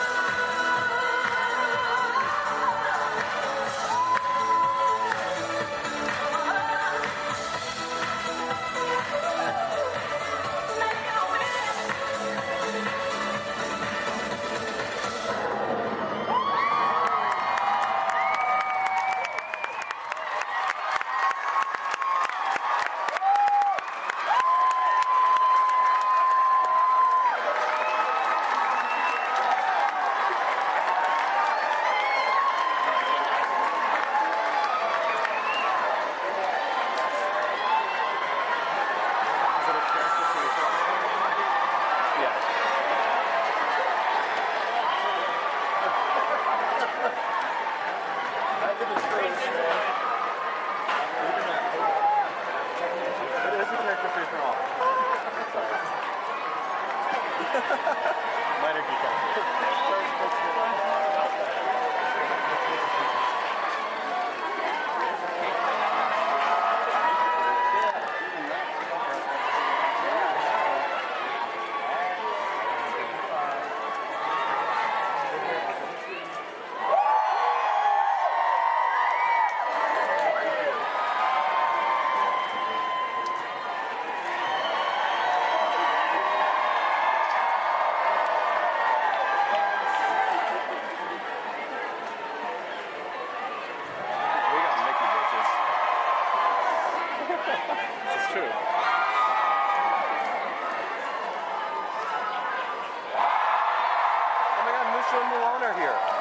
Right there. Behind the light post. They keep doing this like cool Oh, Pluto. We should go say hi to Pluto.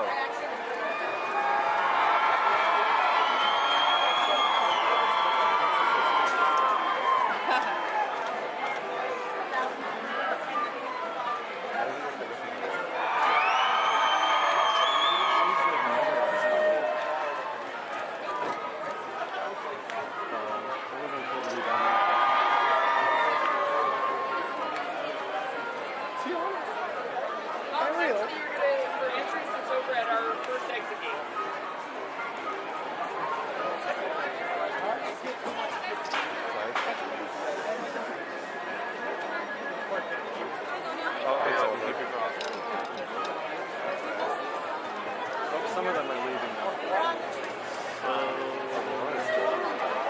It's over. Everyone go home.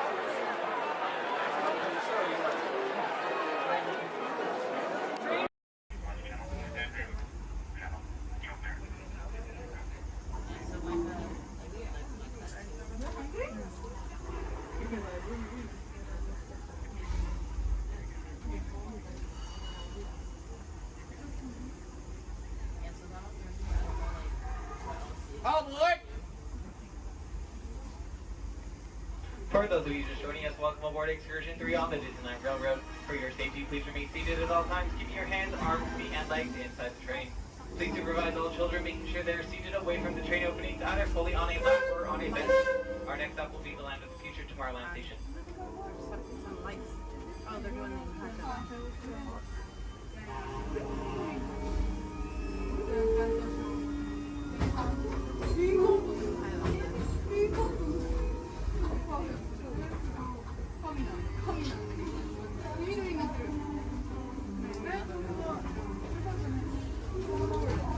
Hello, everyone. Thanks for joining us on the Disneyland Railroad. For a safe ride, remember to stay seated with your hands, arms, feet, and legs inside the train. And please watch your kids. ¿Qué tal, amigos? Y bienvenidos a bordo. Para su seguridad, permanezca sentado y mantenga las manos, brazos, pies y piernas dentro del tren y cuide a los pequeños. Gracias. As we leave Toontown Depot, we get a real nice view of the happiest land of them all, Fantasyland. You can see people stepping onto It's a Small World just below us. And, off in the distance, majestic Matterhorn Mountain.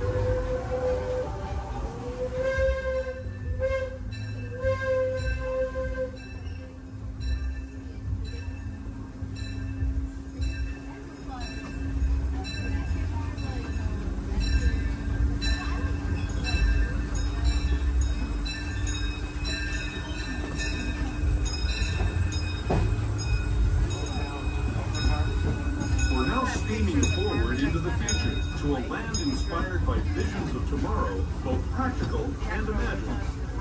Here you'll find rocket ships and star speeders, submarines and astroblasters, and, if you look overhead, maybe a glimpse of a Mark 7 monorail.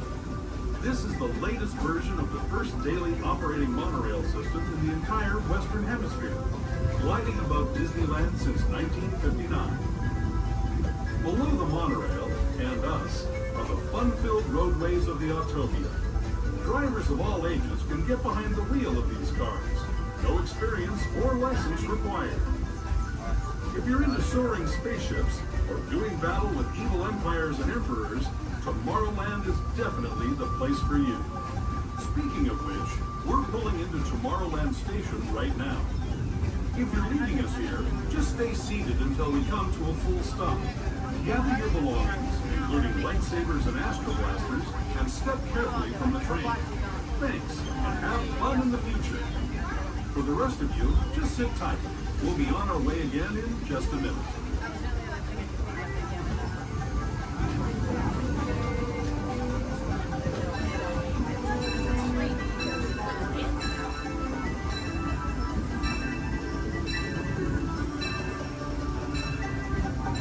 As we make our way into Tomorrowland Station, we do ask that you please remain fully seated until the train has come to a full and complete stop.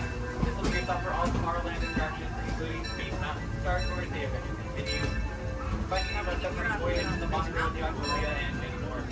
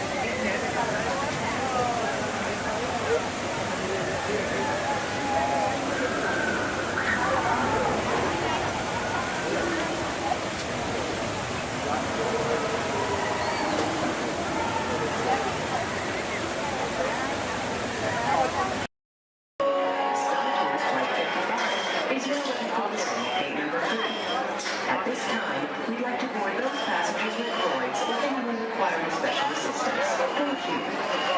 Transport 22, prepare for elevation to passenger boarding level. Boom! That's us, Howard. Stand by for final systems check. Forward lights. Check. Deflector shield. Check. Laser cannons. Check. I said check up. Shut them down before you blow up the whole place. Sometimes, Arthur, I can't understand your logic at all. No, not at all. We'd like to continue the boarding of Flight 55 to Endor. All passengers holding confirmed tickets may board at this time to the end of crew. Thank you.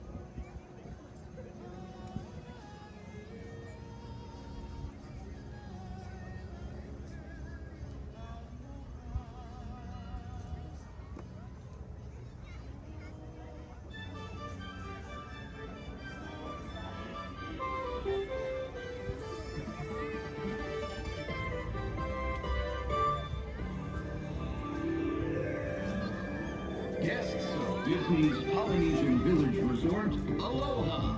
Since 1971, the electrical water pageant has lit up the shores of Bay Lake, entertaining generations of dreamers from the young to the young at heart.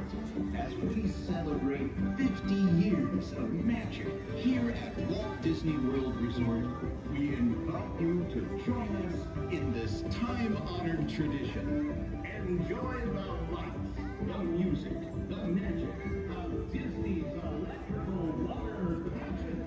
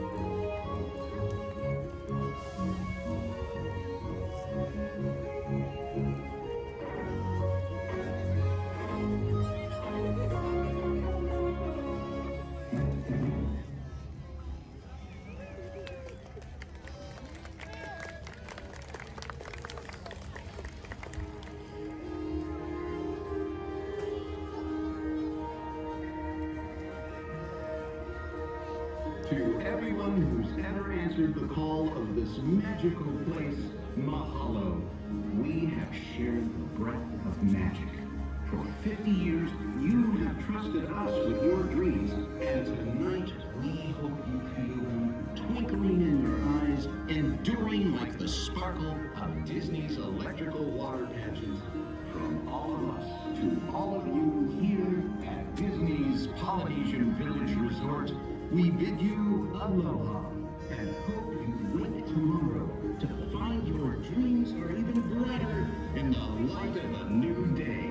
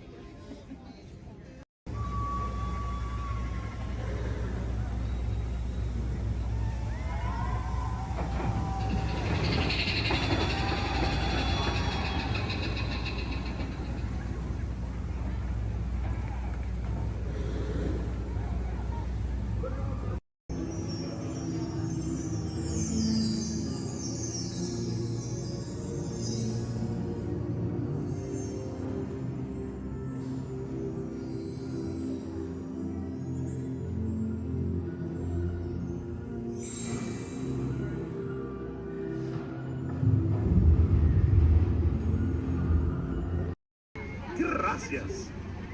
Now, Casey, let's get this show on the road, or, track. All aboard! All aboard!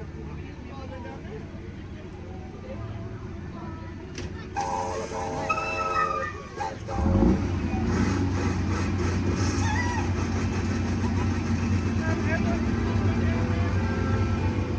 Casey Jim is coming down the track, coming down the track, where the smoke is stacked. Even Marvin coming round the hill, Casey's getting every jack and Jill. Every time he's finding little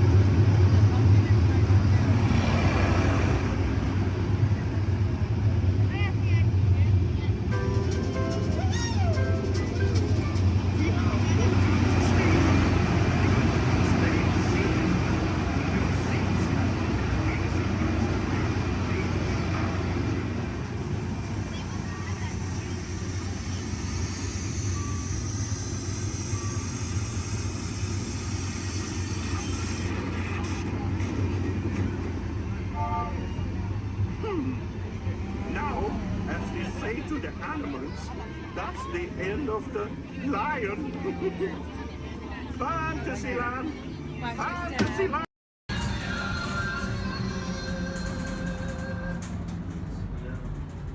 Ladies and gentlemen, this is Disney's All-Star Movies Resort.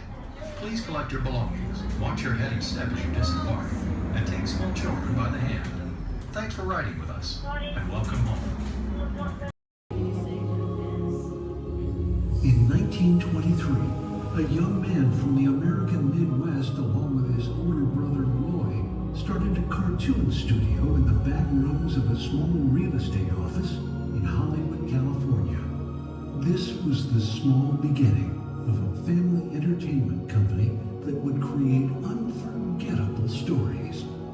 Characters that become beloved friends, wondrous experiences, and music that has become the soundtrack of our lives. That young man was Walt Disney, a master storyteller whose imagination knew no bounds and who delighted in making the impossible possible.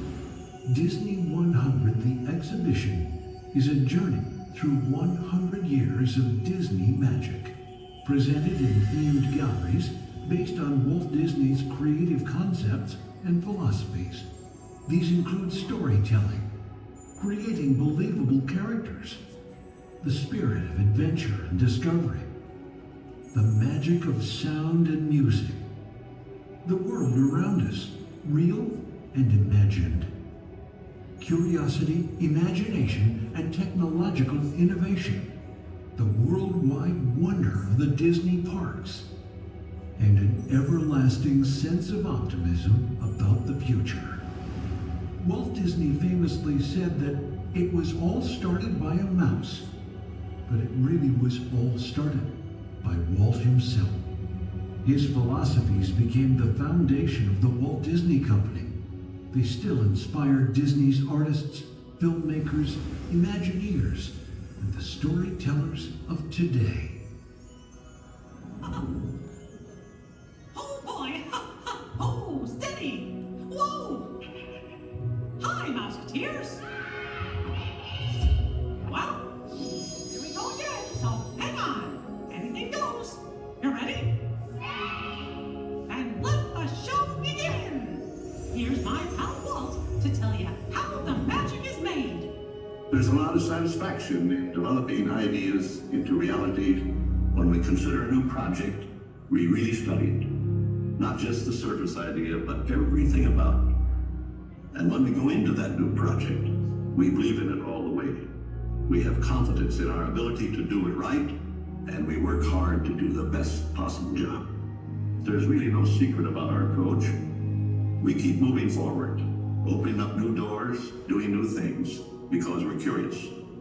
And curiosity keeps leading us down new paths. We're always exploring and experimenting. Everybody ready? Then on with the show!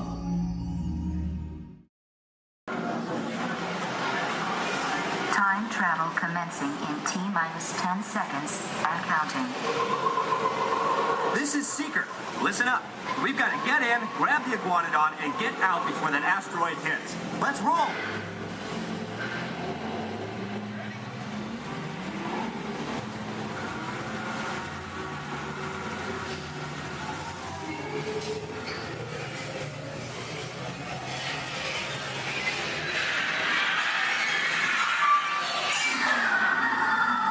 Okay, now let's go get that dino. Computer, what are you tracking? Styracosaurus. Not our dino. Warning, meteor shower in range. Just little ones. Oleoramus. Hadrosaur. Raptor. Time to get serious. Locking autopilot on homing signal now.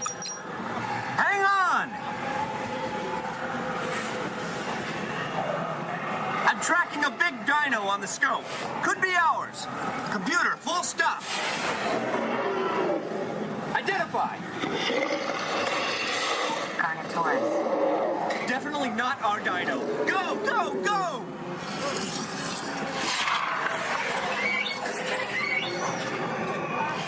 Another big guy coming up. Computer.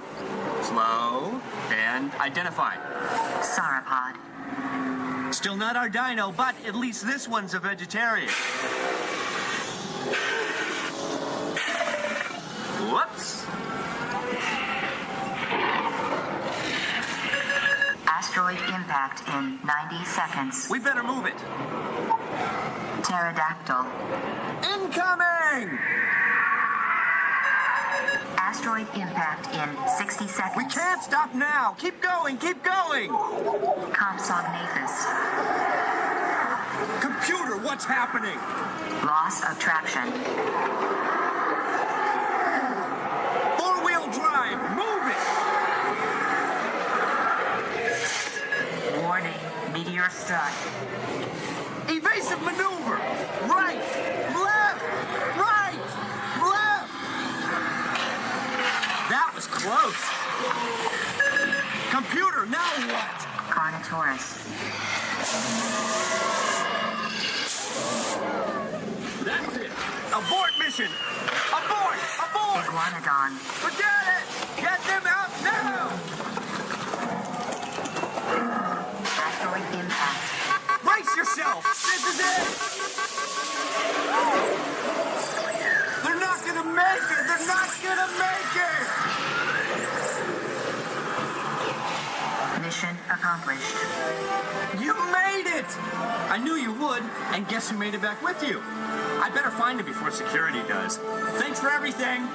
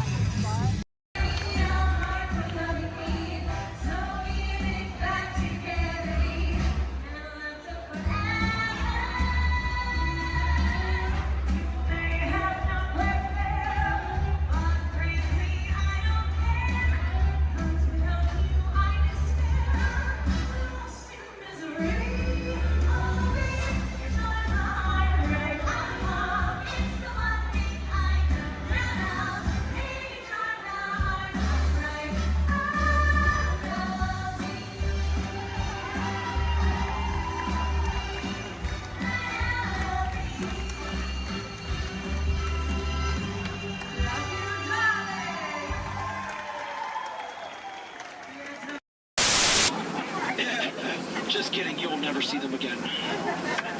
Yeah, but chances are you probably never saw them before, so who cares?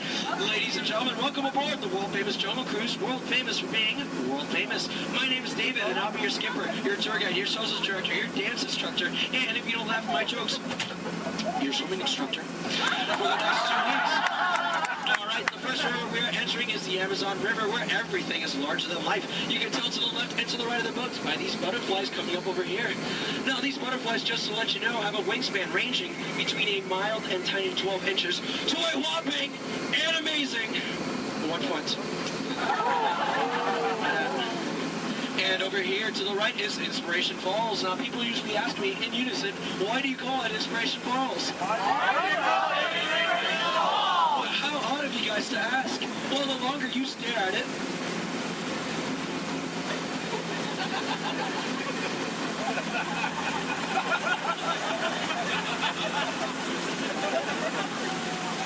the more it inspires you to travel deeper and deeper into the jungle. Everyone say, ooh.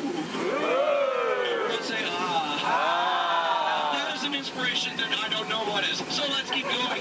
We are now entering the Congo River, where we have a very special treat for you guys. A special welcoming party set up for you by the Pygmies. Ladies and gentlemen, here they are, the Pygmies! The Pygmies! Shh. This is not good. Usually they don't run off. Something really, really big must have scared them off. Yeah, that's not good. Okay, folks, no need to worry. That is a giant python. It spreads up to 24 feet, and it's actually quite friendly. So friendly, it might develop a crush on you. Now let's see if we can scare off that bad boy by getting something over here from my cat. Oh, no. Folks, please do me a favor. For any of you wearing yellow, please do not make us sound like a banana. I find it very appealing. Don't laugh, that's not cool. Yeah, the big shirt and everything. Okay. All right, folks, we are now entering the Nile River, where it goes on for Niles and Niles and Niles and Niles and Niles and Niles and Niles. And if you don't believe me, well, you're in the Nile. Disbelief, but nice try though. All right, coming up over here is an African elephant. Now this elephant is special because I taught it a really cool trick. Watch. All right, Bertha, speak in Spanish. I'm just kidding. I haven't taught him that yet. Over here to the right, you'll see a sandstone formation. Now, I like to point this out because most people take it for granted. Oh, come on! That joke rocks! Alright, we're now entering the African belt, where you'll find all sorts of animals such as wildebeest, impalas, zebras, giraffes, and lions. These lions over here are demonstrating the first law of the jungle, survival of the fittest. You're demonstrating it by protecting that sleeping zebra. Yeah, that zebra looks dead. Tired. Alright. And folks, it's a very special treat. The second law of the jungle, survival of the fastest, just up ahead. You know, I told these guys over here on the pole, you know, African rhinos, they're just as fast as horses. But they didn't believe me, and it looks like now they're about to get the point. In the end. Oh, dear. That is my heart in the morning. Alright, we are now entering crocodile country, where danger lurks in every corner. So please do me a favor. If you have any family members that you want to get rid of, now's the time to do it. Alright, over here to the right, on the left-hand side, you'll see Old Smiley. Now, Old Smiley is 75 years old, and he loves to take free handouts. Now, crocodiles are some of the dangers we have here in the jungle. We also have monsoons, whirlpools, hurricanes, rapids, and, you know, waterfall, that's right. Ah! Okay, let's see if we can make this really tight turn over here, folks. All right, just in case you know, it's a lead to the right. Lead to the right. Lead. I'm so sorry. Lead to the right. Lead. We're not gonna make it. Okay. All right, folks. Thank you very much. Just to let you know, that was Schweitzer Falls, named after the Walt renowned professor, Dr. Albert Falls. Now, people usually ask me, you know, David, how did you land your job here at the Jungle Cruise? Well, it's plain to see. I took a crash course, but now I'm just winging it. Yeah. Don't laugh. This is the story of my life. Oh, no. Okay, folks, looks like we're still up on a full of hippos. Okay. Everyone, please do me a favor. Don't do anything stupid. I'm going to try to scare them off here. Oh, God, go away!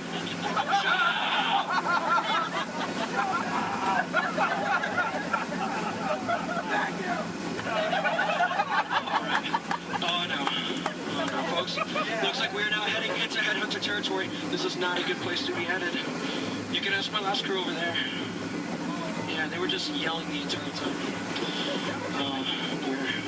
Alright, from my years of experience, I know when the natives are dancing like that, that means they're going to attack the boat. Usually they attack this side, so there's nothing to worry about if you're on this side of the boat. So, you know, keep your eyes peeled and see if we can avoid the attack here. Establish your attack! Don't worry about the stupid, because I'm doing that for you.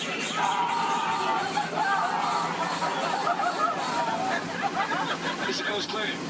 Alright, good. Ladies and gentlemen, here's something you don't see every day. What you've all been waiting for. The amazing, the stupendous, the colossal, the eighth wonder of the world.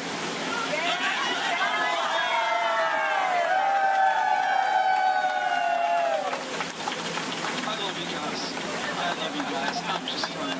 Thank you. Thank you. Alright, we are now entering the Mekong River, deep in the heart of Cambodia, where the Khmer Empire used to rule for over 7 centuries. And they used to build temples just like this one. Although I clearly remember the entrance being right here. Okay. I don't like the look of this at all. All right. This path could lead to danger. It could lead to treasure. It could lead to doom. Should we go in? Yeah! Really? Oh no. Well, I agree with you, but it looks like we don't have a choice. So keep your eyes open, because I'm gonna keep mine closed.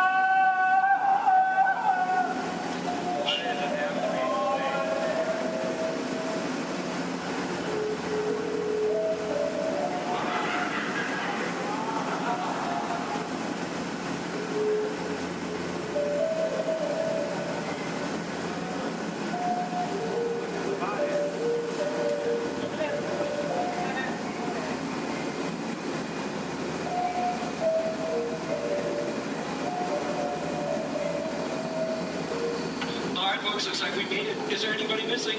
Please raise your hand if you're lost. Oh, cool. Me too. Looks like we're on the same boat. Get it? Because we're... Never mind. Okay, folks. Looks like we stumbled upon a sacred Indian Delta bathing pool. It's right to take pictures because it looks like they have their trunks on. You know, people usually wonder, is that water coming out of their nose? Well, it's not. It's not. Hey, guys, look. On a beautiful night, we have a full moon. All right. Wait, what's he doing? What's he doing? No! No, bad one, no! He's gonna try to squirt the most to everyone on this side of the boat. Get ready to duck. Duck, duck, duck, duck, duck, duck, duck, duck, duck, duck. Ah! That was close. Hey, my friend, everyone on this side of the boat. Duck, duck, duck, duck. I'm just kidding, that's an elephant. All right, ladies and gentlemen, listen up. We're now entering the educational part of the tour, where I love to point out my favorite plant life. Ready? Listen up. Ready?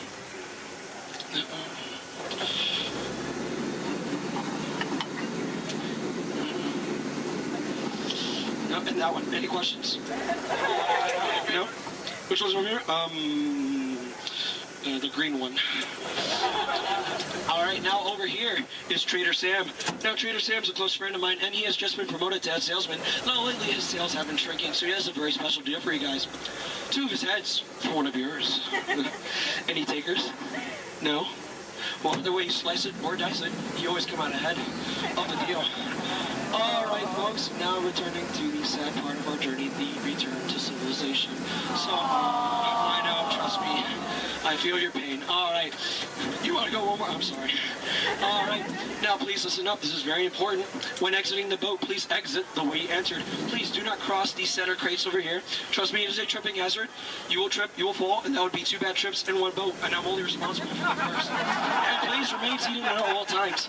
Okay, everyone? Thank you so much for joining me. Now get out. I'm so sorry. Thank you so much. Standing ovation. Oh my goodness. Standing ovation, clap. Oh my goodness, you guys made my night.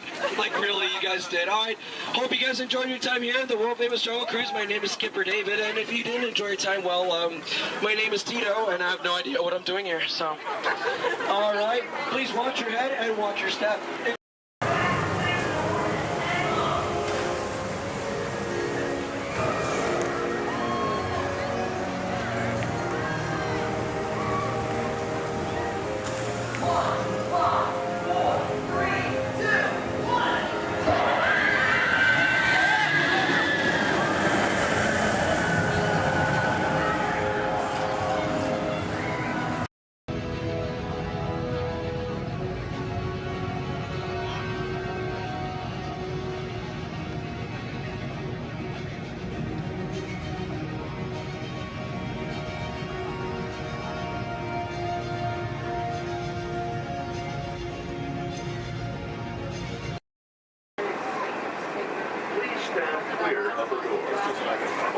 Manténganse alejados de las puertas.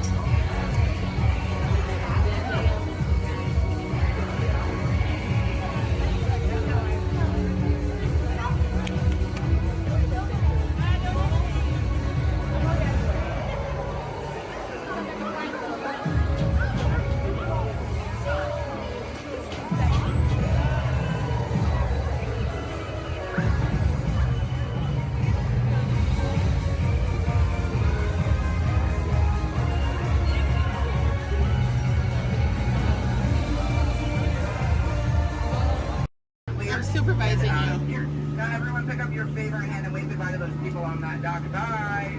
Goodbye. Yeah, you're never going to see them again. But you don't know them, so why would you see them again, right? Unless that was your family up there, then you know what? You're welcome. I just got you a 10-minute break from them. You probably need it. You've been in Disney World all day with them. But now let's see. Is this anyone's first time on the Jungle Cruise? Can I see a raise of hands? Perfect. Me too. Is this anyone returning to the Jungle Cruise? Can I see a raise of hands? Perfect. I can't wait to be a sore disappointment for all of you and exchange a lot of awkward eye contact has already started. How beautiful. But hello everybody, welcome in. My name is Skipper Kevin. First name Skipper, last name Kevin. I'm going to be your best friend, guidance counselor, dance instructor, tour guide, dragon slayer. And if you don't laugh at my jokes, I'm going to be your swimming instructor. I said that just for you. I said that just for you because I knew you were going to interrupt me. Yeah, thank you so much. I really do appreciate it. Wow. But now here we are in the Amazon rainforest. If you look over to your left-hand side, you're going to see what I like to call an inspiration fall. I call it that because the longer you stare into it, the more it's going to inspire you to go. Oh, deeper into the jungle, of course. Yeah, I don't know about you guys, but that certainly does look like inspiration to me. So much that I now feel inspired to take you guys into the Congo River. So why don't we see how far this goes? Congo. Oh, but I'm glad of you if you did not like that. Don't worry, my jokes, they don't get any better. Yeah, so buckle up, we're going to have an amazing time together. And if any of you have not seen the Jungle Book or you'd like to see it again, don't worry, it's right over there in 3D and the box set edition. Yeah, it really was the bare necessities here in the jungle. Oh wow, this is awkward. I'm sorry guys, I was trying to throw you a surprise party, but it looks like no one's here. I can't see anyone. Canoe? Yeah, I cannot. It really is an either-or situation, if you get what I'm trying to say. I even brought out that giant python snake. I just would not recommend getting too close to him. He will develop quite a crush on you. It's what I like to call a constricting relationship. It never ends well. What in the jungle? Oh, sorry. I hope that did not alarm anyone. Those are just my roommates. Yeah, looks like they got into the explosives, but I'm sure they were just trying to find the bananas. They do find them very appealing. Yeah, they kind of go ape over them actually, but you know, I think we should make like a banana and split. So we're now gonna head down the Nile River, which is the largest river in all of the jungle. It goes on for Niles. And Niles. And Niles, thank you. And if you don't believe me, you are in Denial. disbelief. I bet you believed you had that one. No. Yeah, you did. I heard you say it. But if you look right there, everybody pay attention. This is super cool, super rare. It's honestly an African bull elephant. You could even say it is a once-in-a-lifetime opportunity. You will never see one of those again in your entire life. A twice-in-a-lifetime opportunity. You will never see one of those again. And how majestic that is the common African elephant. Okay, but now here we are on our African belt, which has some of my favorite animals on it. If you look up behind those boulders, you're going to see those tall-necked cheetahs. Right here in the front, those are the ones that killed Mufasa. Over there, we have the scary-looking chickens. Look at all those chickens. And then we have that beautiful pride of lions protecting that sleeping zebra. Yeah, who am I kidding? I can't lie to you guys. That zebra's dead. Those lions are chowing down on some lunch right now. But kids, don't worry. I like to call that zebra plastic. There's lots of trust issues here in the jungle, I know. Wow. Okay, this is not something you see every day. Wow, all right. So, why are you all looking like that's what you normally see on a Saturday afternoon? That's concerning you guys. I'm a little nervous now. I don't know about you guys. I don't think I have ever seen that many rocks on the beach before. Yeah, there's like, what, 200 rocks up there? Maybe 300 rocks, but then again, I'm not a geologist, so what do I know? Yeah, but what I do know is we're not going to look up both the rocks. That just sounds like a lot of paperwork, and I hate paperwork, so instead we'll ignore it and hope it goes away. Yeah. Oh my goodness, there they are. Those are my friends who are going to go to that surprise party. We have Old Smiley and Ginger. Just be careful, Ginger snaps. Yeah, she is one tough cookie. And I'm not sure why, but my jokes, they kind of get crummier from here. I guess it's just the way the cookie crumbles. I don't really understand. It's unfortunate. But behold, straight ahead, we do have Schweitzer Falls, named after a famous and beloved founder of the Jungle Navigation Company, Dr. Albert Walt. Yeah, don't worry if you didn't get that. We're going over it later. So I really hope you know how to swim, and if you don't know how to swim, stop being dramatic. Stand up, the water's only 3 feet deep. That kind of like it's not that difficult. But if you guys are starting to wonder, Skipper Kevin, how on earth did you land your job here? I'd like to say it's plain to see. Yeah, I took a crash course, which was half off, and you know, I've been winging it ever since, but that's kind of the tail end of that story. There's not much to it. And now it does look like we are entering a hippo pool, and I need everyone to be very careful. These do look like some dangerous animals. In fact, you could even say they are some hungry hippos. So if you guys could do me a favor and hold on to your marbles. I lost mine a long time ago. That's why that boat's halfway underwater. Oh no, I'm just kidding. The legal team said I can't keep saying that. That's going to get me fired. Yeah, the last time I took a boat out, I went to a volcano and everybody came back without eyebrows. But lucky for you guys, I took a wrong turn this time. But this is normally the point in the cruise where people start nicking my job. It's so easy. I'd let a monkey do it. But I promise you, that's not true. Those are chimpanzees. Yeah, there's a very clear difference between the two. Just don't ask me what it is. I have no idea, and I didn't think we'd actually see any, so that's kind of crazy. But lucky for you, I do have a very fun fact about monkeys. So apparently, humans eat more bananas than monkeys. But I don't know if I believe that, because I don't know the last time I ate a monkey, do you? Yeah, that's bananas. And don't worry, if you don't get that joke, I'll give you about 10 seconds. I get it. You're a late bloomer, you just need a moment to digest that one. You're welcome. Yeah, so please take your time. And it is now the moment that we have all been waiting for. It is the amazing, the colossal, and it is the wonder of the world. The backside of water! Oh, 2H! Oh, 2H! Alright, I got a few chemistry nerds on board. That was the reaction I was hoping for. Everyone else, don't worry, I only tell those jokes periodically. It just gets me by element sometimes, you know. I did have a joke about oxygen and potassium. You could say it's okay. Yeah. I also had one about sodium, but no, you guys don't look interested. So instead, we're going to head down the Mekong River into the ancient Cambodian shrine. If you've never been in there before, be careful. There is a 10-foot drop. So make sure your seatbelts are buckled left to right and tug on that yellow strap. Yeah, if you're looking for your seatbelt and you can't find one, hold on tight. Let me know how that goes for you.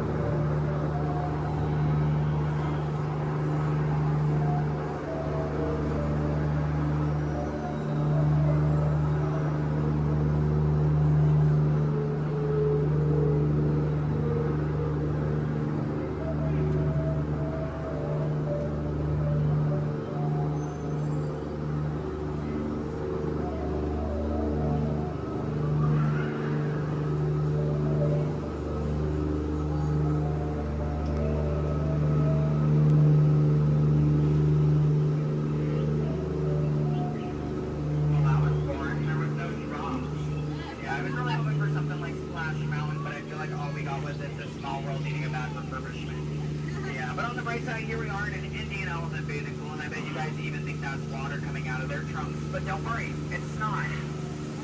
Yeah, and as a double feature, if you look up ahead to your right, you're going to see those two baby elephants playing under a full moon. Yeah, I bet you don't see that very often, do you? No, I'm just kidding. Don't answer that. If you do see that often, I don't want to know why. That's weird. Please keep that to yourself, okay? But you know, since we are here in the jungle and there are plants everywhere, I'd really like to take a moment and show you guys some of my favorites. So, that one.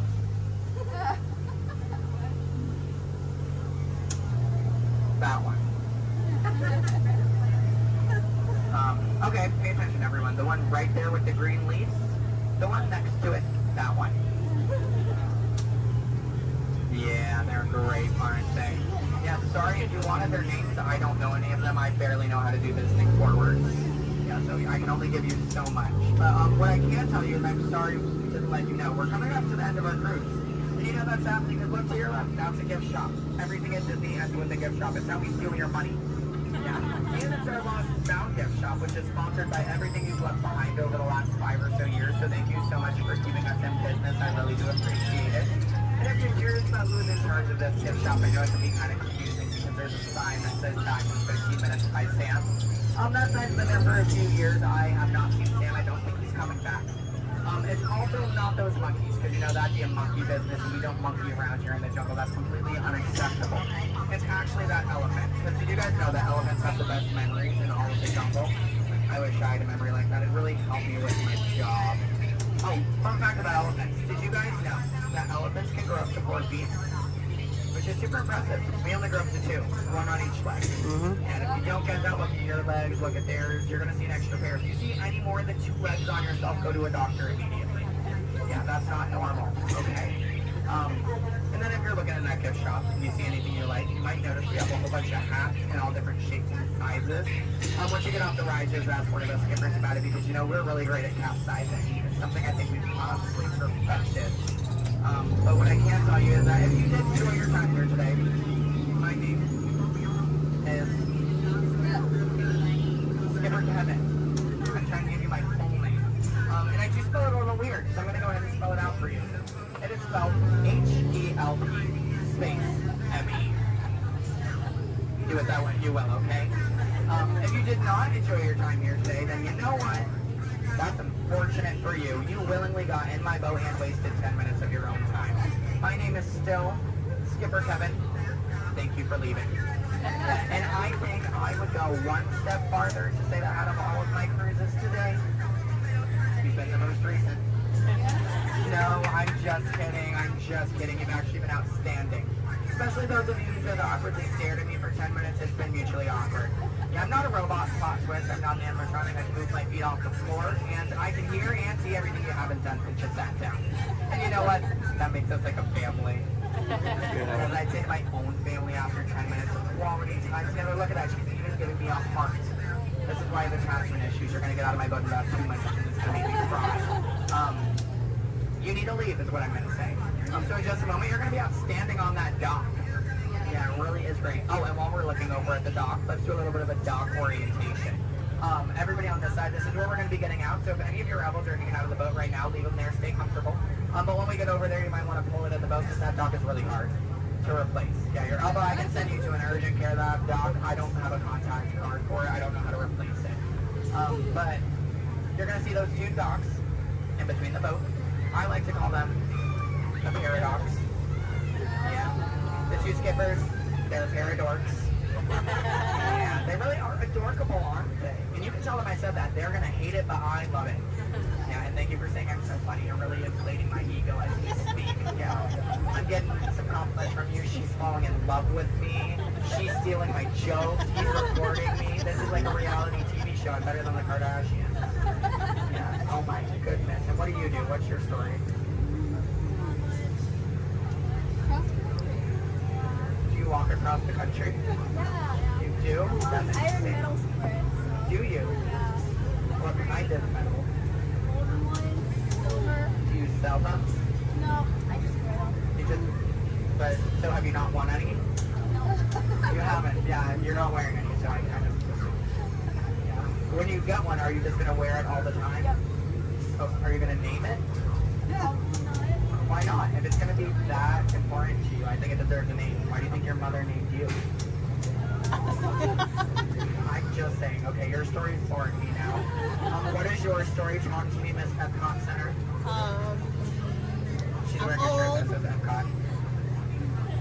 Is that your story? Yeah.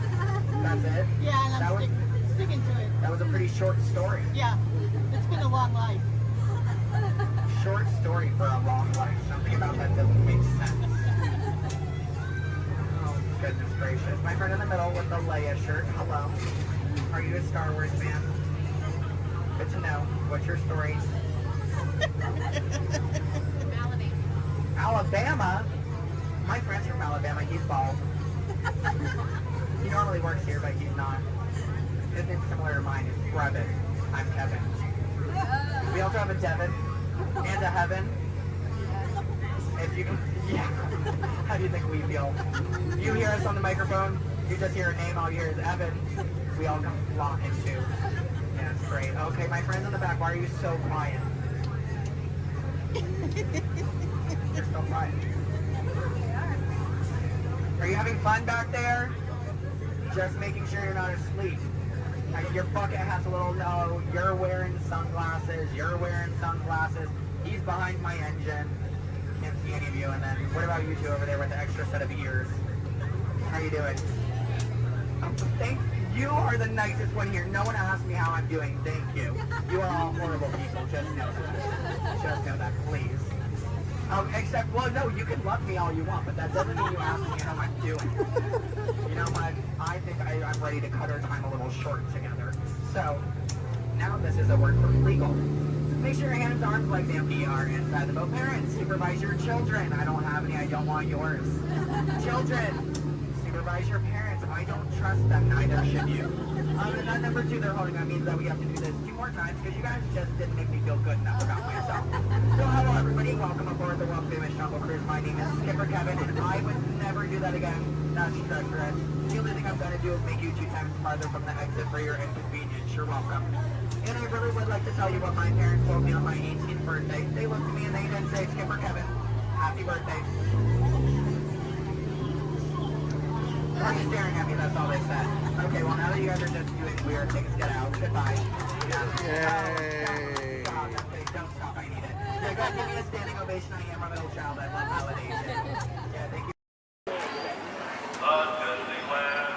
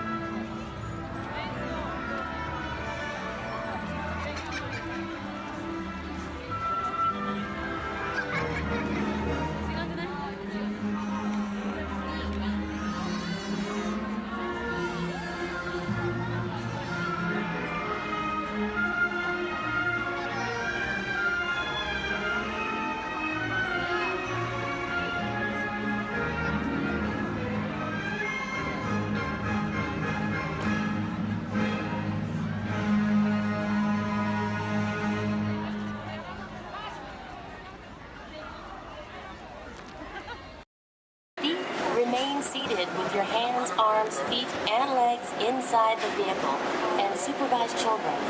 Thank you. La estación de control de cinturones de seguridad está a la vuelta de la esquina.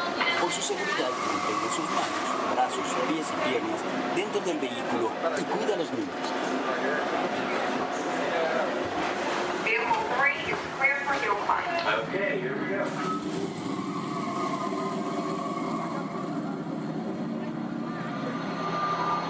The target transmission load data are looking good. Great. Let's proceed to the rough road tests. You got it.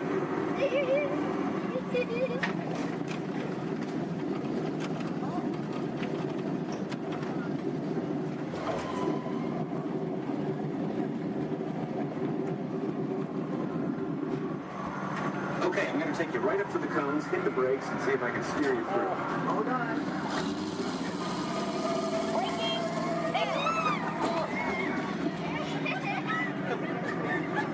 Okay, we're back on track. Let's do that other sequence. Okay, let's try it again, this time with the anti-lock brakes. ABS reactivated. Braking! All right, that's the way it ought to be. You see how ABS lets you keep control of the vehicle while braking?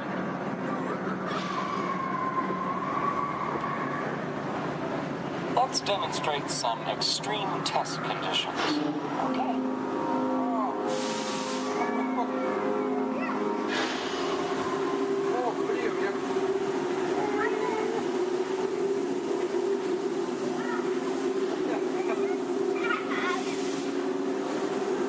Did you remember to turn off those robots?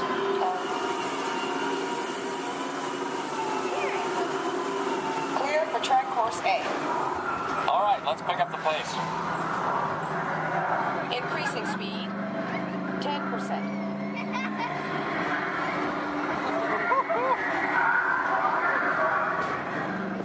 20%.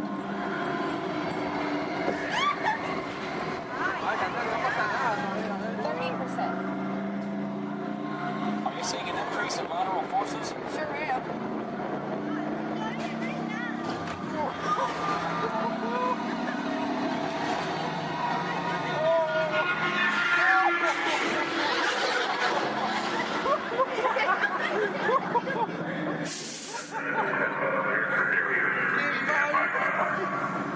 Ready for the variant test. Oh, chocamos acá.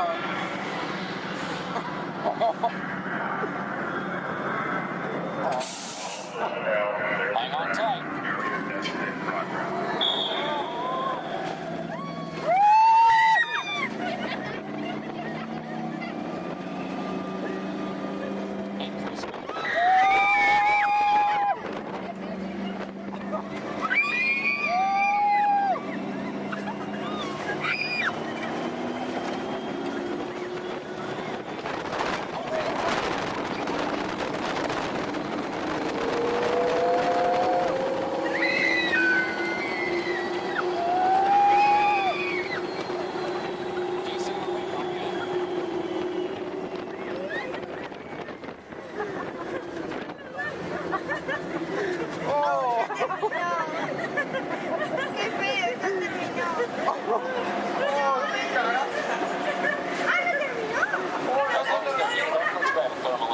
Will do. Cameras on.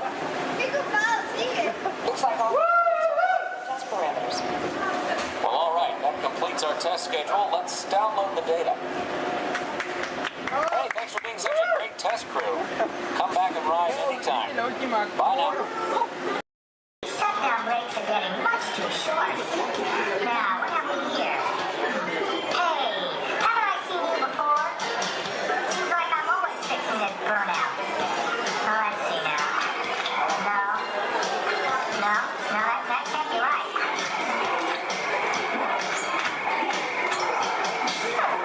Hey, you there. Excuse me. Hello? I'm talking to you. Yes, you.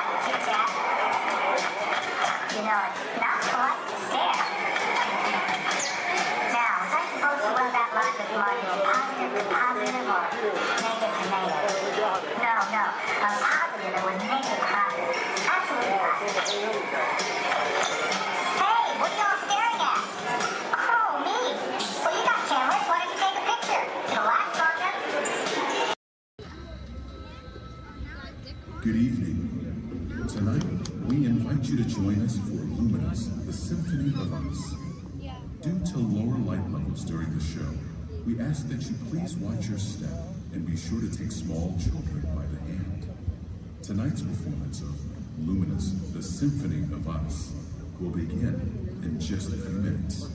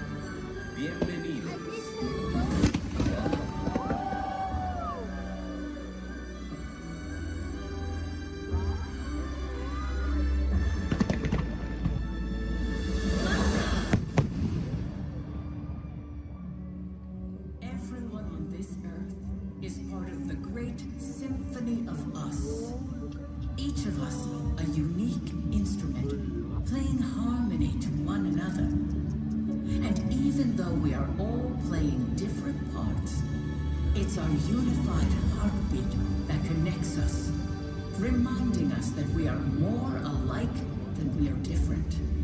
A rhapsody of rhythms that unites us and connects us through commonalities of the heart.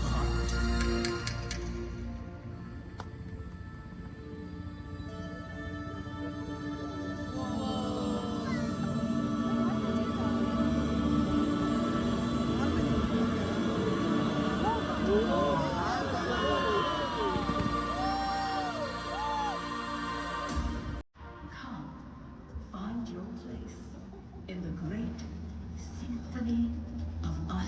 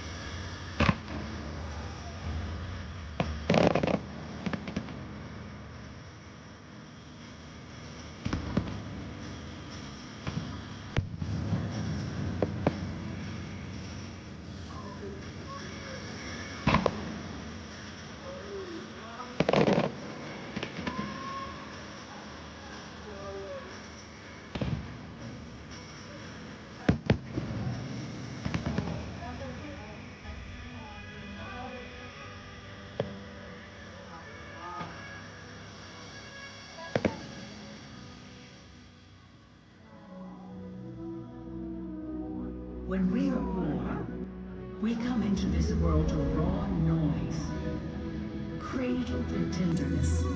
We tune ourselves to the world around us.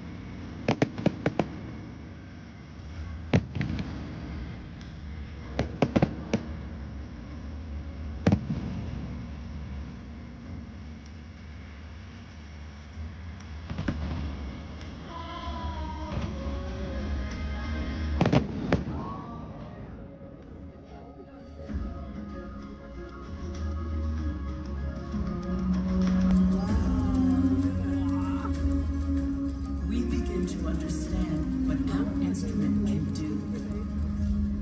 We find our voice and add it to the ensemble of our ancestors. Our family. Nuestra familia.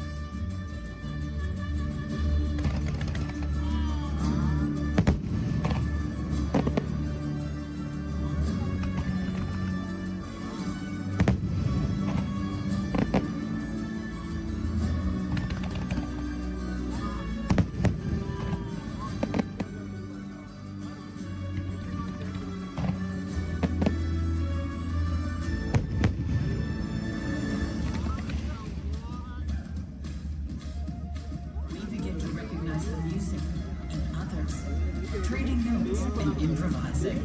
Music becomes play.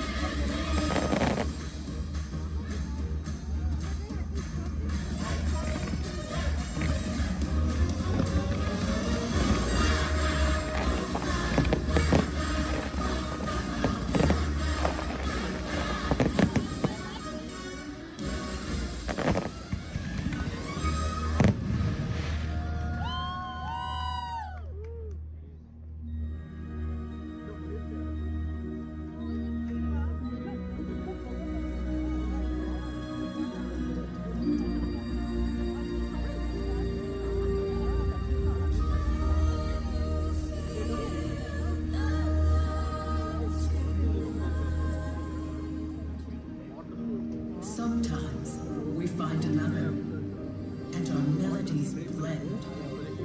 And suddenly, with the hum of our heartstrings, our world becomes a duet.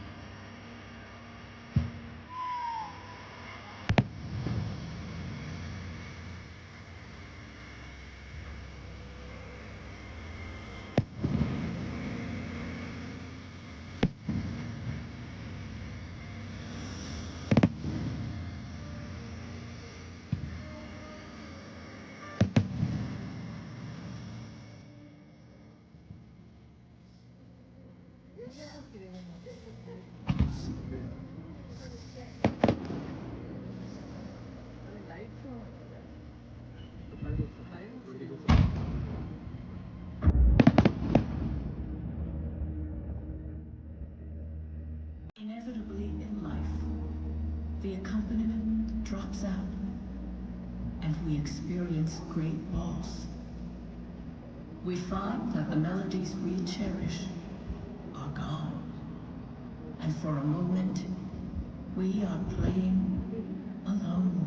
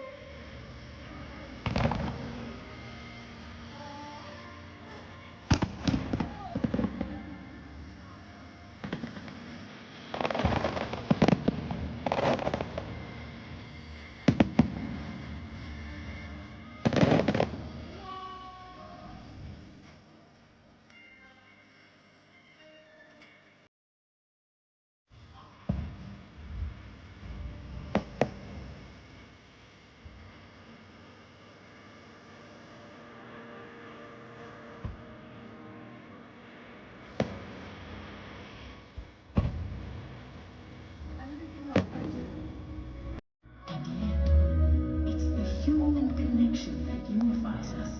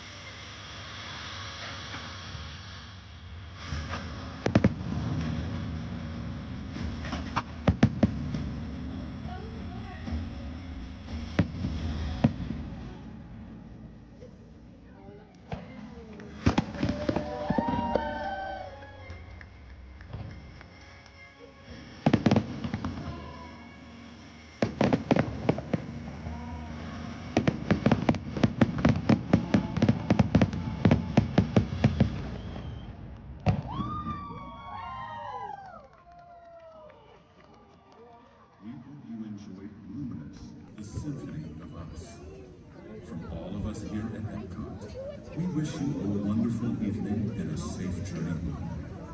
Thank you and good night.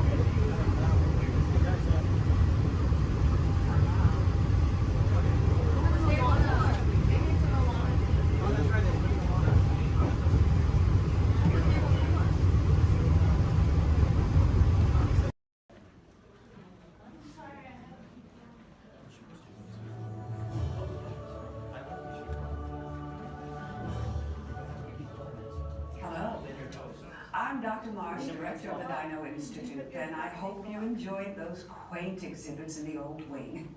That's how dinosaurs have been presented to the public since the study of fossils began over 150 years ago. Today, that bare bones approach is about to become extinct. In a perfect blending of science and technology, the Dino Institute has created the Time Rover, an amazing vehicle that will literally transport you to the age of the dinosaurs. How? That's proprietary. But the result is a breathtaking journey through a prehistoric world where you will witness the most spectacular creatures to ever walk the earth. In a moment, you'll be going live to our control center for a comprehensive safety briefing, and then it's on to the tour that will convince you forever that the future is truly in the past.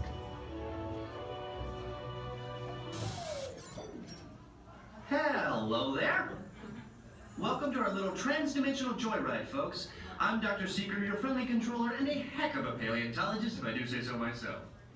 But let's not talk about me. Let's talk about you, and how you can help me make history today with the Time Rover.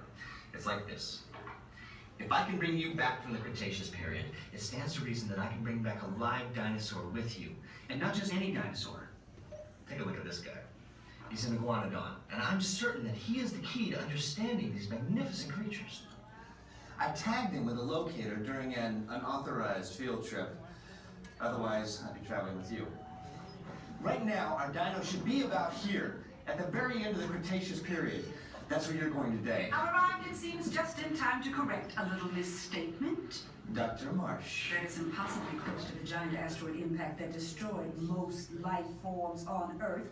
Our tools are designed to take you to the early Cretaceous period, and I can assure you that all Time Rovers have been securely locked on those coordinates. That's right. See? Securely locked. Access denied. Continue. Of course. We were just talking about seatbelts. Plug them in, use them. It can get kind of choppy out there, so keep your hands and arms inside the vehicle at all times. Flash photography? I wouldn't. It alters the homing signal, and that's not good. Oh, and one more thing. Those locked coordinates? We're in. Now, here's the drill. You follow the homing signal to the iguanodon, then I'll enlarge the transport field, and boom, you're back with one additional passenger extra large. And don't worry about that asteroid. You'll be in and out of there before it even breaks the atmosphere. Trust me, what could go wrong? Hey, it's me again. Remember, only you guys are going on this special mission, so don't tell anyone, okay?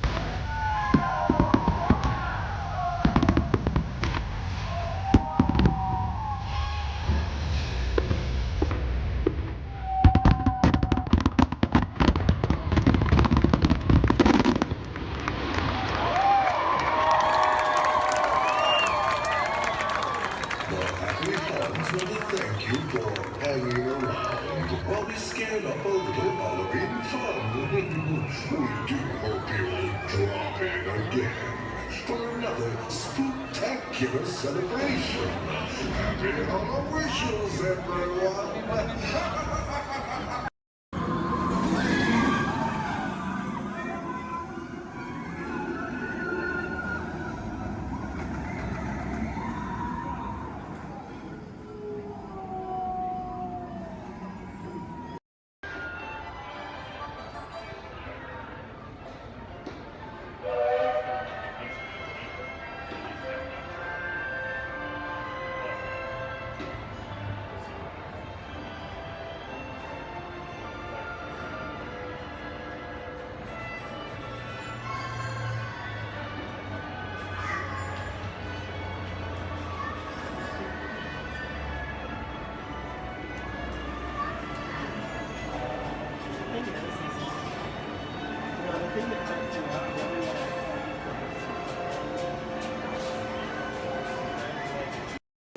Good luck to you all. You might need it.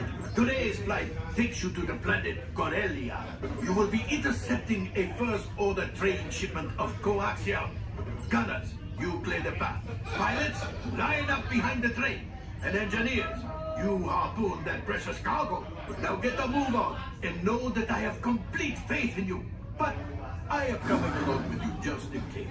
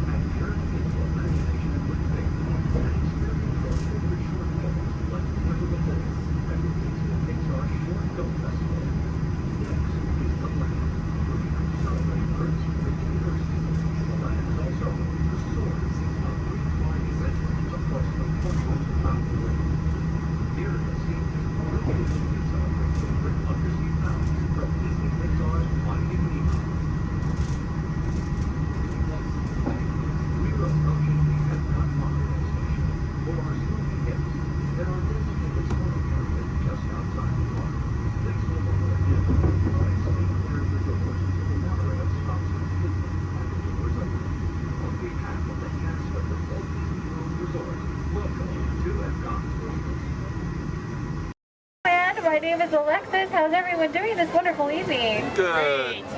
That was the most believable I've heard all night. But we're going to try it again anyways, folks. How's everyone doing this wonderful evening? Great. Woo-hoo. All right. Once again, my name is Alexis. I'm going to be your storyteller and captain for the evening.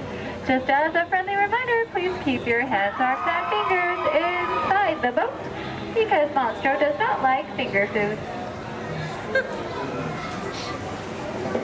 Oh, my folks, it looks like we are being swallowed by Monstro the whale. This is the very same whale that swallowed Pinocchio. But not to worry, folks, because Pinocchio was a smart little puppet. He lit a fire in here that made Monstro sneeze, and Monstro sneezed so hard that he blew his tail right off. Now, Monstro's not half as scary as he used to be. Haha. Around the bend to your left, you'll find the cave of the big bad wolf. And across the way, the homes of the three little pigs, the one made of straw, the one made of sticks, and the one made of 100% wolf-proof brick. Just beyond this bridge to your left, you'll find the village of Alice in Wonderland.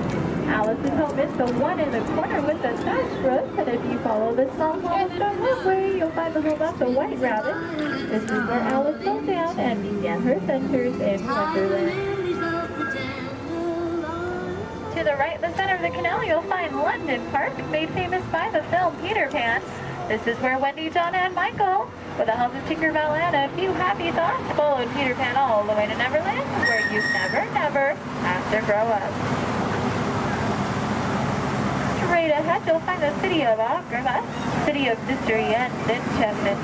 The busy marketplace below is where Aladdin and Jasmine first met, and Aladdin, being that prince of thieves that he is, he not only stole bread that day, he stole Princess Jasmine's heart. Aww. And it's underneath these rose-covered arches where Aladdin and Jasmine took their first magic carpet ride into a whole new world.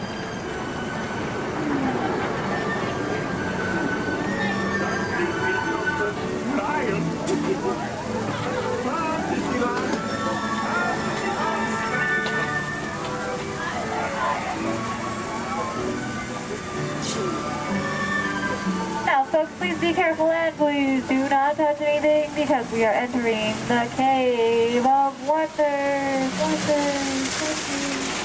As Aladdin and Abu discovered, this cave holds one treasure more important than all the others.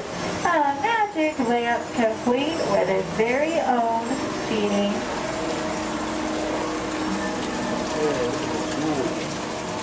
To the right, you'll find the home of Snow White and the Seven Dwarfs. The Seven Dwarfs are still back up in that jewel mine, whistling while they work. See? And to the left, you might recognize this French chateau is the home of Cinderella and her evil stepsisters and wicked stepmother.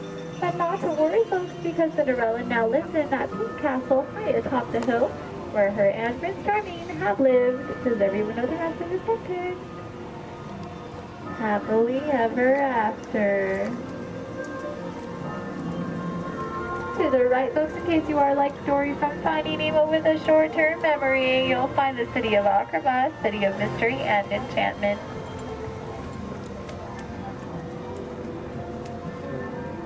To the left, you'll find the world-famous patchwork quilt. This patchwork quilt is comprised completely out of desert flowers, and it, along with every other plant and tree here in Storybook Land, are 100% real. They have just been miniaturized by a process known only by Tinkerbell and a few of our Disneyland gardeners.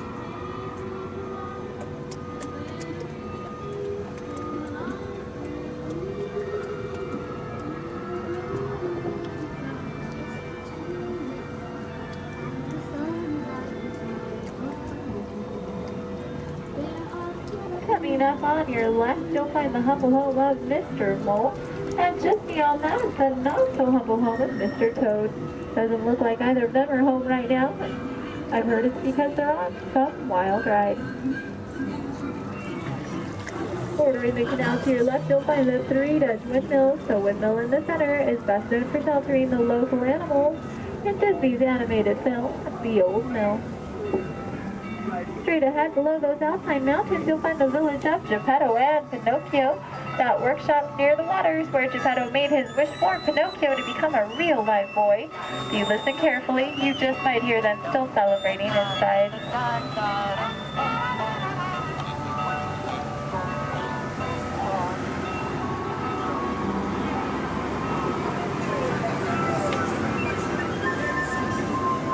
Coming up on your right, you'll see the ship of Prince Eric. The sandy beach nearby is where Ariel took her first steps on land and saved Prince Eric. That castle on top of the beach is where her and, you guessed it, Prince Eric, now lives happily ever after. And it is behind this waterfall that you'll find the Kingdom of Kingdom. This is where Ariel grew up and is still the home of her friends with Austin Saunders. Folks, it looks like our journey is coming to an end. For those of you closest to the dock, please remain seated with your hands, arms, and fingers inside the boat. Thank you for joining us here in Storybook Land. We hope you have enjoyed your... Our pilot's getting ready for takeoff in 3, 2, 1, blast off.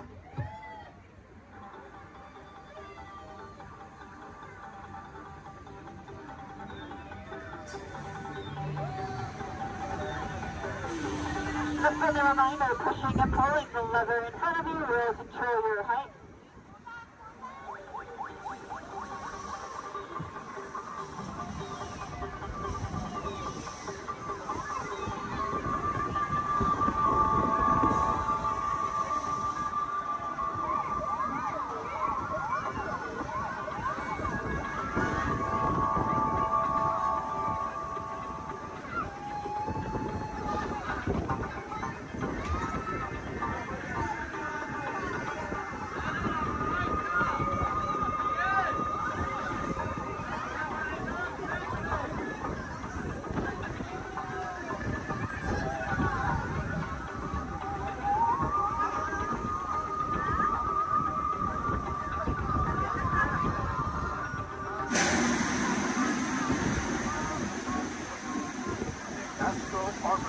now beginning its descent. Please remain seated until your launching is stopped, then follow the arrows to the flight. Welcome back, pilots. North of Mexico, please stop. And gather our belongings, but putting to the left and only. We recently learned that your Terran visionary, Walt Disney, had a similar goal in mind with his early concepts for the experimental prototype Community of Tomorrow. Go. Jumbo friends, my name is Sky and I'll be your guide on the Romney Wildlife Reserve. If you look above your heads, there is an animal spotting guide. Probably not going to see all of those animals, but we have some pretty good luck. Just remember to stay seated at all times. That includes any little ones. Please don't hold anyone up or pass anyone around. Keep your hands, arms, feet, legs inside of the vehicle at all times. We brush up against some thorny brush. And these are going to be real wild animals. They are going to be moving around, so you may want to have your cameras out ready. Hold on tight. I recommend a sport or an action mode if you have it.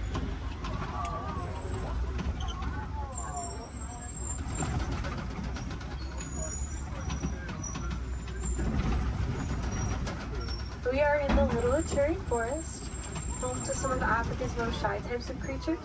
They're usually very good at hiding, and their markings will help them to blend in. Like that okapi up on the right. They have white stripes on their legs, kind of like zebra stripes. Okapis are actually the only known relative to the giraffe. They have a similar skeletal structure without the long neck and long legs. They were believed to be mythical creatures until 1901. People thought they were too good to be true, but they're true. I think they're pretty great. To the right of the bamboo on the hill in the sun, there's a yellow-backed duiker, dark brown animal. Duiker means diver in the Afrikaans language. They dive into the nearest bush when they get spooked. There are some saddle-billed storks a little further up to the right. They're walking up this hill. There's one on the top of the hill. Looks like they were collecting things to build a nest, but big black and white birds. Stand about 5 feet tall, have a 9-foot wingspan, and they're made for life.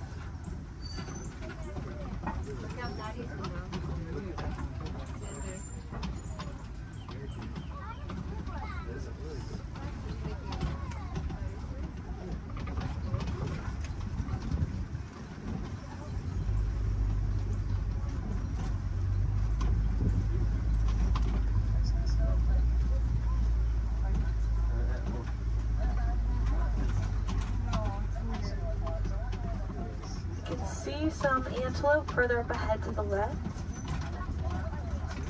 There's going to be some tan ones called greater kudu. They can leap up 8 feet in the air to jump over obstacles, which is super helpful if they need to get away from a predator. And there's some reddish ones called bongos.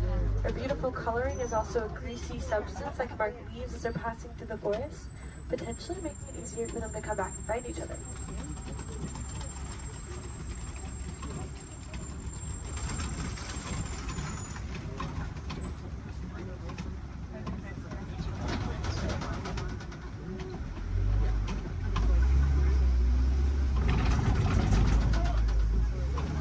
Let's make our way down to the Safi River next. That's home to some of Africa's more aquatic animals. We should probably look for them in the water.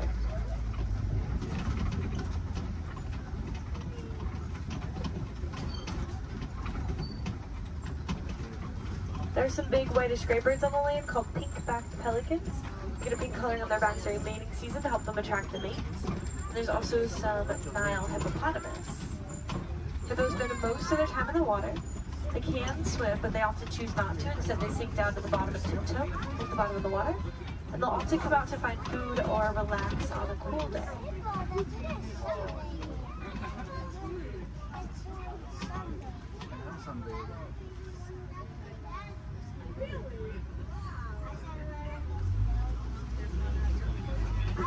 The Nile hippopotamus are one of Africa's most dangerous animals.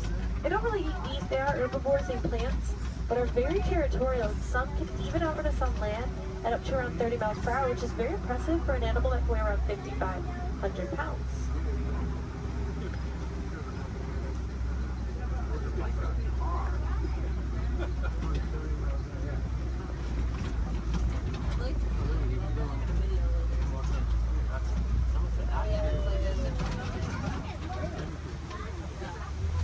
Underneath this bridge, there are some Nile crocodiles.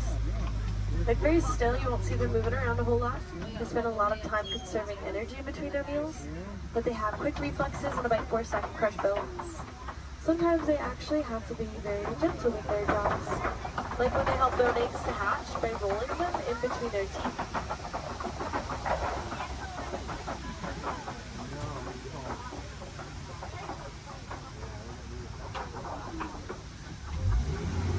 Let's make our way towards the savannah next. That's where we will be spending the most of our time. It's known to have vast open grasslands, and it's a really great place to find some more animals.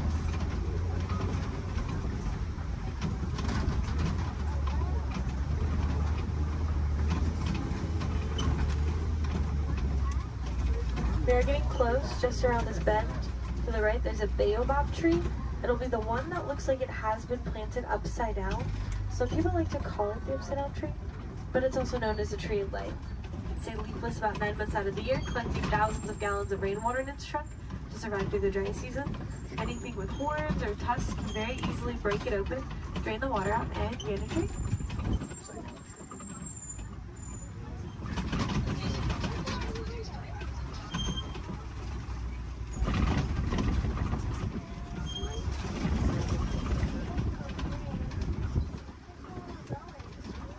There's some wildebeests at the bottom to the right. Those are going to be the silverish animals. They can migrate in large herds of up to 1.5 million of them and also run around 50 miles per hour. So they line up in rows, group up and face different directions to avoid running into each other and if they have to run away from something.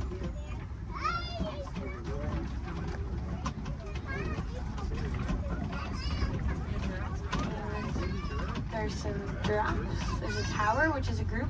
Makes sense, they tower over everything and are about 20 feet tall. Giraffes are born at about 6 feet tall after a 15-month pregnancy. And the large tan antelope are the elands. They stand up to around 6 feet tall at the shoulder, weigh around 2,000 pounds, and have a funny way of attracting a mate. They'll wrap their woods in leaves like they're creating crowns on their heads, and they'll flex their muscles.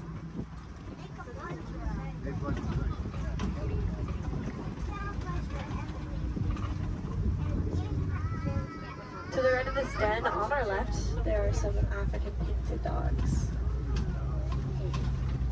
They get their name from their beautiful markings that are as unique to them as our fingerprints are to us. They are not like your pups at home. The African painted dogs are the most successful hunters on the savannah. They hunt in packs and chase their prey to the point that it drops of exhaustion. So very dangerous, also very cute.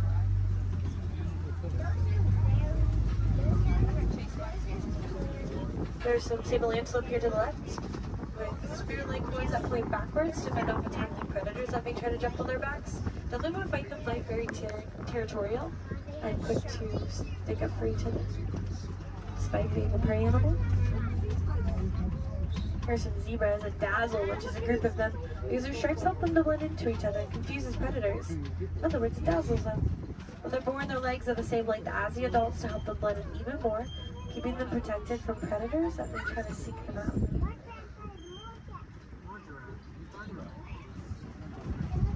Large mounds at the side of the road are termite mounds, made up of animal dung, dirt, and termite saliva. They get as hard as concrete in the sun, so animals like elephants, giraffes, like to use them as a scratching post, writing them down. Antelope can stand right on top of the worn down ones to use them as a lookout, looking out for predators.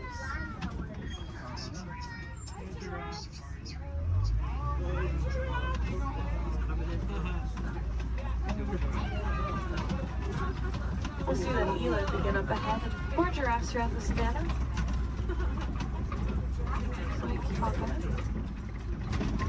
See some wildebeest not too far away from us.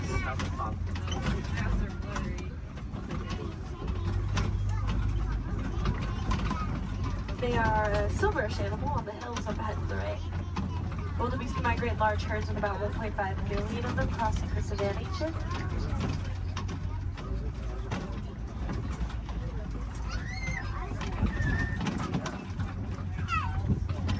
They also run around 50 miles per hour, so wildebeest face a pretty big challenge of trying to avoid running right into each other if they have to run away from something. So they often line up in rows, group up, and face different directions. Keep themselves from running into each other.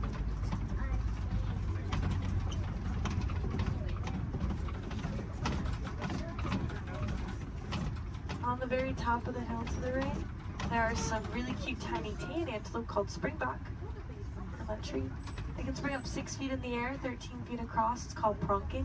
Sometimes they do it to show off to predators because they can also run up to about 60 miles per hour, making them one of the fastest land mammals.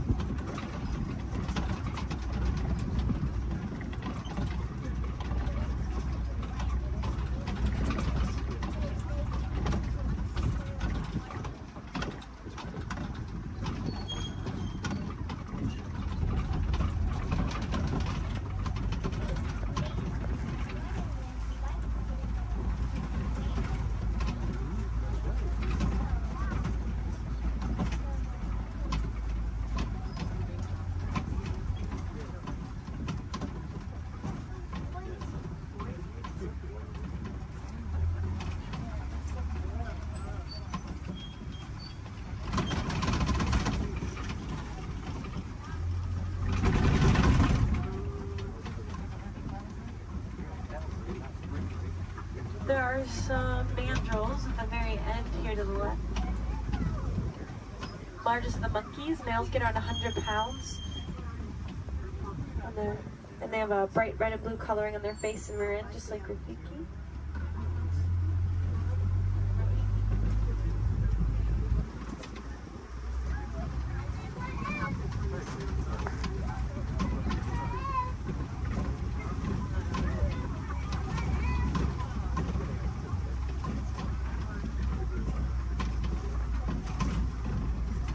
Next up, we'll head towards some red clay pits. Some animals really like to eat red clay. It's really good for them. Kind of like taking a vitamin. Although, unfortunately, red clay pits are also often a set of coltan mining, which can cause some problems like habitat destruction, limited food source, more poaching. It's actually very easy to help out with those issues if you are interested. All you have to do is recycle any of your old, unused, broken electronics or appliances. They contain that coltan. You might be able to find some recycle bins in places like your local grocery stores or electronic stores. Or you can check out Grace Gorillas. They're working to help gorillas in the Congo, and they cover the cost of shipping if you recycle with them. We're pretty big fans too. We named one of the gorillas Grace on Gorilla Falls Exploration Trail.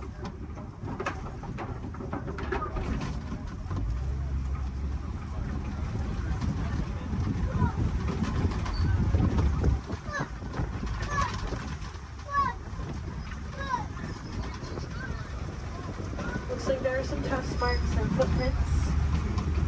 Could be getting close to smoke.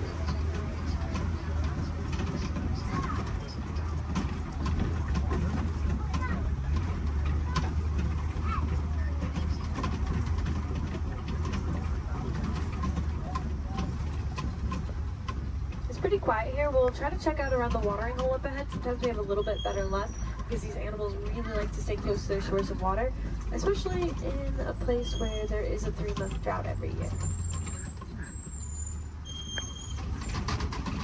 The savanna dry season does cause animals to have to migrate across the savanna in search of better sources of food and water. When they find them, they stay close to them for as long as possible.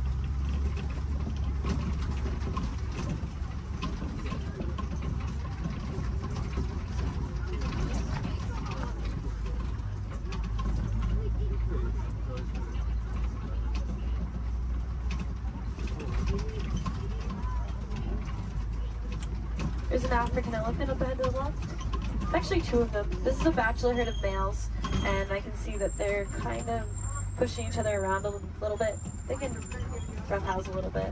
It's pretty normal. African elephants are the largest land mammals. They can weigh up to around 14,000 pounds. Elephants are born at around 300 pounds after a 22-month pregnancy. And they're a matriarchal society, so females are in charge. They actually kick these males out of the herds once they reach maturity of around 13 to 15 years old. Some males migrate alone, some band together and create their own herds called bachelor herds. Here's a flamboyant of creative flamingos here. These ones are a very light shade of pink, and it can take up to 2 years for them to get their coloring from beta-carotene found in the brine shrimp that they eat. There are a few different theories to why a flamingo might stand on one leg. It's mostly believed to help regulate body temperature, kind of like sticking one leg outside of the covers at night to cool yourself off. A flamingo might just put one leg up.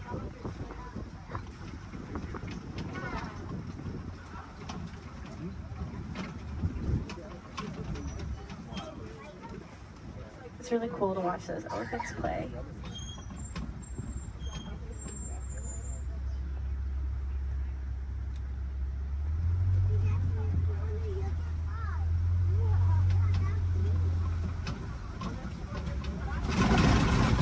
Looks like something may have been rolling in the mud up ahead. Some animals like keep mud as a sunscreen, a bug repellent. It's also just good for their skin, especially these white rhinoceros. They do that. They're almost always covered in mud. Rhinoceros can get up to around 5,000 pounds and are very social, love to hang out in crashes, their groups. Unfortunately, they are poached for their horns made out of keratin, which is hair and fingernails. People believe that it has medicinal purposes. It is really just hair and fingernails, so awareness is a big part of rhino conservation. Rhinos here in this reserve are helping us to spread that awareness. There's an ostrich to the right. Largest birds, flightless. They run around 40 miles per hour. Their wings help them to keep their balance and quickly change directions while they run.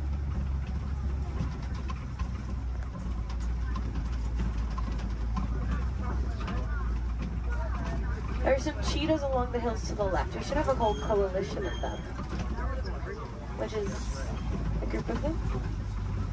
Fastest land mammals, they have a top speed of up to 70 miles per hour, which we'll get to in just a couple of seconds. Cheetahs really only run for about 30 seconds at a time. Not long distance runners. And they are most active during the day. They do their hunting during the day to avoid the competition that they would have if they were to hunt at night, especially alongside big cats.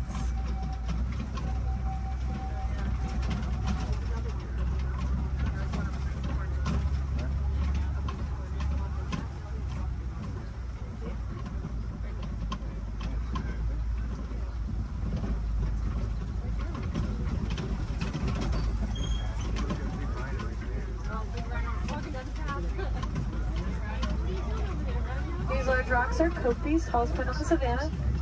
Some animals like to use them as a vantage point to look over the savannah. See if maybe we can find something on the other side.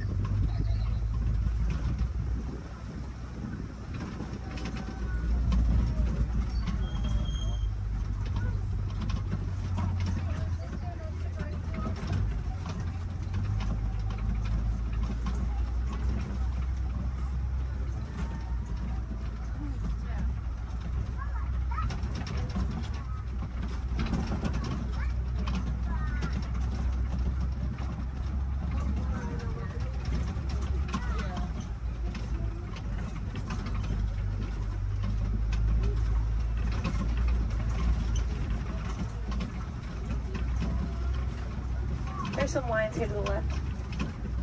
They sleep and relax about 18 to 20 hours out of their day, active for about 4 to 6 hours at night. So we get a tail. That's mostly what I can see. When they wake up, the males stay back to make sure the prides are protected. The females tend to do about 90% of the hunting.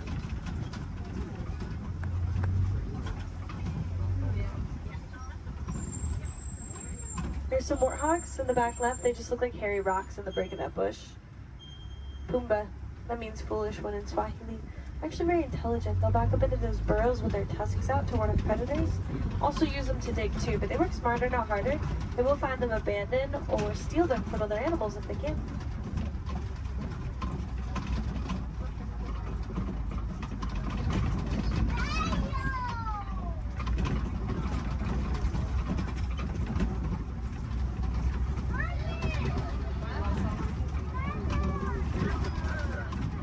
are some ostrich eggs down this path of the ring. Largest of the bird eggs, they get around 3 pounds each. One is the equivalent to 2 dozen chicken eggs, and they're very tough. Probably wouldn't crack if you were to stand on one, but I don't think that ostrich we saw earlier would like that very much. And now we are heading into the final area of the reserve. Mostly farmland. We'll see if we can find some farm animals before we head back to our warden's post.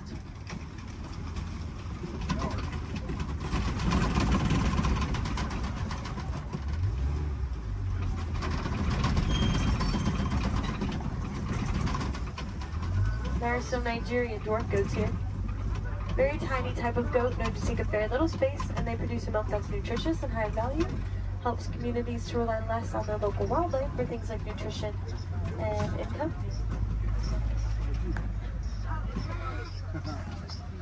The yellow box and the yellow post here to the left is a beehive fence from our Elephants and Bees project, which is personally one of my favorite projects that we've ever worked on.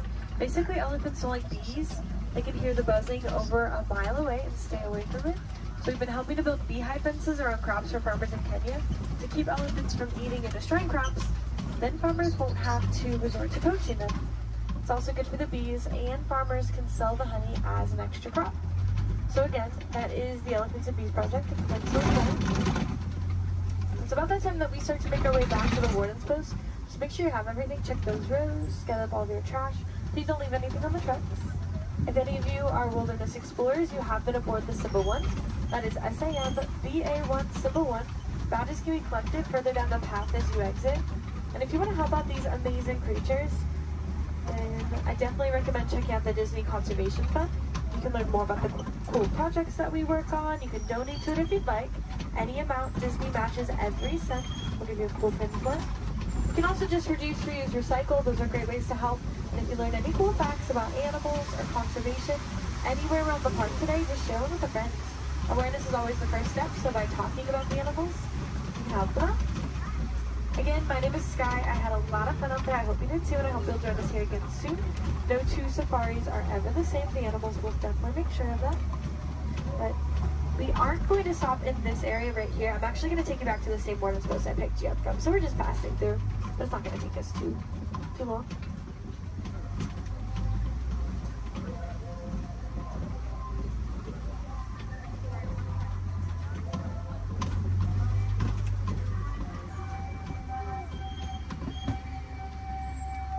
Sante-sama, thank you.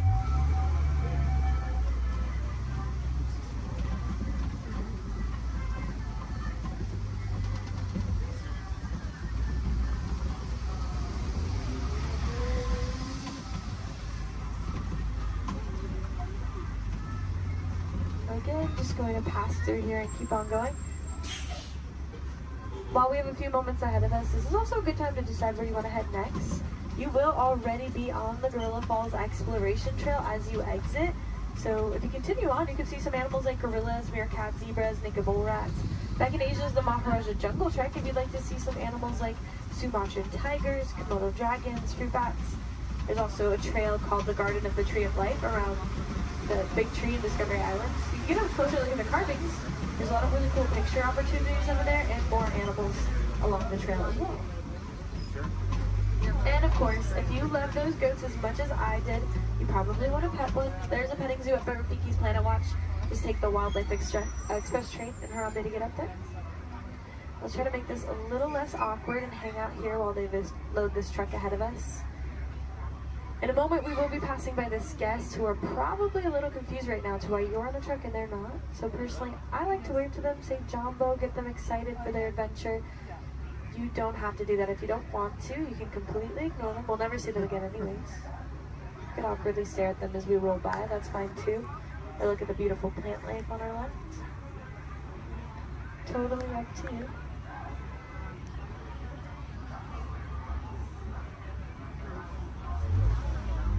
Alright, here we go. Jumbo friends, Jumbo warden. Jumbo friends, Jumbo warden.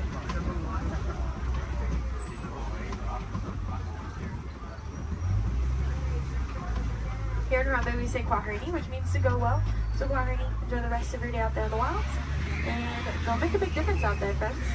Bye.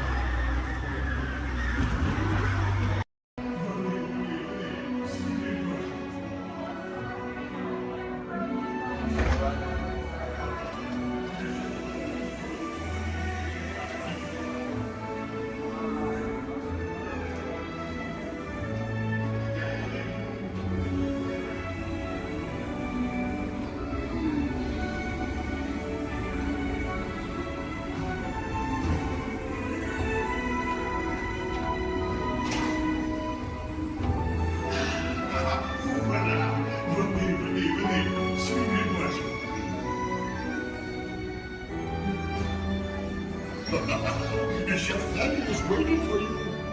This way. Qu'attendez-vous?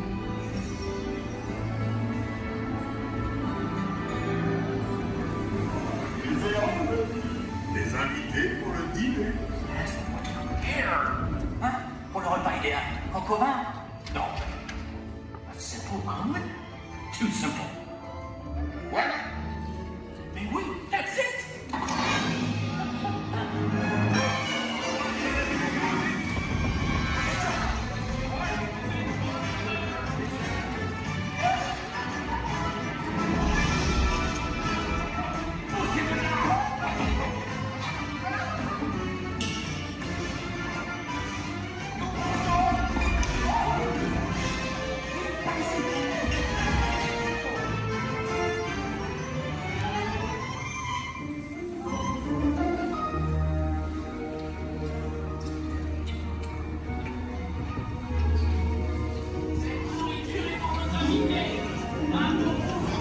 Hey guys, the food is for them, not you.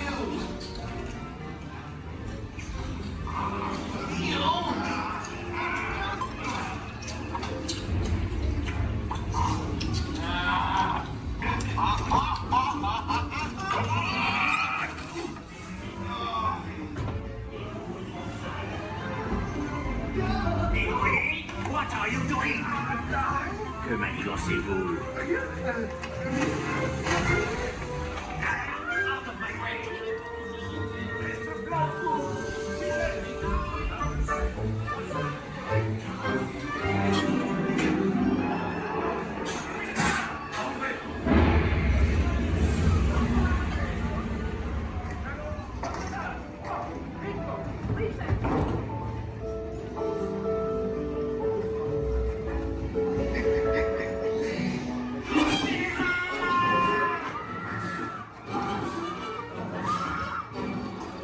Dépêchez-vous, bicycle, go, go.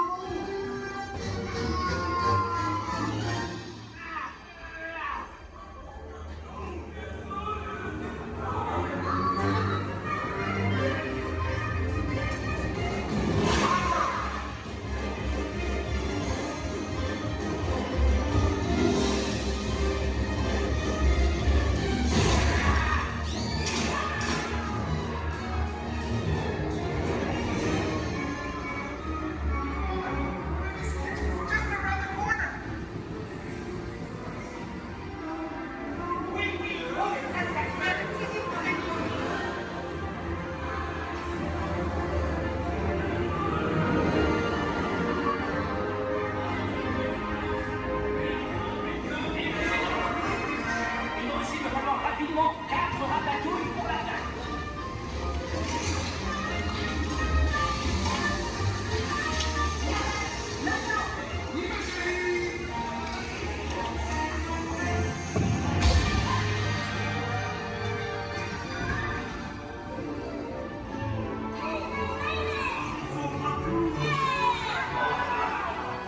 Hey, thanks for coming, everyone.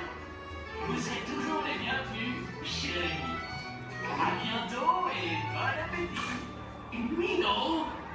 Au revoir.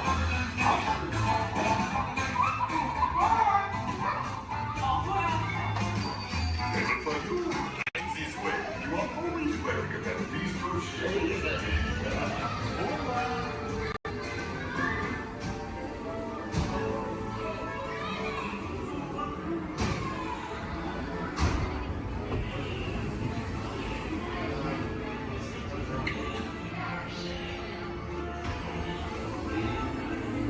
Okay, be sure to grab all your stuff and watch your step as you exit. Goodbye.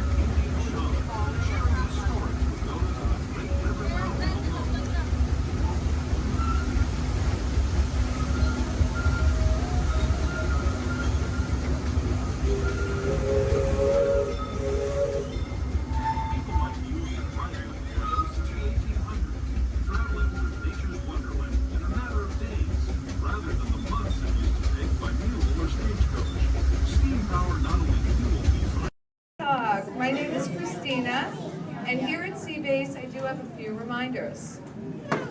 There's no eating, no drinking, no smoking, and absolutely no flash photography. Thanks, guys. The equipment you see here hanging in the water is called a hydrophone. Hydrophones help us to hear things beneath the sea. Today this is going to help us hear a very special guest. Does everybody know who that guest may be? Shout it out. That's right. Crush is going to come out and ask us a few questions about the human world, and we may have a few questions for him about the turtle world. So please think about the questions you may want to ask Crush. I do know Crush is out catching a wave, and he asks, on the count of 3, as part of a year of a million dreams, we are going to have Joseph count out from South Carolina. 1, 2, 3, and everybody else, scream out, "Hey Crush." Ready? Joseph? Hey, Chris.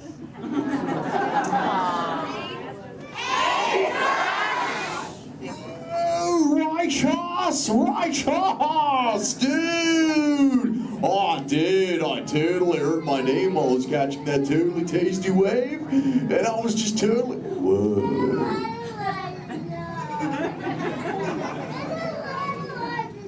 Check out all of you human dudes in the human tank. Hello, dudes! Oh, they live. Hey, dudes! Whoa, there's a little Brahmin sub-level. Awesome! You know, where there's little dudes and dudettes, I bet there's some fellow moms and pops. Let's hear from all the moms and pops! Yeah! Awesome! Let's meet some humans up close. Hey, there's a dude here with a light lid and a gray shell. Hey, dude. What's your name, miniman? Mitchell. Mitchell. Mighty Mitchell, dude. Where are you from, dude? Kansas. Whoa. Never heard of it. That's cool, though, Mitchell. Do you think any of your friends back home knew you would be talking to a turtle? Not really, no. Yeah. Well, dude, if you told me earlier I'd be talking to a human, I'd have been like, no way. Hey, Mitchell, dude, it's really nice to meet you. I'll just assume the feeling is mutual, dude. Totally, dude. Hey, there's more humans on this side. There's someone with a blue lid and an orange shell, I think, right in the front here. What's your name, dude? Michaela. Minnie Michaela, who brought you here today? Your mom. Where's the mom to Michaela, dude? Oh, way in the back. Sorry to get stuck with the cheap seat. Standing room only, dude. Sorry. Hi, name's Crush. What's your name? Shelly. Shelly. Oh, that's the name of my wife. Shelly. Yes. This is your little offspring, Michaela. Do you have multiple offspring? Yes, I have 3. Awesome, dude. Do they ever ask you questions? Yes, I do. They never stop, do they? No. I bet some days you're like, am I right, dudette? You are very right. Sure. You know what, Shelly? What? From one parent to another, we just shared a moment. Totally did do that, y'all. Because my offspring Squirt, he always asks me questions about all of you humans. So if you dudes can answer some of his questions, everybody here really loud say cha! Awesome, dudes! Now, dudes, before we can answer any of his questions, we gotta make sure we're all on the same page, lingo-wise. Do you dudes know what the most important word, dude, in the turtle language is, dudes?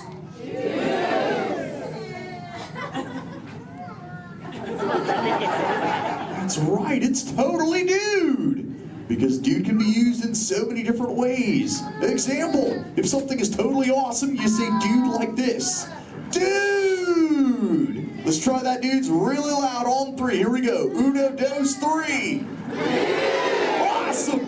But when you get bummed out, you go, dude. Try that one, dudes.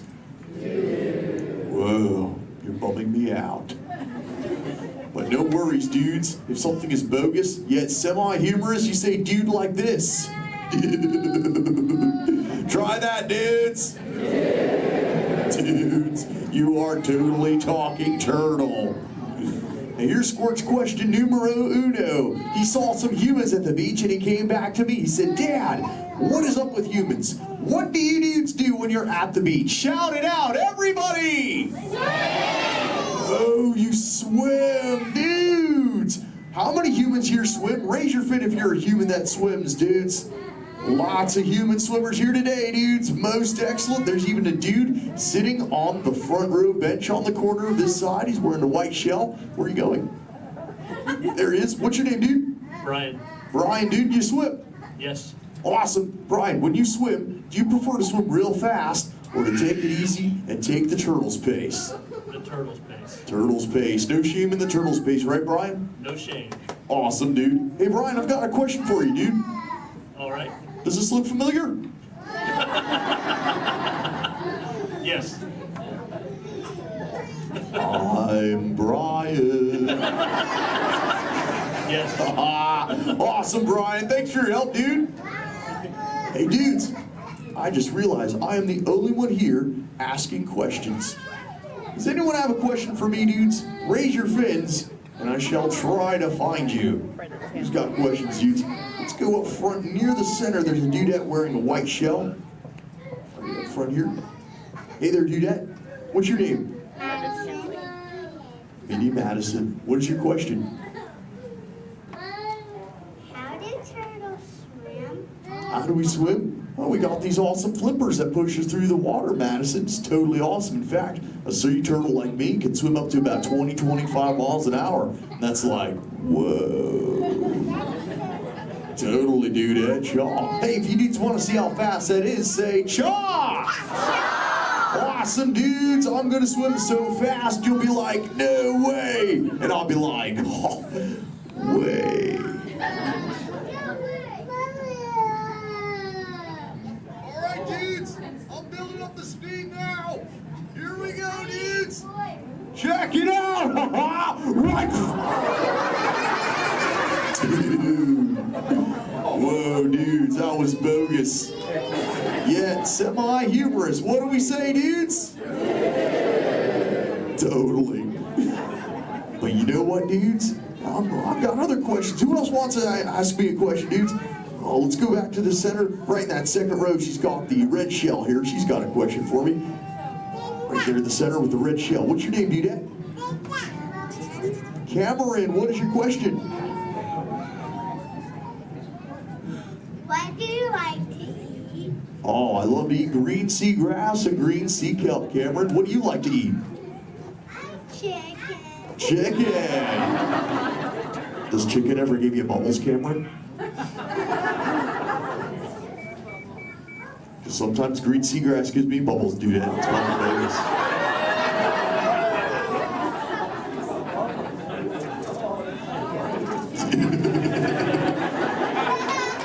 Sorry about that, dudes. Who else has a question for me?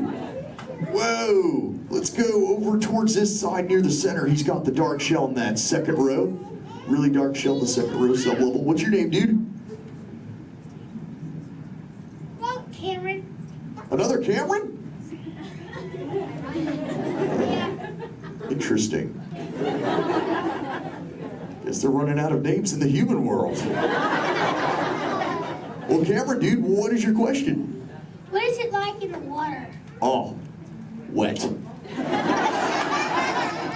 Cameron, have you ever, what? How do you ever feel in it? How do I, wet. Well, have you ever been in the water, dude? Yeah. How do you feel in it? Good. Good. Oh, awesome. Well, oh, and wet. Well, that makes sense. Cameron, dude, what do you wear in the water? What you're wearing now? No, I wear a swimsuit. Oh, a swimsuit, Cameron, dude. Check it out, dude. Squirt said this is called a swimsuit right here. Check it out, dude. This is what Cameron wears. Awesome, dude. That's what you wear, right, Cam? No, it's a boy wear. It's what? It's a boy wear. This isn't for boys?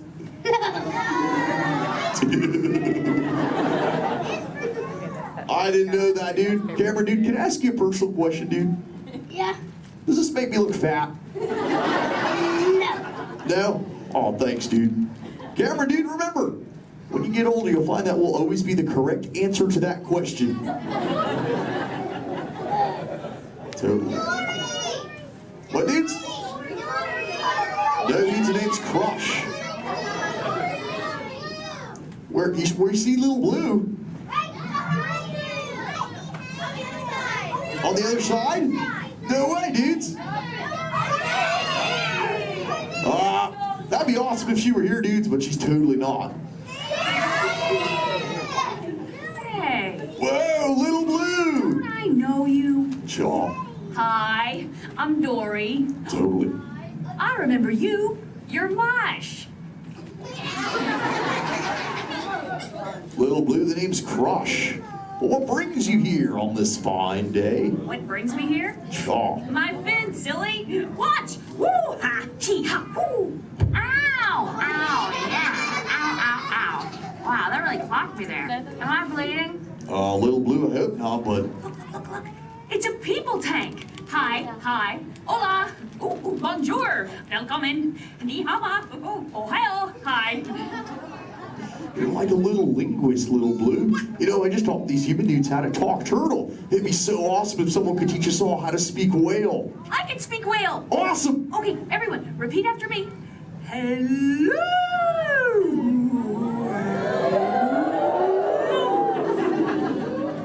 That sounded pretty good, dudes, but let's try it all together real loud. Hello.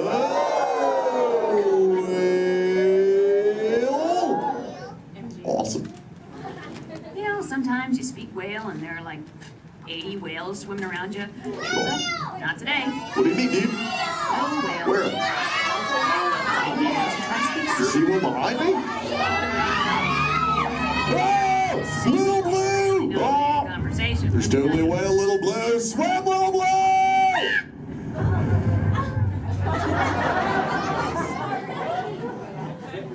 Tell the whale to go away. Help her out, dudes, and say, go away, whale.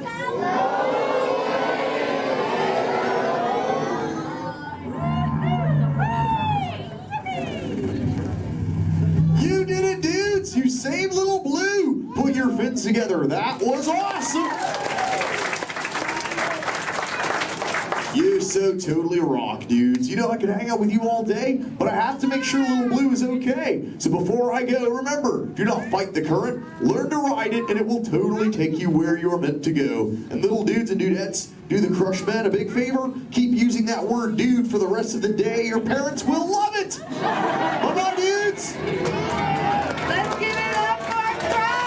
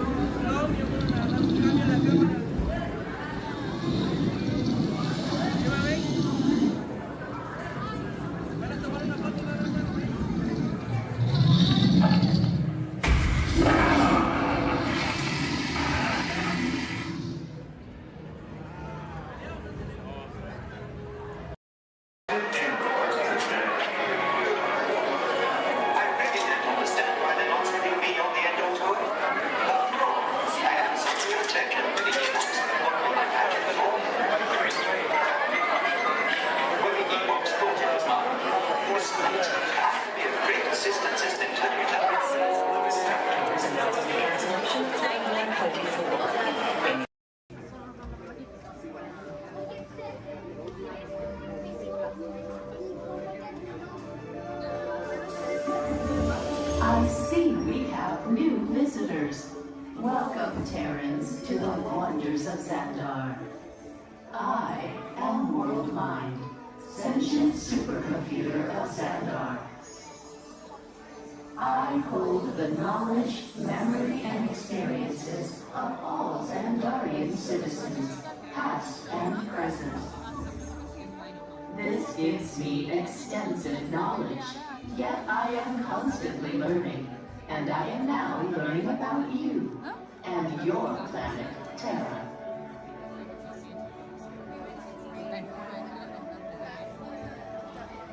Much of my knowledge of your world came from your great scholar, Peter Quill. However, many of his facts have yet to be confirmed, such as the incredible importance of a legend called Footloose. Through my fellow Xandarians working here at the wonders of Xandar, I am discovering more about you Terrans. Such as your fascination with eating the turkey leg. Why only the leg? What about the rest of this creature? We are eager to learn the answers to these questions and so much more about your world. In return, we Xandarians hope to share with you more about ours. Although Xandar is 2.537 million light years away from your planet Terra, our worlds are actually quite similar and began at precisely the same moment. We refer to this as time zero, before the existence of anything. Our worlds were born of a single point of matter and energy that blasted outward in what you Terrans refer to as the Big Bang. And from nothing came the beginning of everything.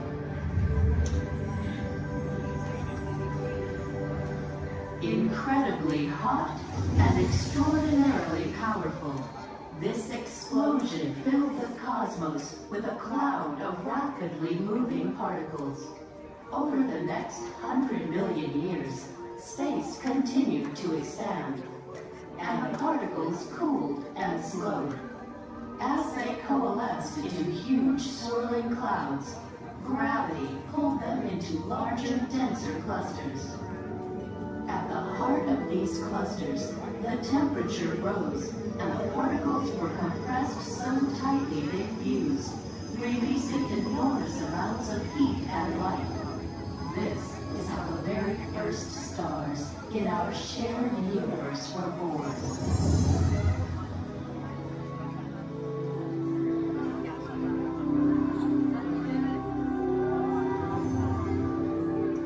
The singularity is just one of the commonalities between our two worlds that we will explore today.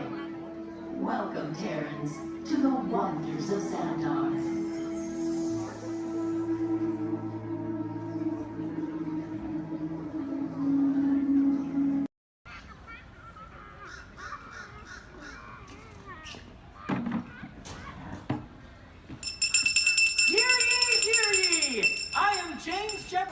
The town crier of Liberty Square. But my friends, call me JJ. Come on, everyone, gather round. You're just in time. Come closer, all ye people, gather round and listen well. I've got a satchel full of history's greatest tales to tell. Your hair will stand on end with all the history and such. Unless, of course, you're bald like me, in which case, not so much. Hey, Sam! It's Sam Eagle, everybody! Tell us, Sam, what great American story are we sharing today? Today we shall salute the Declaration of Independence. Ah, a great story indeed. The people of the colonies, they said, let freedom ring! Declared their independence. Then they overthrew the king. There were battles, there was violence, there were spies and triggers too. We won't speak about all that. This is wholesome through and through. Right, let's bring out some friends to help us. Hey there, that's your cue. Welcome! Hiya! Woo!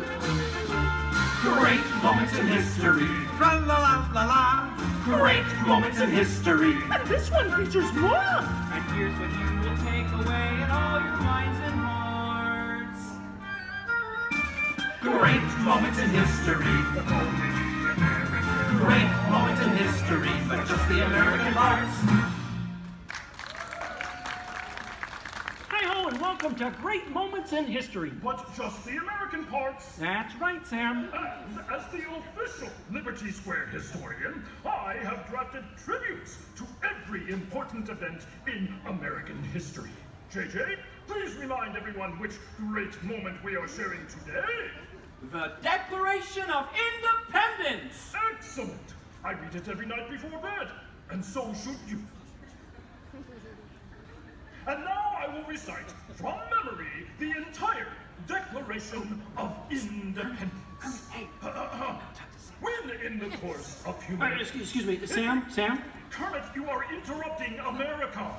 Sam, the gang and I were talking, and we had some ideas to make your show more entertaining. Entertaining? In a theme park? Yeah. Highly unusual. Aw, please, Sam? JJ, I could use a little help here. Sure, Kermit. Let's put this to a vote. All those in favor of making Sam's story a little more entertaining, say aye! Aye! The ayes have it. Oh, it appears democracy has spoken. All right, Kermit, you and your band of weirdos can go. Okay. But please, do it with dignity. Oh, sure, Sam. We always do things with dignity. Hey, Kermit, the all-chicken chorus is ready for their big number. The clock heard round the world. Get it, girls! Too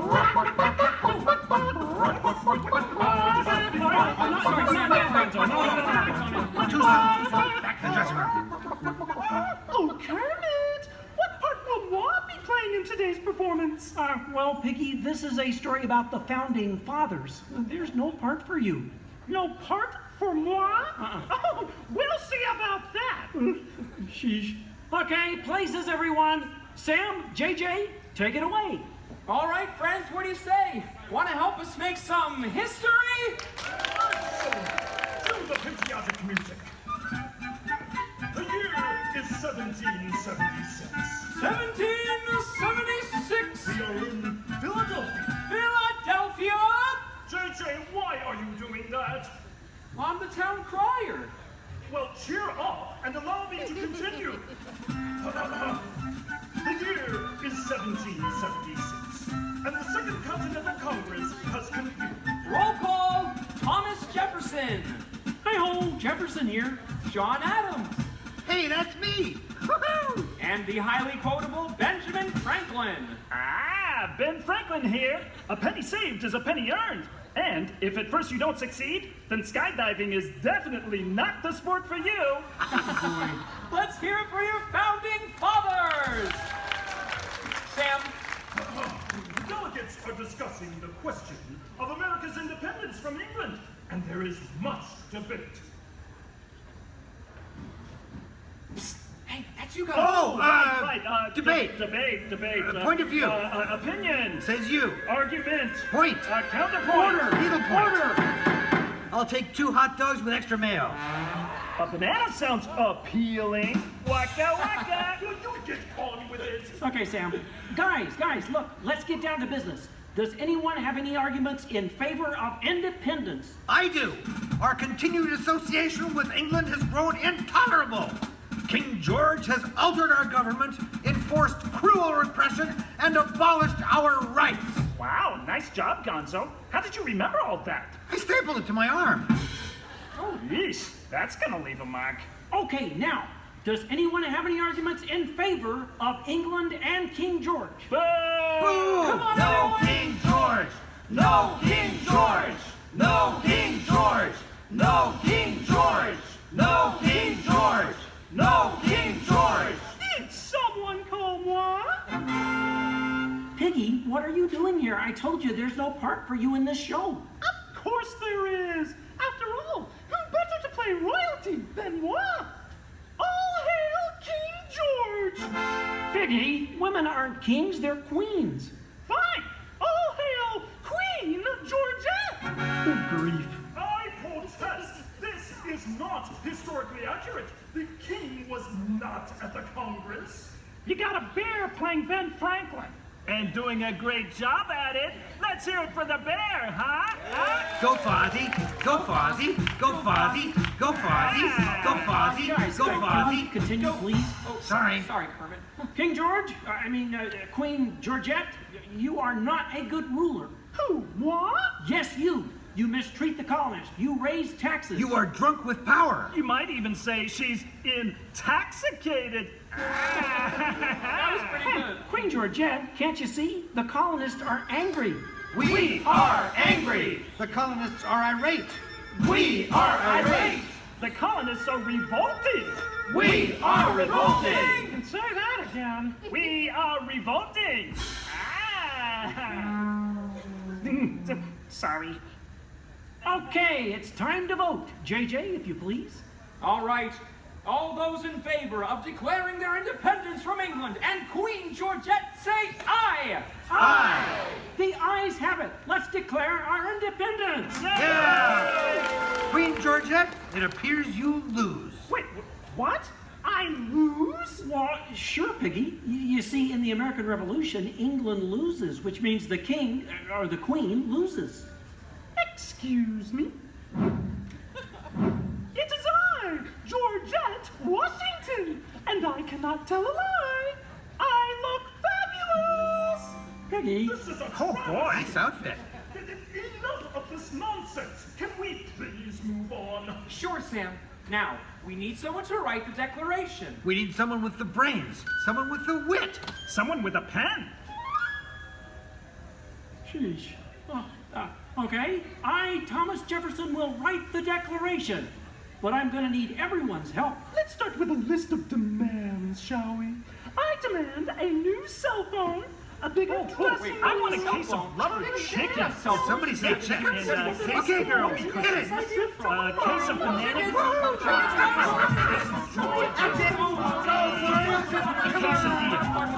You're doing it. Guys, Guys, when Jefferson wrote the Declaration, it was more than a list of demands. What? Oh. What are you talking about? Yeah, it was about things we all believe in. Things worth fighting for. Things that inspired the birth of a new nation.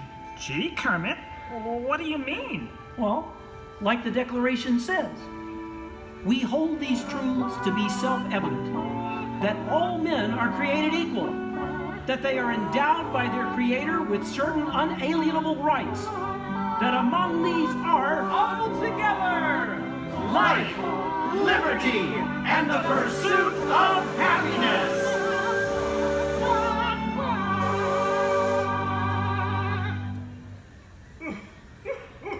Sam, why are you crying? I thought that was pretty good. It wasn't good. It was glorious. Yes! Way to go, everyone. Hey, Sam, looks like now you're the town crier. Just ring the bell. Let freedom ring! Great moments in history, the 4th day of July. Great moments in history, we said King George goodbye. And here's what you will take away in all your minds and hearts. Great moments in history, great moments in history, great moments in history. Great moments in history, but just the American parts. Thanks, everyone. We couldn't have done it without you. And to England, no hard feelings. You're still one of our best friends.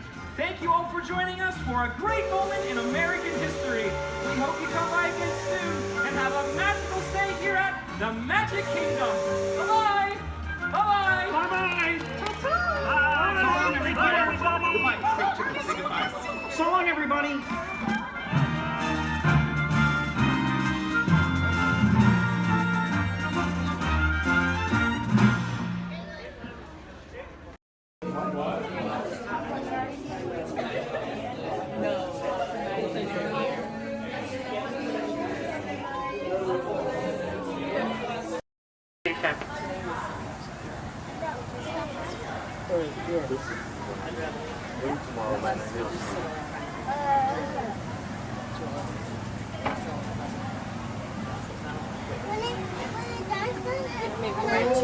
We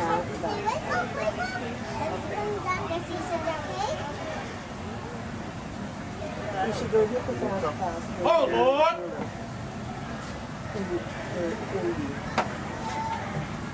Is it all right there?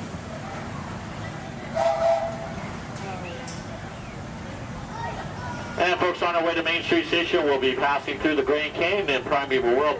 This is a perfect opportunity to take out your cameras and snap a few pictures. However, as a courtesy to those around you, we ask you please turn off the flash photography and video lighting on your cameras. Once again, no flash photography or video lighting inside the tunnel. Thank you.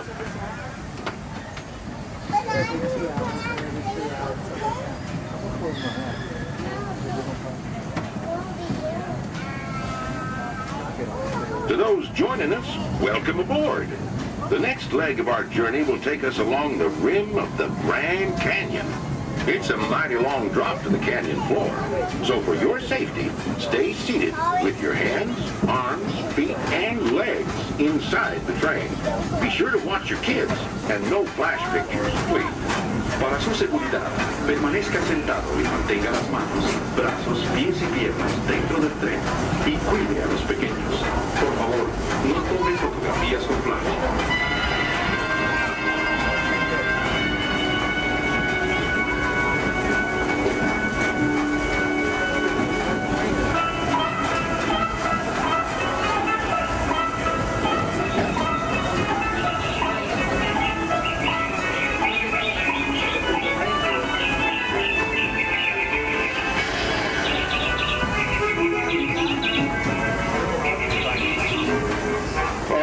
Everybody to please remain seated at all times. Thank you.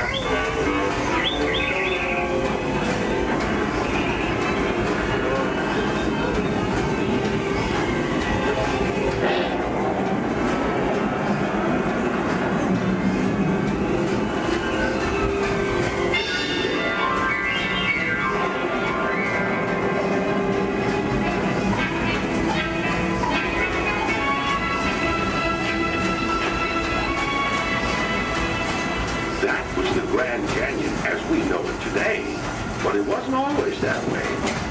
Quiet now as we travel back in time, back to the fantastic primeval world, land of the dinosaurs.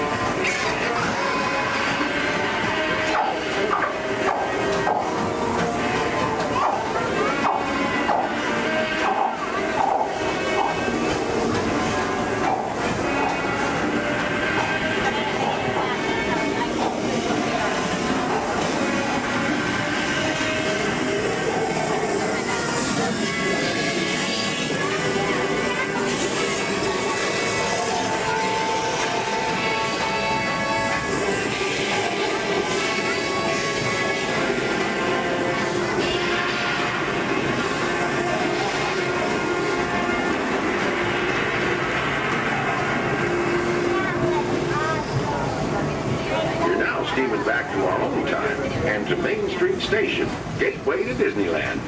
If you'll be leaving us here, stay in your seat till we come to a full stop.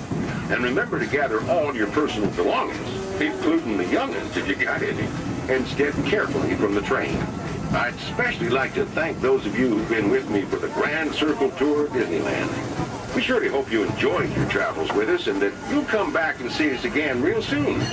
For those of you traveling on, we'll be on our way again in just a few minutes. This is Main Street Station, Main Street, USA.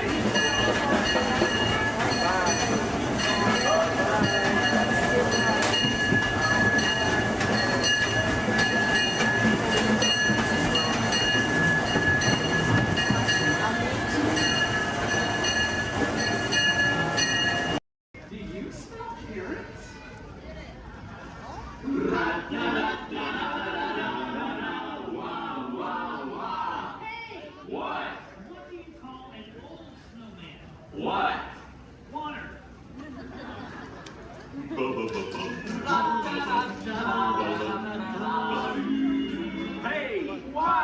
Where does a snowman keep all his money? Where? In a snowbank.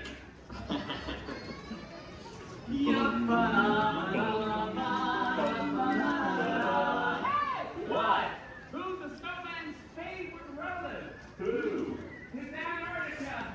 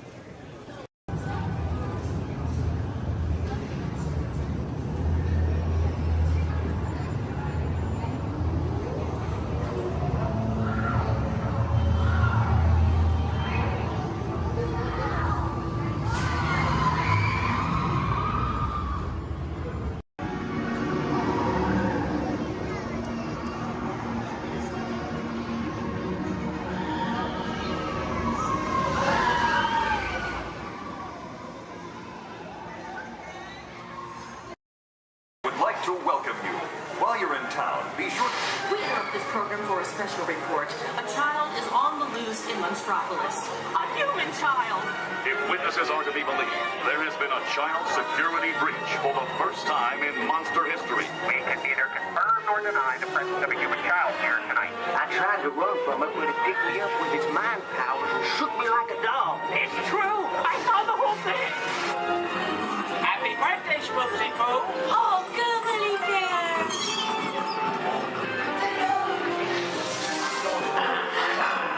It grabbed me with its giant forked tongue and rolled me up and down like a yo-yo. It was horrible. I was minding my own business. We gotta get you home.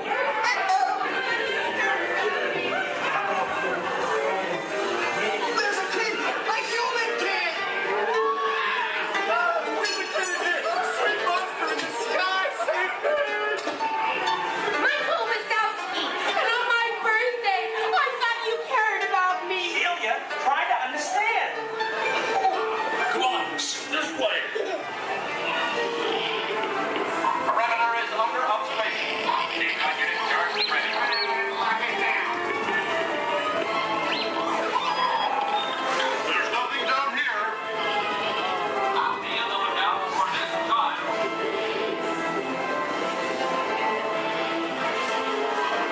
I hate working nights.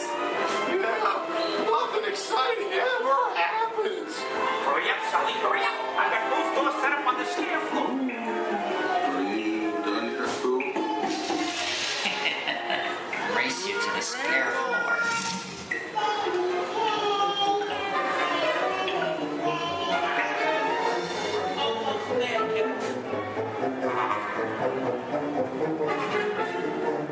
They'll never find her door now.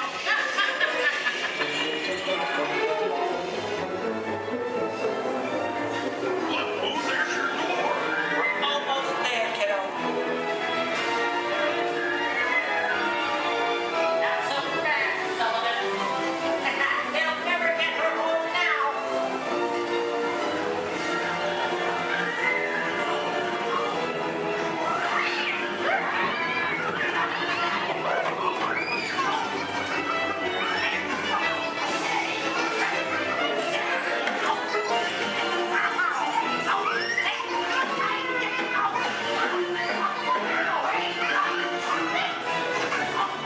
It's been the most terrifying day of my life.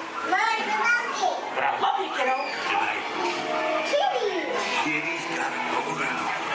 Sleep time.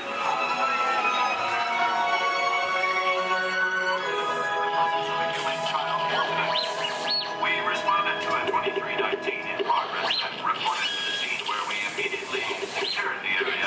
Get ready, folks. We have to decontaminate you. After careful and thorough observation of the perimeter, we quickly rendered the situation status to 990. We can neither confirm nor deny the presence of a human child here tonight.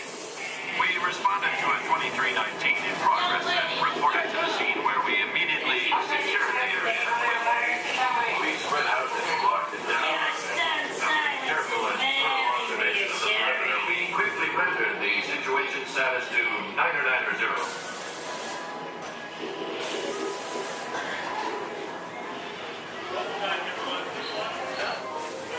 Come back and see me sometime.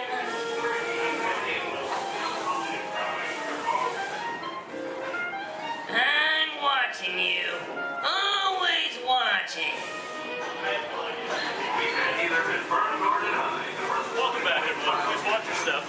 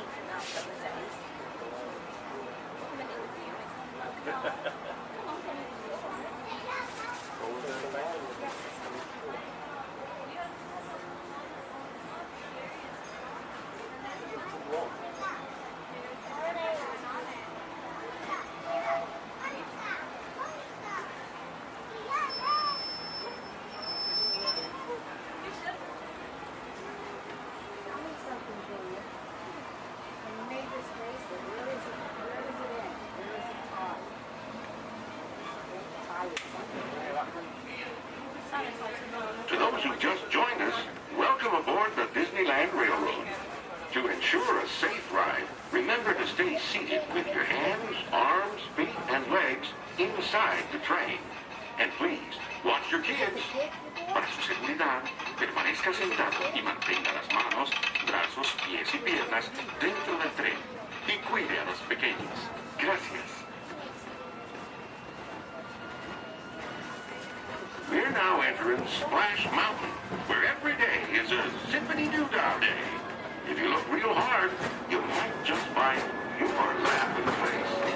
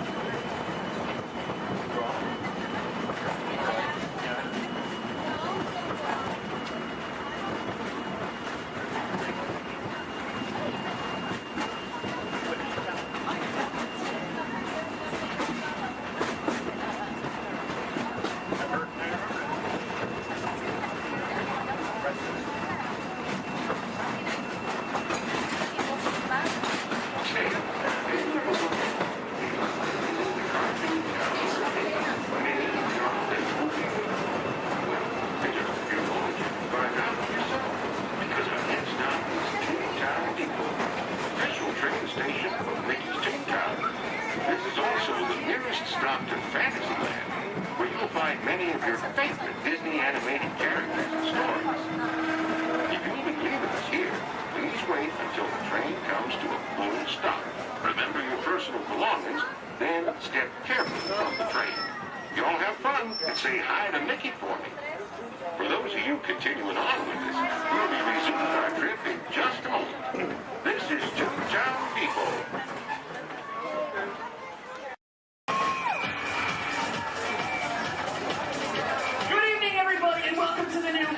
Paradise Park here at Disney California Adventure. I'm Brian. And I'm Emily. And we're here to celebrate Disney's brand new spectacular World of Color.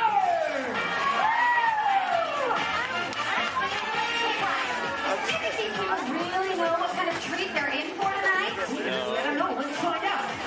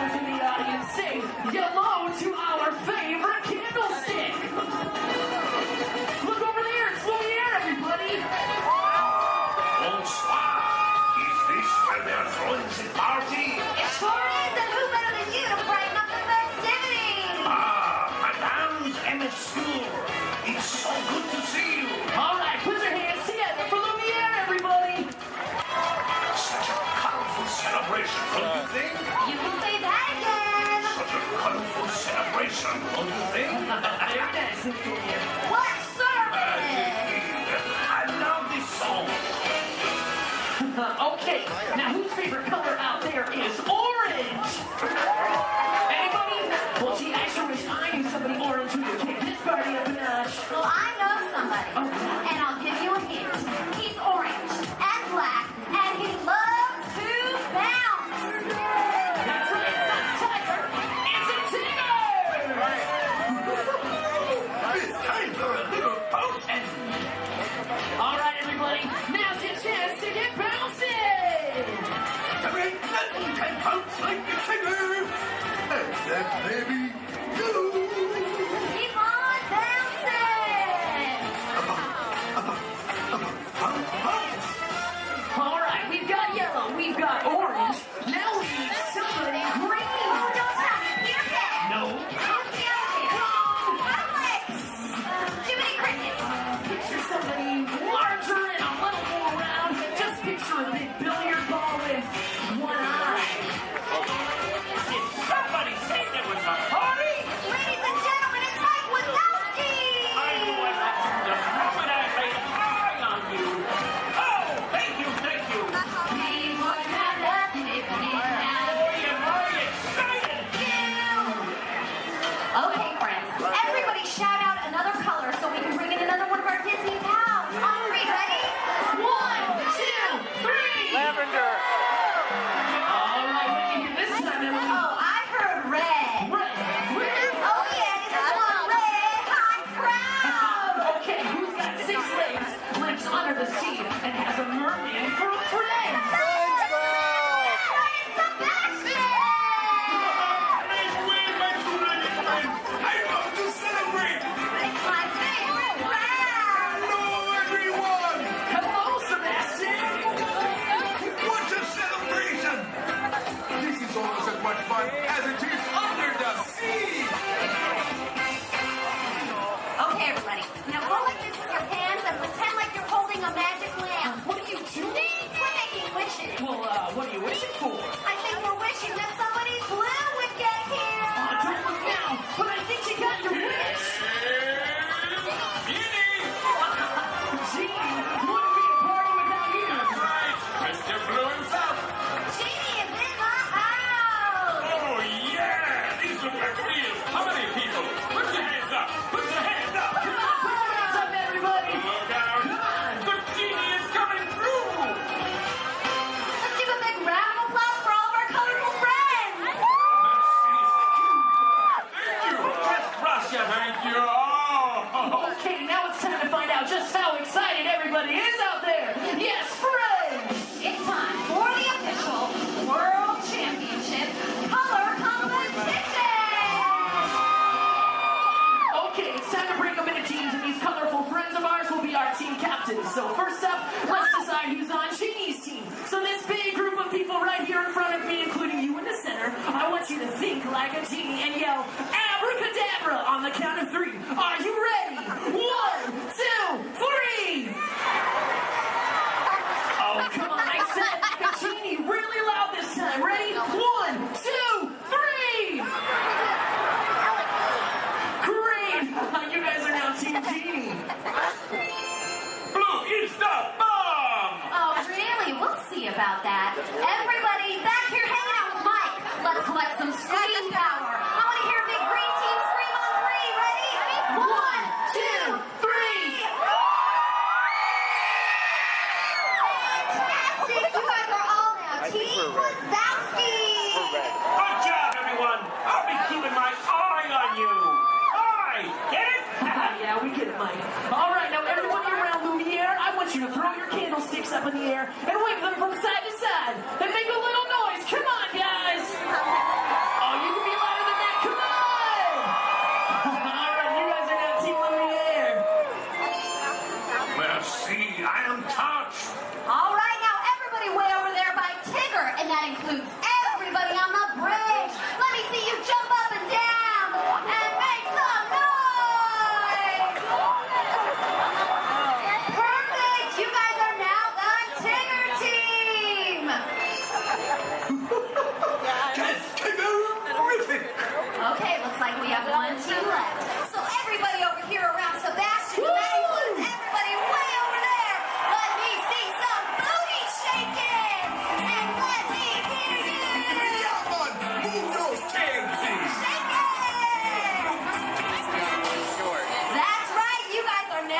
Team Sebastian. I love it! Okay, does everybody know what team they're on? Do you know who their team captain is? All right, it's time to get the color competition started! And hey, if you don't know what team you're on, just pick one and join along, all right? All right, take it away, Emily. Okay, you guys, so what we're gonna do is we're gonna teach you part of an awesome song from the movie Tarzan. Then we're gonna have each team help us out by singing it one at a time. Then we'll pick a winner. All right, let's hit it! Okay, so I'm gonna say something first, and then you all repeat after me. Are you ready? Let's do it. Say do. Bop. Bop. She. Do. All together now. Do. Bop. She. Do. Do, bop, she, do. Come on. Do. Bop. She. Do. Do, bop, she, do. Awesome. This time we're gonna sing it. Repeat after us. Do, bop, she, do. Everybody sing it. Do, bop, she, do. One more time, louder. Do, bop, she, do. All right, Emily, do you think they're ready? Oh, they're ready, all right. All right, color crews, it's time to shine. Emily and I are gonna call out a team. When you hear your team call, we want you to belt out that phrase as loud as you can, okay? Oh, and one other thing, you gotta sing the right notes for your section to win. Okay, guys? Team Genie, you guys are up first. All right, watch Emily and I for your cue. Here we go.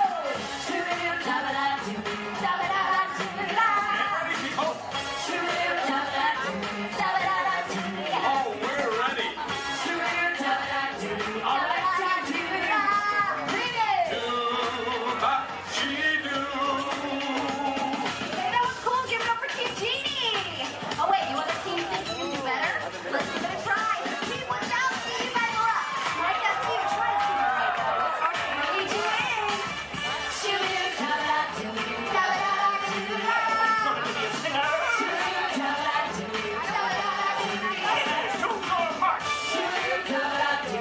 Okay, Team Wazowski, you're up. Here we go. Bop, she do. Oh my geez, I'm seeing this is fun. But hey, Team Wazowski, you guys were great. All right, we're gonna call out the next three sections a little bit faster and in this order. Ready? Team Lumiere, Singer, then Sebastian. All right, guys. Here we go.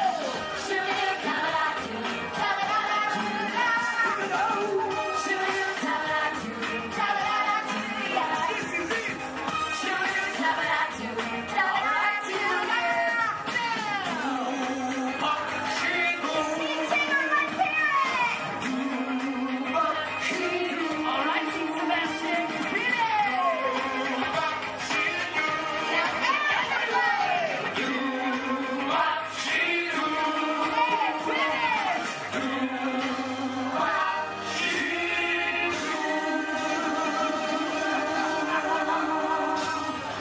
That's it. We did it. I am impressed! Bang, we scored! That was awesome! But which team should win? Ooh, that's a good question, Emily. I don't know. Hey, why don't we ask them? All right, you guys. Who do you think should win the color competition?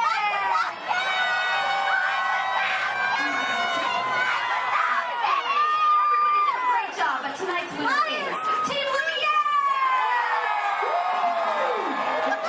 Congrats, will be the winner! Congratulations. Actually, you know what? You all did such a good job. Your winners in my book. Okay, now that everyone's in the room, let's really get this thing going. Welcome to the celebration. It's a jubilation. It's a carnival. People in the streets are dancing. No time for romancing. It's a carnival. All the secret lights are flashing. Their eyes are laughing. Into your dreams. This is fantastic! It's so magic and a mystic music of the carnival. No one can resist the magic and the mystic music of the carnival. Let's keep this energy moving!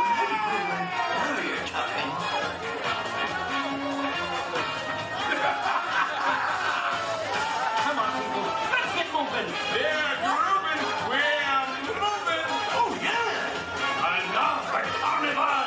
Whoa, look at all these photos, Emily.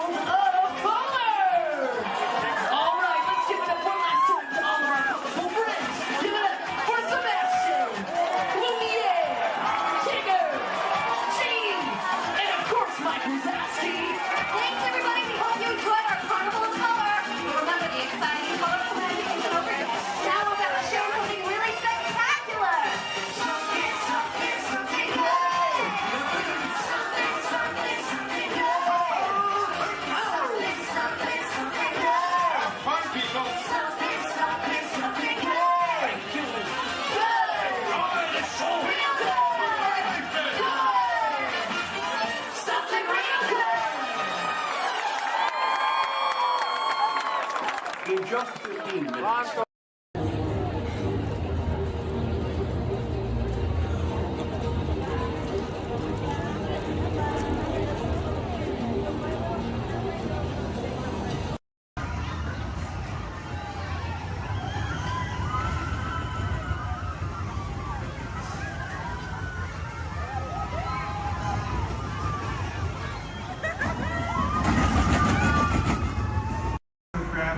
Now give me an angle. You're going to do a little fight demonstration with one of my stuntmen. All right? Turn around. Here he is. My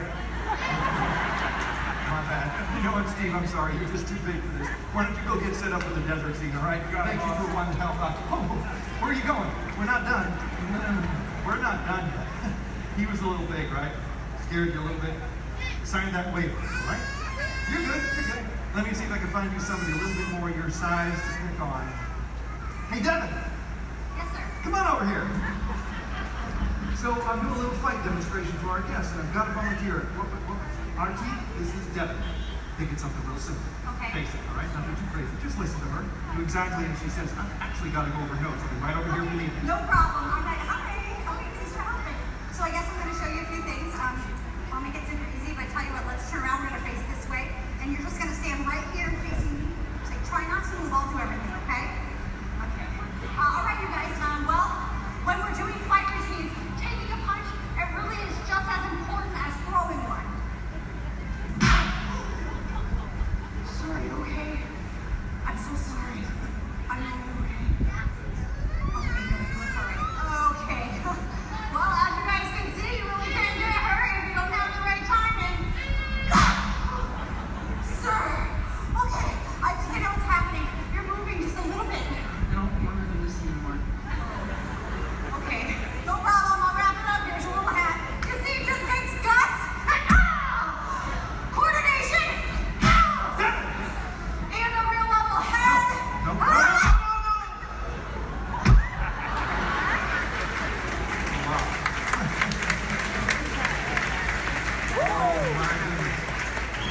Not at all what I had in mind. Would you say something to the folks while I check on the man on the floor? No problem. So obviously something like this does take a lot of practice. Yeah, or a lot of extras. Let me try to get boss. Oh, no. Stay away from those nice folks and help this poor man up off the floor, please. Sir.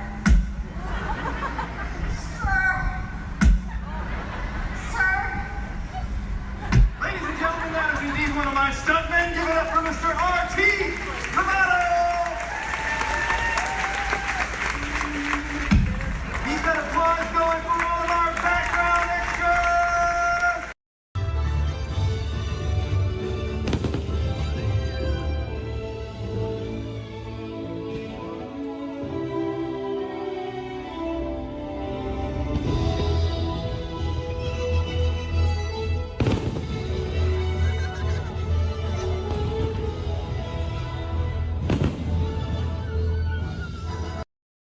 Star Tours announces the arrival of the Indoor Express.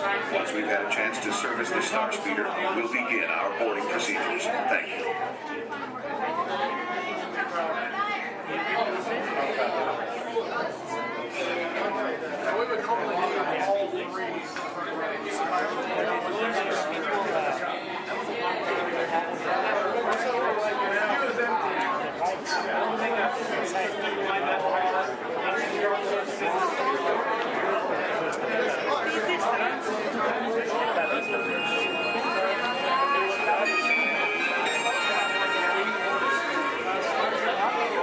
May I have your attention, please?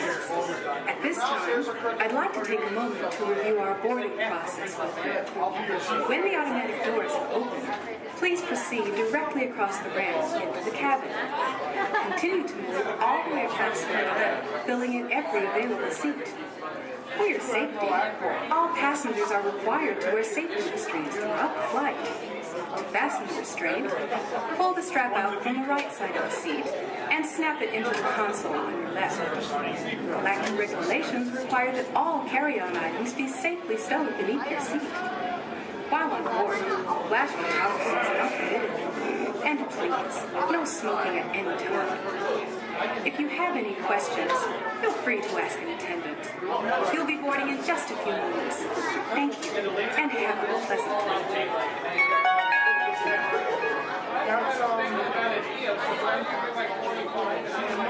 Welcome, space travelers, to the Indoor Express. My name is Eric, and I'll be assisting you this afternoon.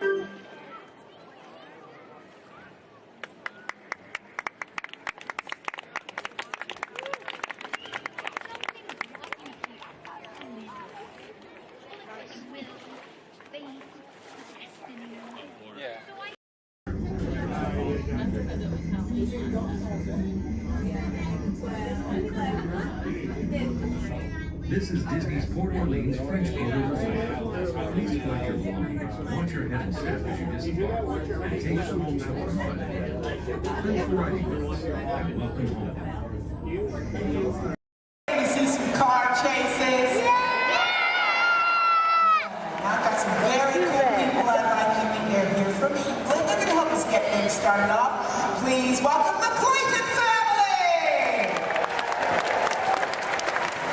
And we're going to get everybody in the mood by showing you a few gags from some soon-to-be classic action movies. So, cue, Clayton family. Nice! Action! Perfect.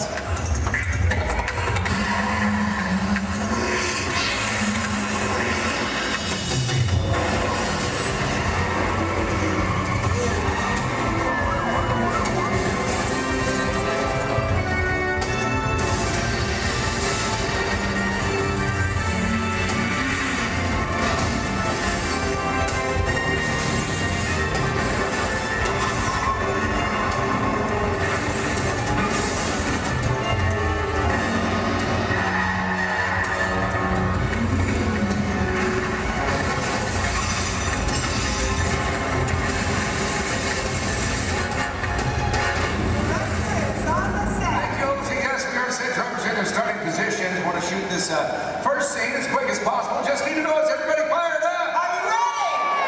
Yes. Got a lot of action coming your way. Logan, let's check with drivers, make sure we're good. All right, today, ladies and gentlemen, we're shooting a big chase sequence similar to the ones you've just seen on the big screen, only we're shooting a brand new action-adventure film set in the south of France. All you need to know right now is that our hero is in a red car and he has this top secret envelope with him. Now everybody else is just trying to prevent him from leaving town with it. That's the scenario. Logan, drivers ready? Good to go. All right, let's go ahead and slate it, please. Rolling, ballet train, sequence 7A, take one more. All right, drivers ready on my countdown. In 3, 2, 1, action!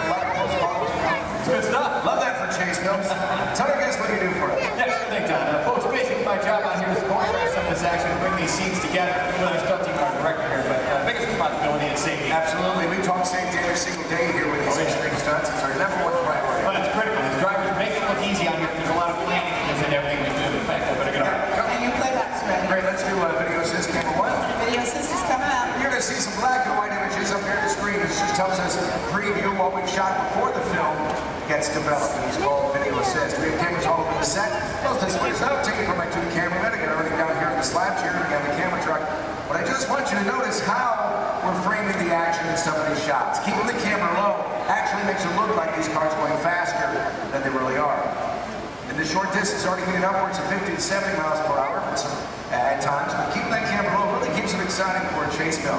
In fact, it's a technique used in almost every car chase you've seen on film.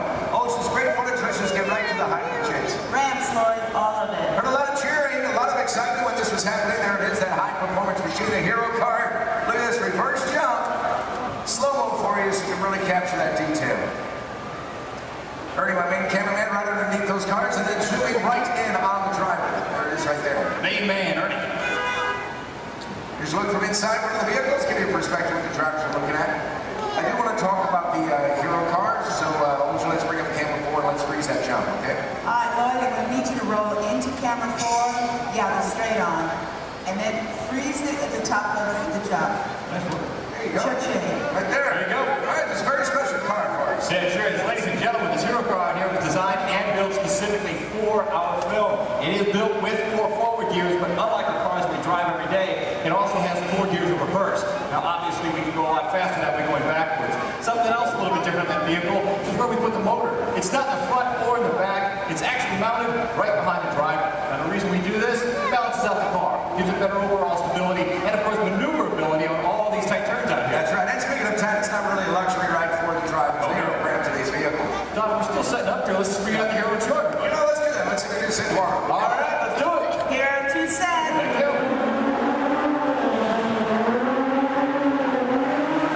Oh yeah, there he is, being into place. Ladies and gentlemen, how about a nice warm welcome for your hero from Brazil, Mr. Eduardo.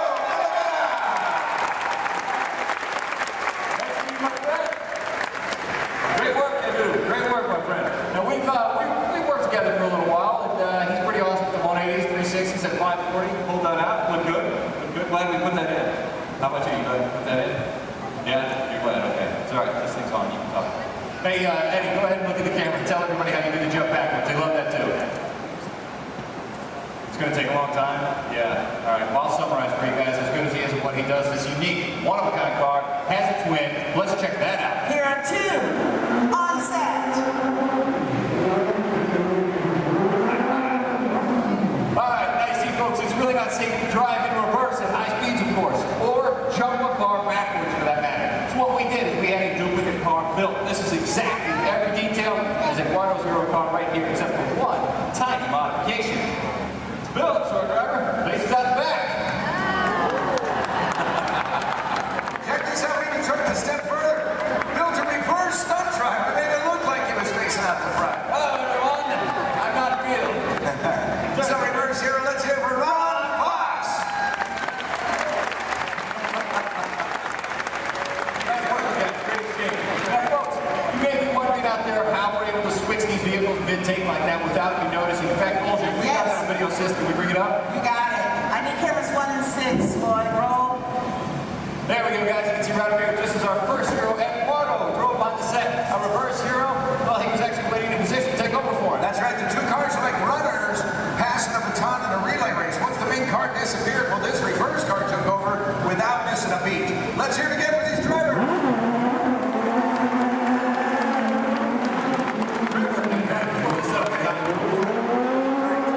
Coming up, we're going to put you in charge right now. All right, ladies and gentlemen, I have a very special treat for you. We've prepared a tribute to Disney's original action movie star. He's made a lot of films for this video. He's lovable, cute as a bug, and I understand he does all of his own stunts. Do you know what I'm talking about? Yeah, so let's check him out in action. Roll film for me, Lloyd. Thank you.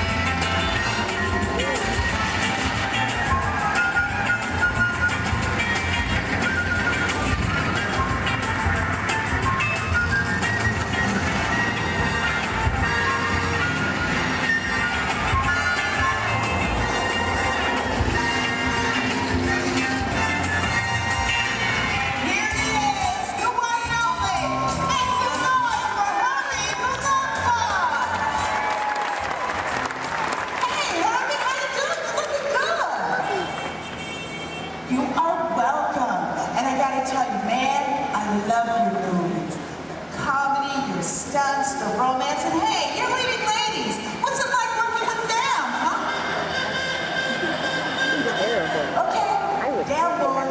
You know what? I think we understand. Now look, we gotta finish setting up for the next sequence, so hey, why don't you head over and let everybody get a good look at you. Get on up and go. Y'all put your hands together for Herb and the Love Bug.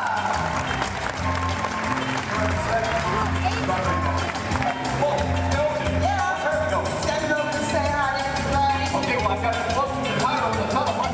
Hurry, go now, hurry.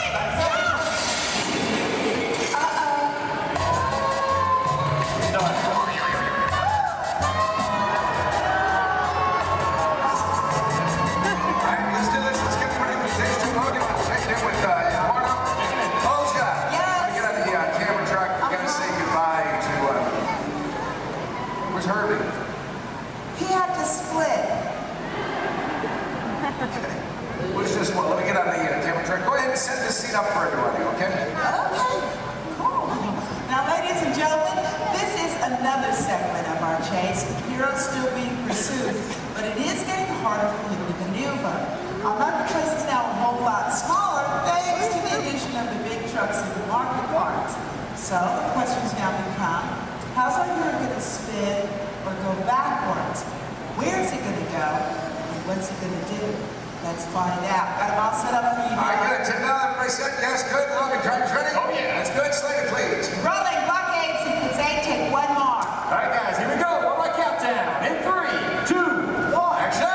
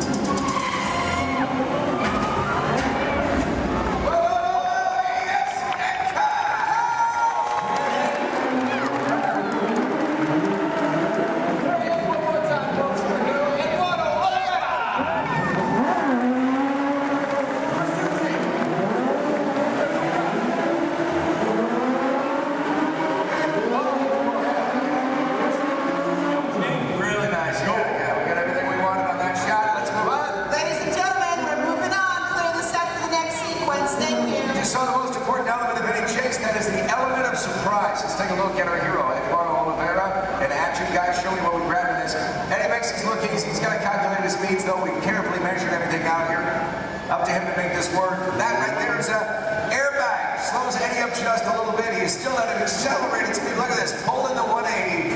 Otherwise, he's liable to hit the building. Not a lot of braking room. Not a lot of room to play with. That airbag, by the way, custom designed specifically for this stunt. I'm going to show you the finished film a little bit later on. You're not going to see the airbag in the film because of the magic of editing. Yeah, Don's got a great point there, folks. Again, another reminder, please don't try any of this on your own. We're showing you out here on the set. There's always a lot of safety equipment involved that you've never seen that finished picture, so always keep that in mind, okay? All right, terrific. Let's get the pickup shot in. Can we make that happen? Can we make it happen? Yeah, it's a great time. All right, yeah, let's do it. All right, Logan's bringing out the red hero car. We're going to do a pickup shot, but we thought we'd mix it up a little bit, make a dream come true. Olja, you around? Yeah, I'm in the air conditioning. Well, come on out here, okay? Yeah, you can't be in the air conditioning when we're all suffering out here. Yeah, well. But let's make a dream come true. I want you to head out to this crowd. I want you to find me one driver to get behind the wheel of that hero car and actually drive the vehicle for us.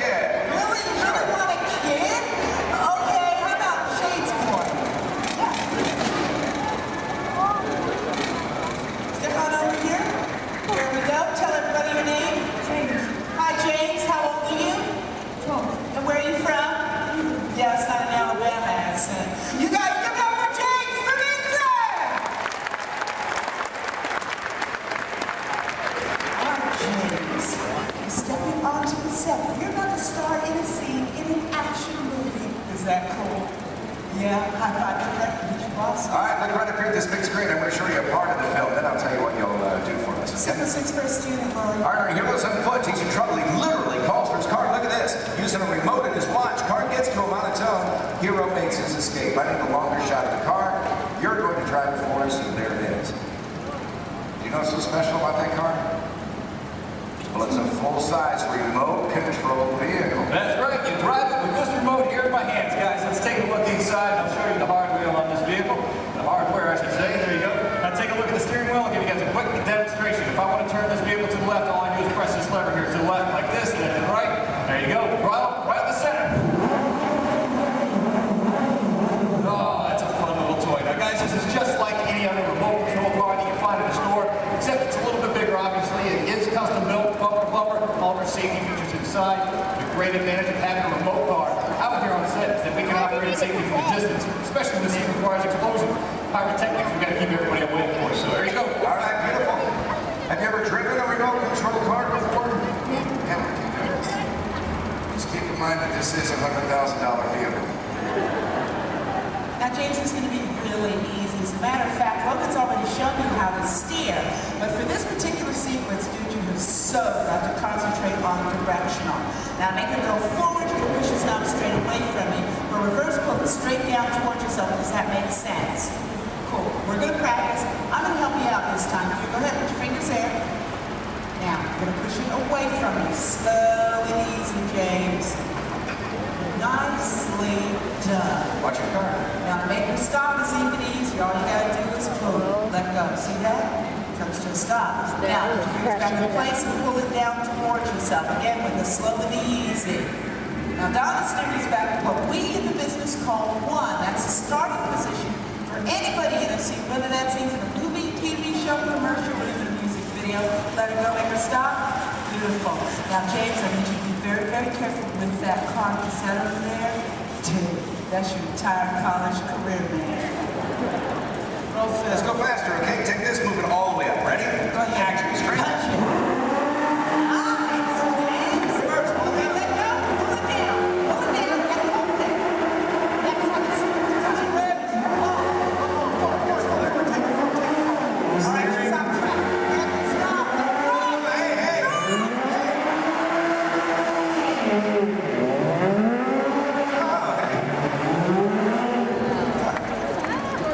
Drive on the side of the... I just love how they do special. Are you released? We're just having fun here, but there's a part of the movie where we use a remote car. That's how we do it. This is our remote car driver, Corey.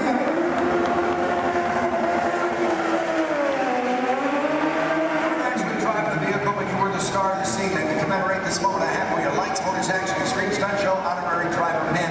Can't get this pin anywhere in the world except for starring in the role you just did. That's how exclusive this is. All yours.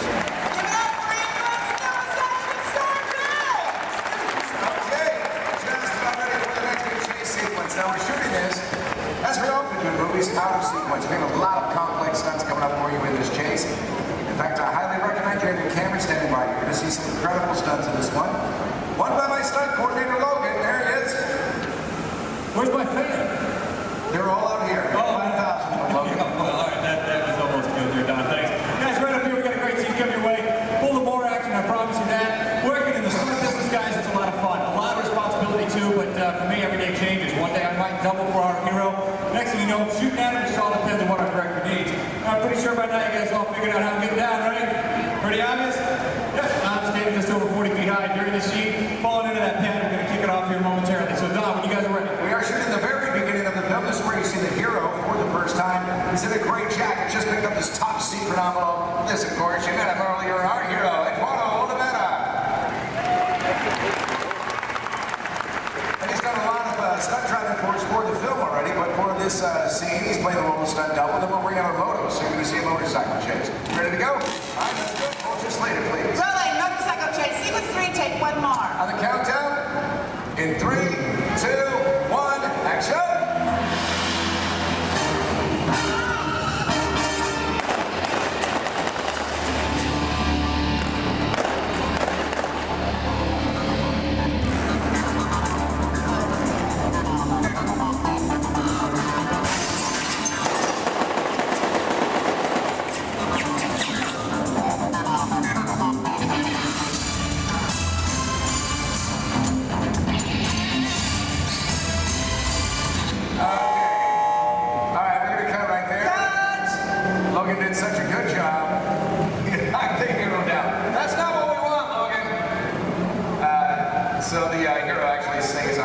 right, so we're going to change out the bike, check the surface, make sure there's no oil spills or brake fluid, and then we'll pick up this scene probably right from the top again, okay?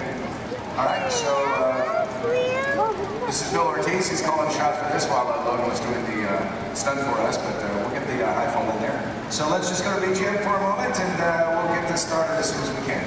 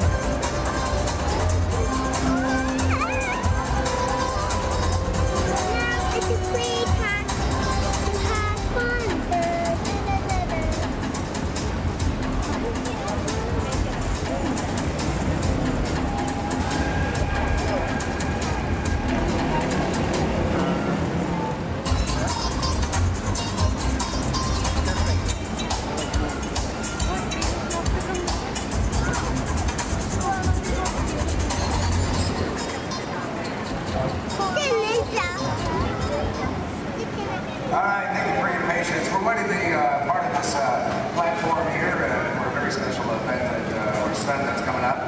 We're going to pick it up right now from the sniper shooting at the hero. Hold you, let's reslate, please. All right, rolling. Motorcycle chase sequence 3A, take 1.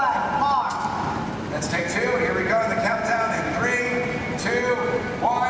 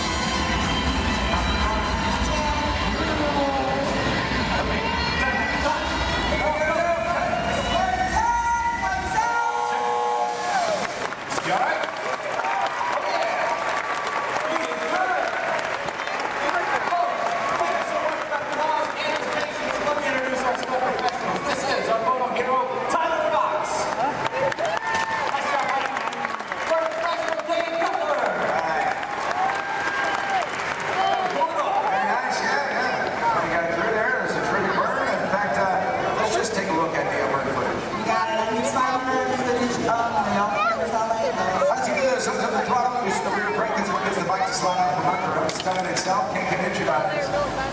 Glides right through that trench, just touches the fire, that's all we need. He's already engulfed in flames right when he's at his feet. 1 second that took. Yeah, it didn't take long. Yeah. There you go. Good job. It's nice right there. A lot of this one's going to end up in the fire. Right there in the background. That's Love the hero. Background there. 10 seconds in, Nick starts feeling the intensity. You know what, as soon as he goes down, our crew right there to put him out. Absolutely. Then we'll wait for his thumbs up, make sure he's not feeling any hot spots or any part of his body. Which we get right there. Yeah. For stunts like this, we use as many different cameras and angles as possible. Well, folks, we have to. It's a big stunt, a lot of safety. We need it in one take. That's right, elaborate stunt, a lot of prep time involved. That's exactly right. A good half an hour of preparation just for Dave, our bird guy alone, folks. He is wearing 5 different layers. Now, the first layer that we put on him is a dry layer of Nomex, extra fire retardant material. Then we throw on some pads, of course, for the impact of that fall. Another layer of Nomex. There it is. And the fourth is a specially designed suit with saturated cool gel. That acts as a thermal barrier between Dave and those flames. The last is his moto driving suit. And what we do with that is paint it with a flammable gel. Now, ladies and gentlemen, it is the flammable gel that you notice burning and not Dave's moto driving suit itself. Now, one can do amazing things with digital effects, but nothing beats capturing fire stunts live. Yeah, that's where I like it. That's right. Good. Hey, you know what? This is what I want to do. I know we're set up for the final race. Let's get a pursuit car to camera out. Let's go inside and show our guests how much we modify these vehicles. I got you what you need. Let's do it, guys. Let's get V2 out to camera out. V2 set, camera out. V2 is on set.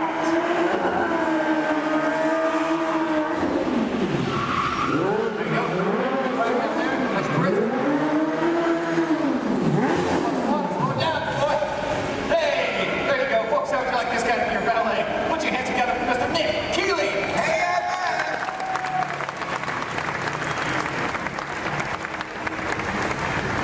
because the set is village in the south of France, that means we have to make everything match, and that would include the cars. These are local courses. We have it shipped directly to us from Europe, and then we literally gutted them out. We modified them to suit every need that we have. Yeah, absolutely. Which basically included losing a lot of weight on these cars. We wanted to make them lighter. We rebuilt these cars from the ground up. Let me show you how we reinforced that interior. We did it by installing this rally car crash cage that is fused throughout the entire vehicle there. We also took out the motors that these cars came with. We replaced them, of course. Right behind the driver, folks, that's a 1300cc motorcycle engine. These cars were balanced down and modified. They're designed specifically for these stunts. Ernie, let's go on the side here for a second. Now, executing these maneuvers, pulling off these stunts that our cars do, it requires a lot of complex timing, using your clutch, your gas, and emergency brake. These cars here, that e-brake releases the moment our driver lets it go. The cars we drive every day, it locks in position until we release it manually ourselves. These guys are pulling off all these maneuvers and they have to keep going. So that's why we leave it released. Something else a bit different, the gear shift. Second, third, fourth gear just requires a little push forward. It's called the bump shift in our business. If you want reverse, you just turn the handle on top and you've got 4 gears of reverse at your command just like that. And we are ready. Final shot. Thanks a lot, Nick. All right, let's do it.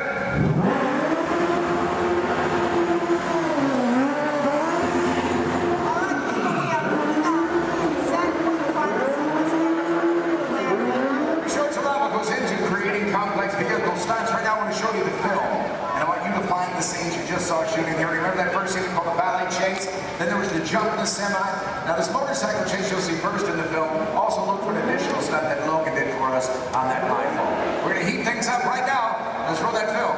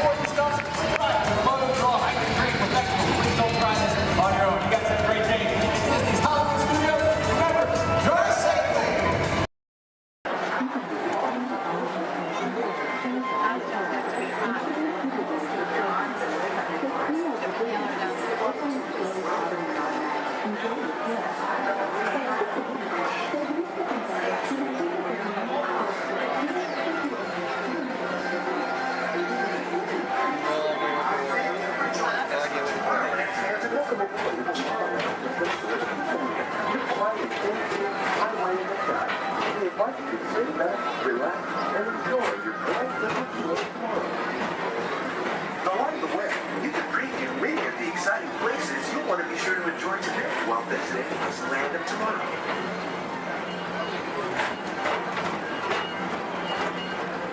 The People Mover is the perfect vehicle for people watching.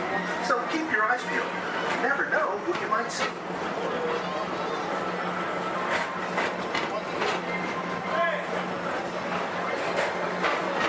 Coming up, Stitch's Great Escape, where you can report for duty as a security agent for the Galactic Federation.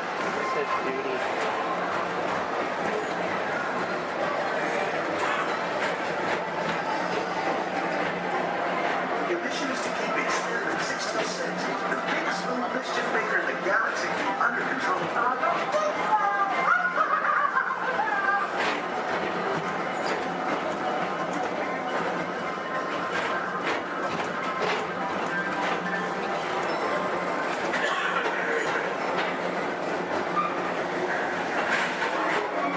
And now, Tomorrowland Transit Authority proudly presents Progress City, Walt Disney's dream for an experimental prototype museum. Progress City was the inspiration for Epcot, and many of its forward-thinking ideas have been realized throughout Walt Disney.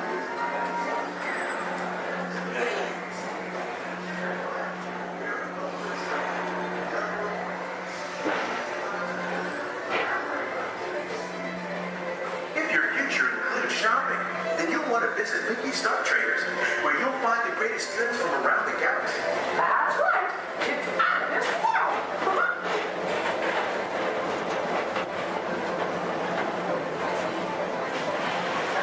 Let's keep it with the pedal to the metal and speed towards the checkered flag in your very own race car. Young or old, this is your chance to drive in the fast lane without worrying about getting a speeding ticket.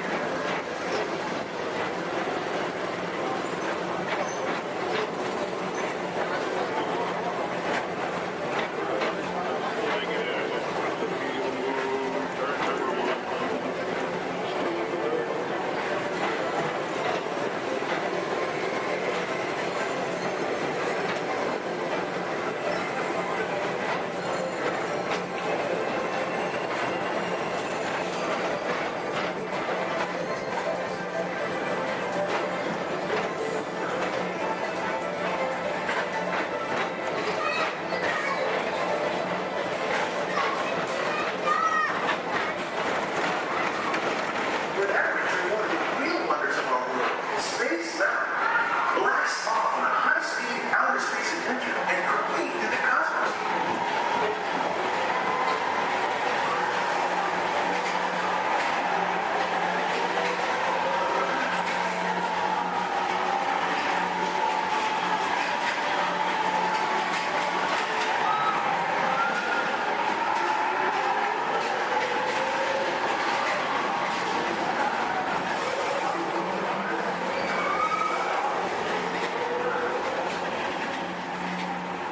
Paging Mr. Morrow, Mr. Tom Morrow.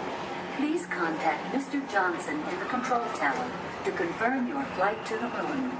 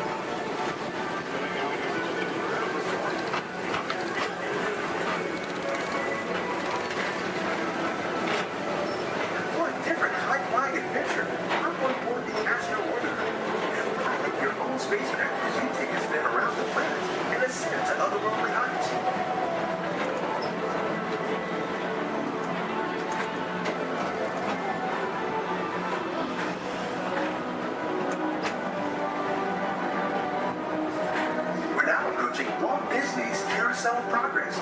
Inside this rotating theater, full families welcome you into their homes of yesterday and today, starting way back at the turn of the 20th century. First presented at the New York World's Fair, this legendary circular theater celebrates the progress that has made our lives better. It's a perfect reminder that there's always a great, big, beautiful tomorrow shining at the end of every day.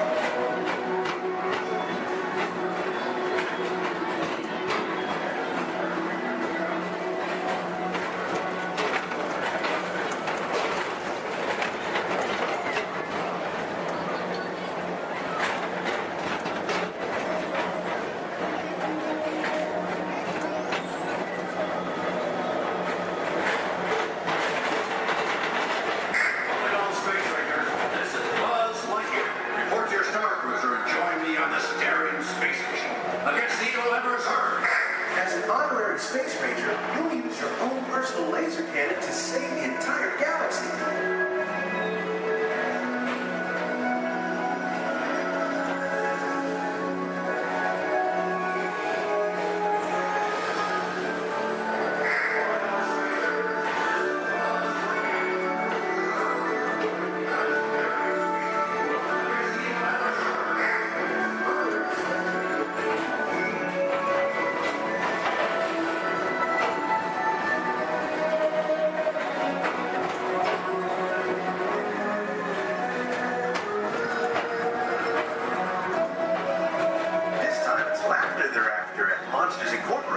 So drop in and join Mike Wazowski and all his pals at Monsters Incorporated Laugh More.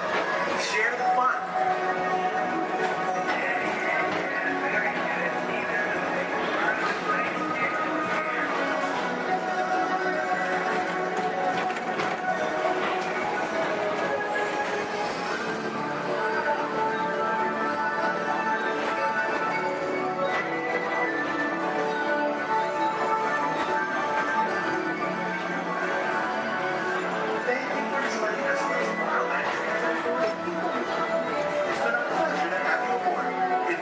Of your day and have a great, big, beautiful tomorrow.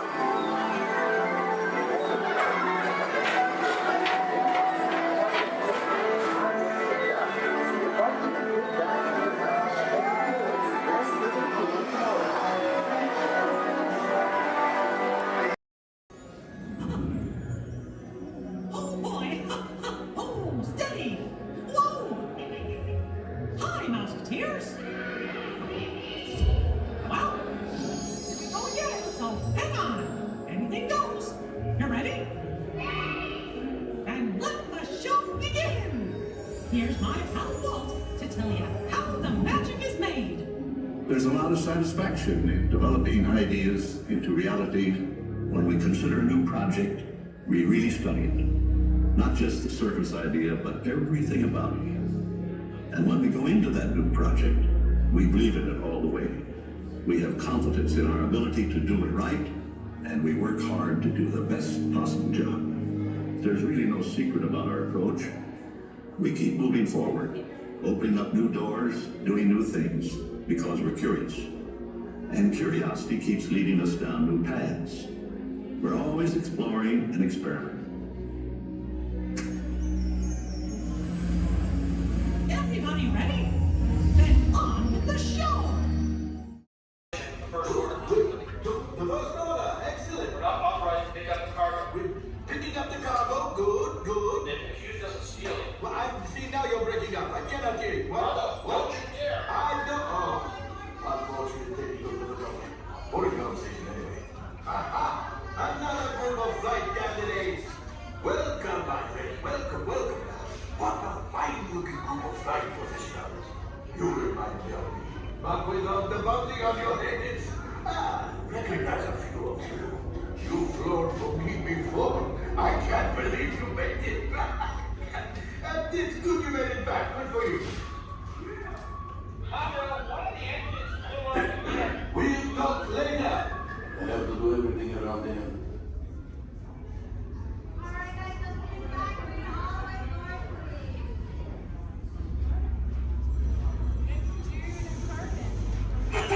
Yes, yes. Hello, hello. my friends. I am Hondo Onaka, and this is Onaka Transport Solutions. Today, I am offering the opportunity of a lifetime.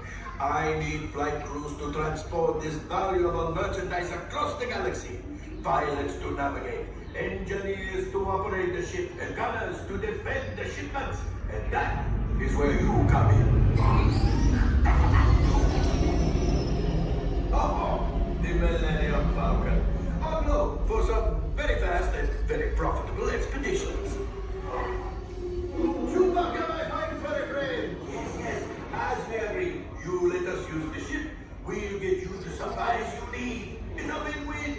You help the resistance, and I get all the profits.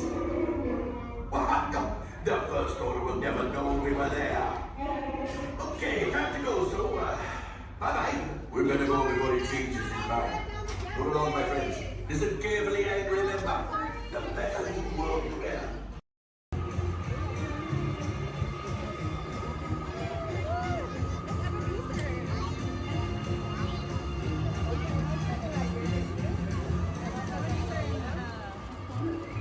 Attention, explorers! Set your sights on the Discovery River, because he's at it again! Yes, famed billionaire and thrill seeker Scrooge McDuck is back in pursuit of high adventure! At the navigation helm, why, it's his personal pilot, chauffeur, and travel companion, Launchpad McQuack. This expedition will surely produce a grand ducktail!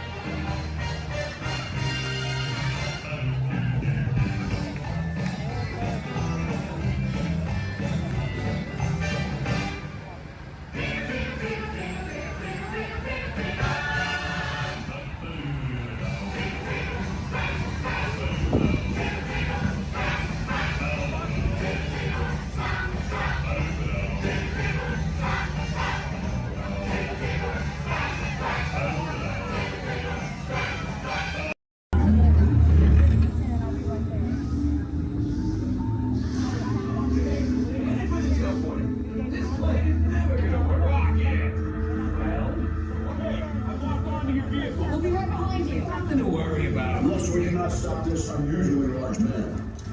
Then you're likely doomed. Good luck. You're gonna need it.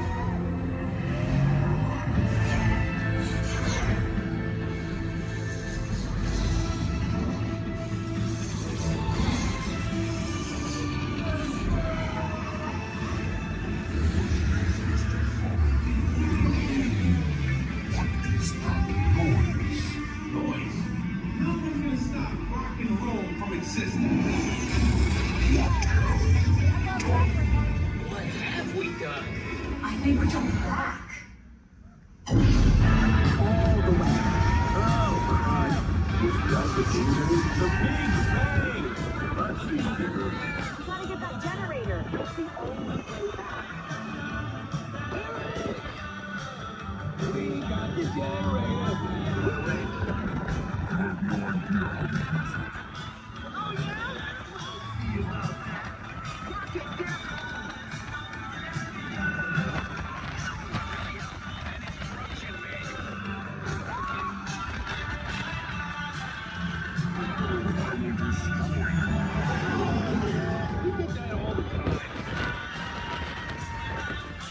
Rocket, anytime.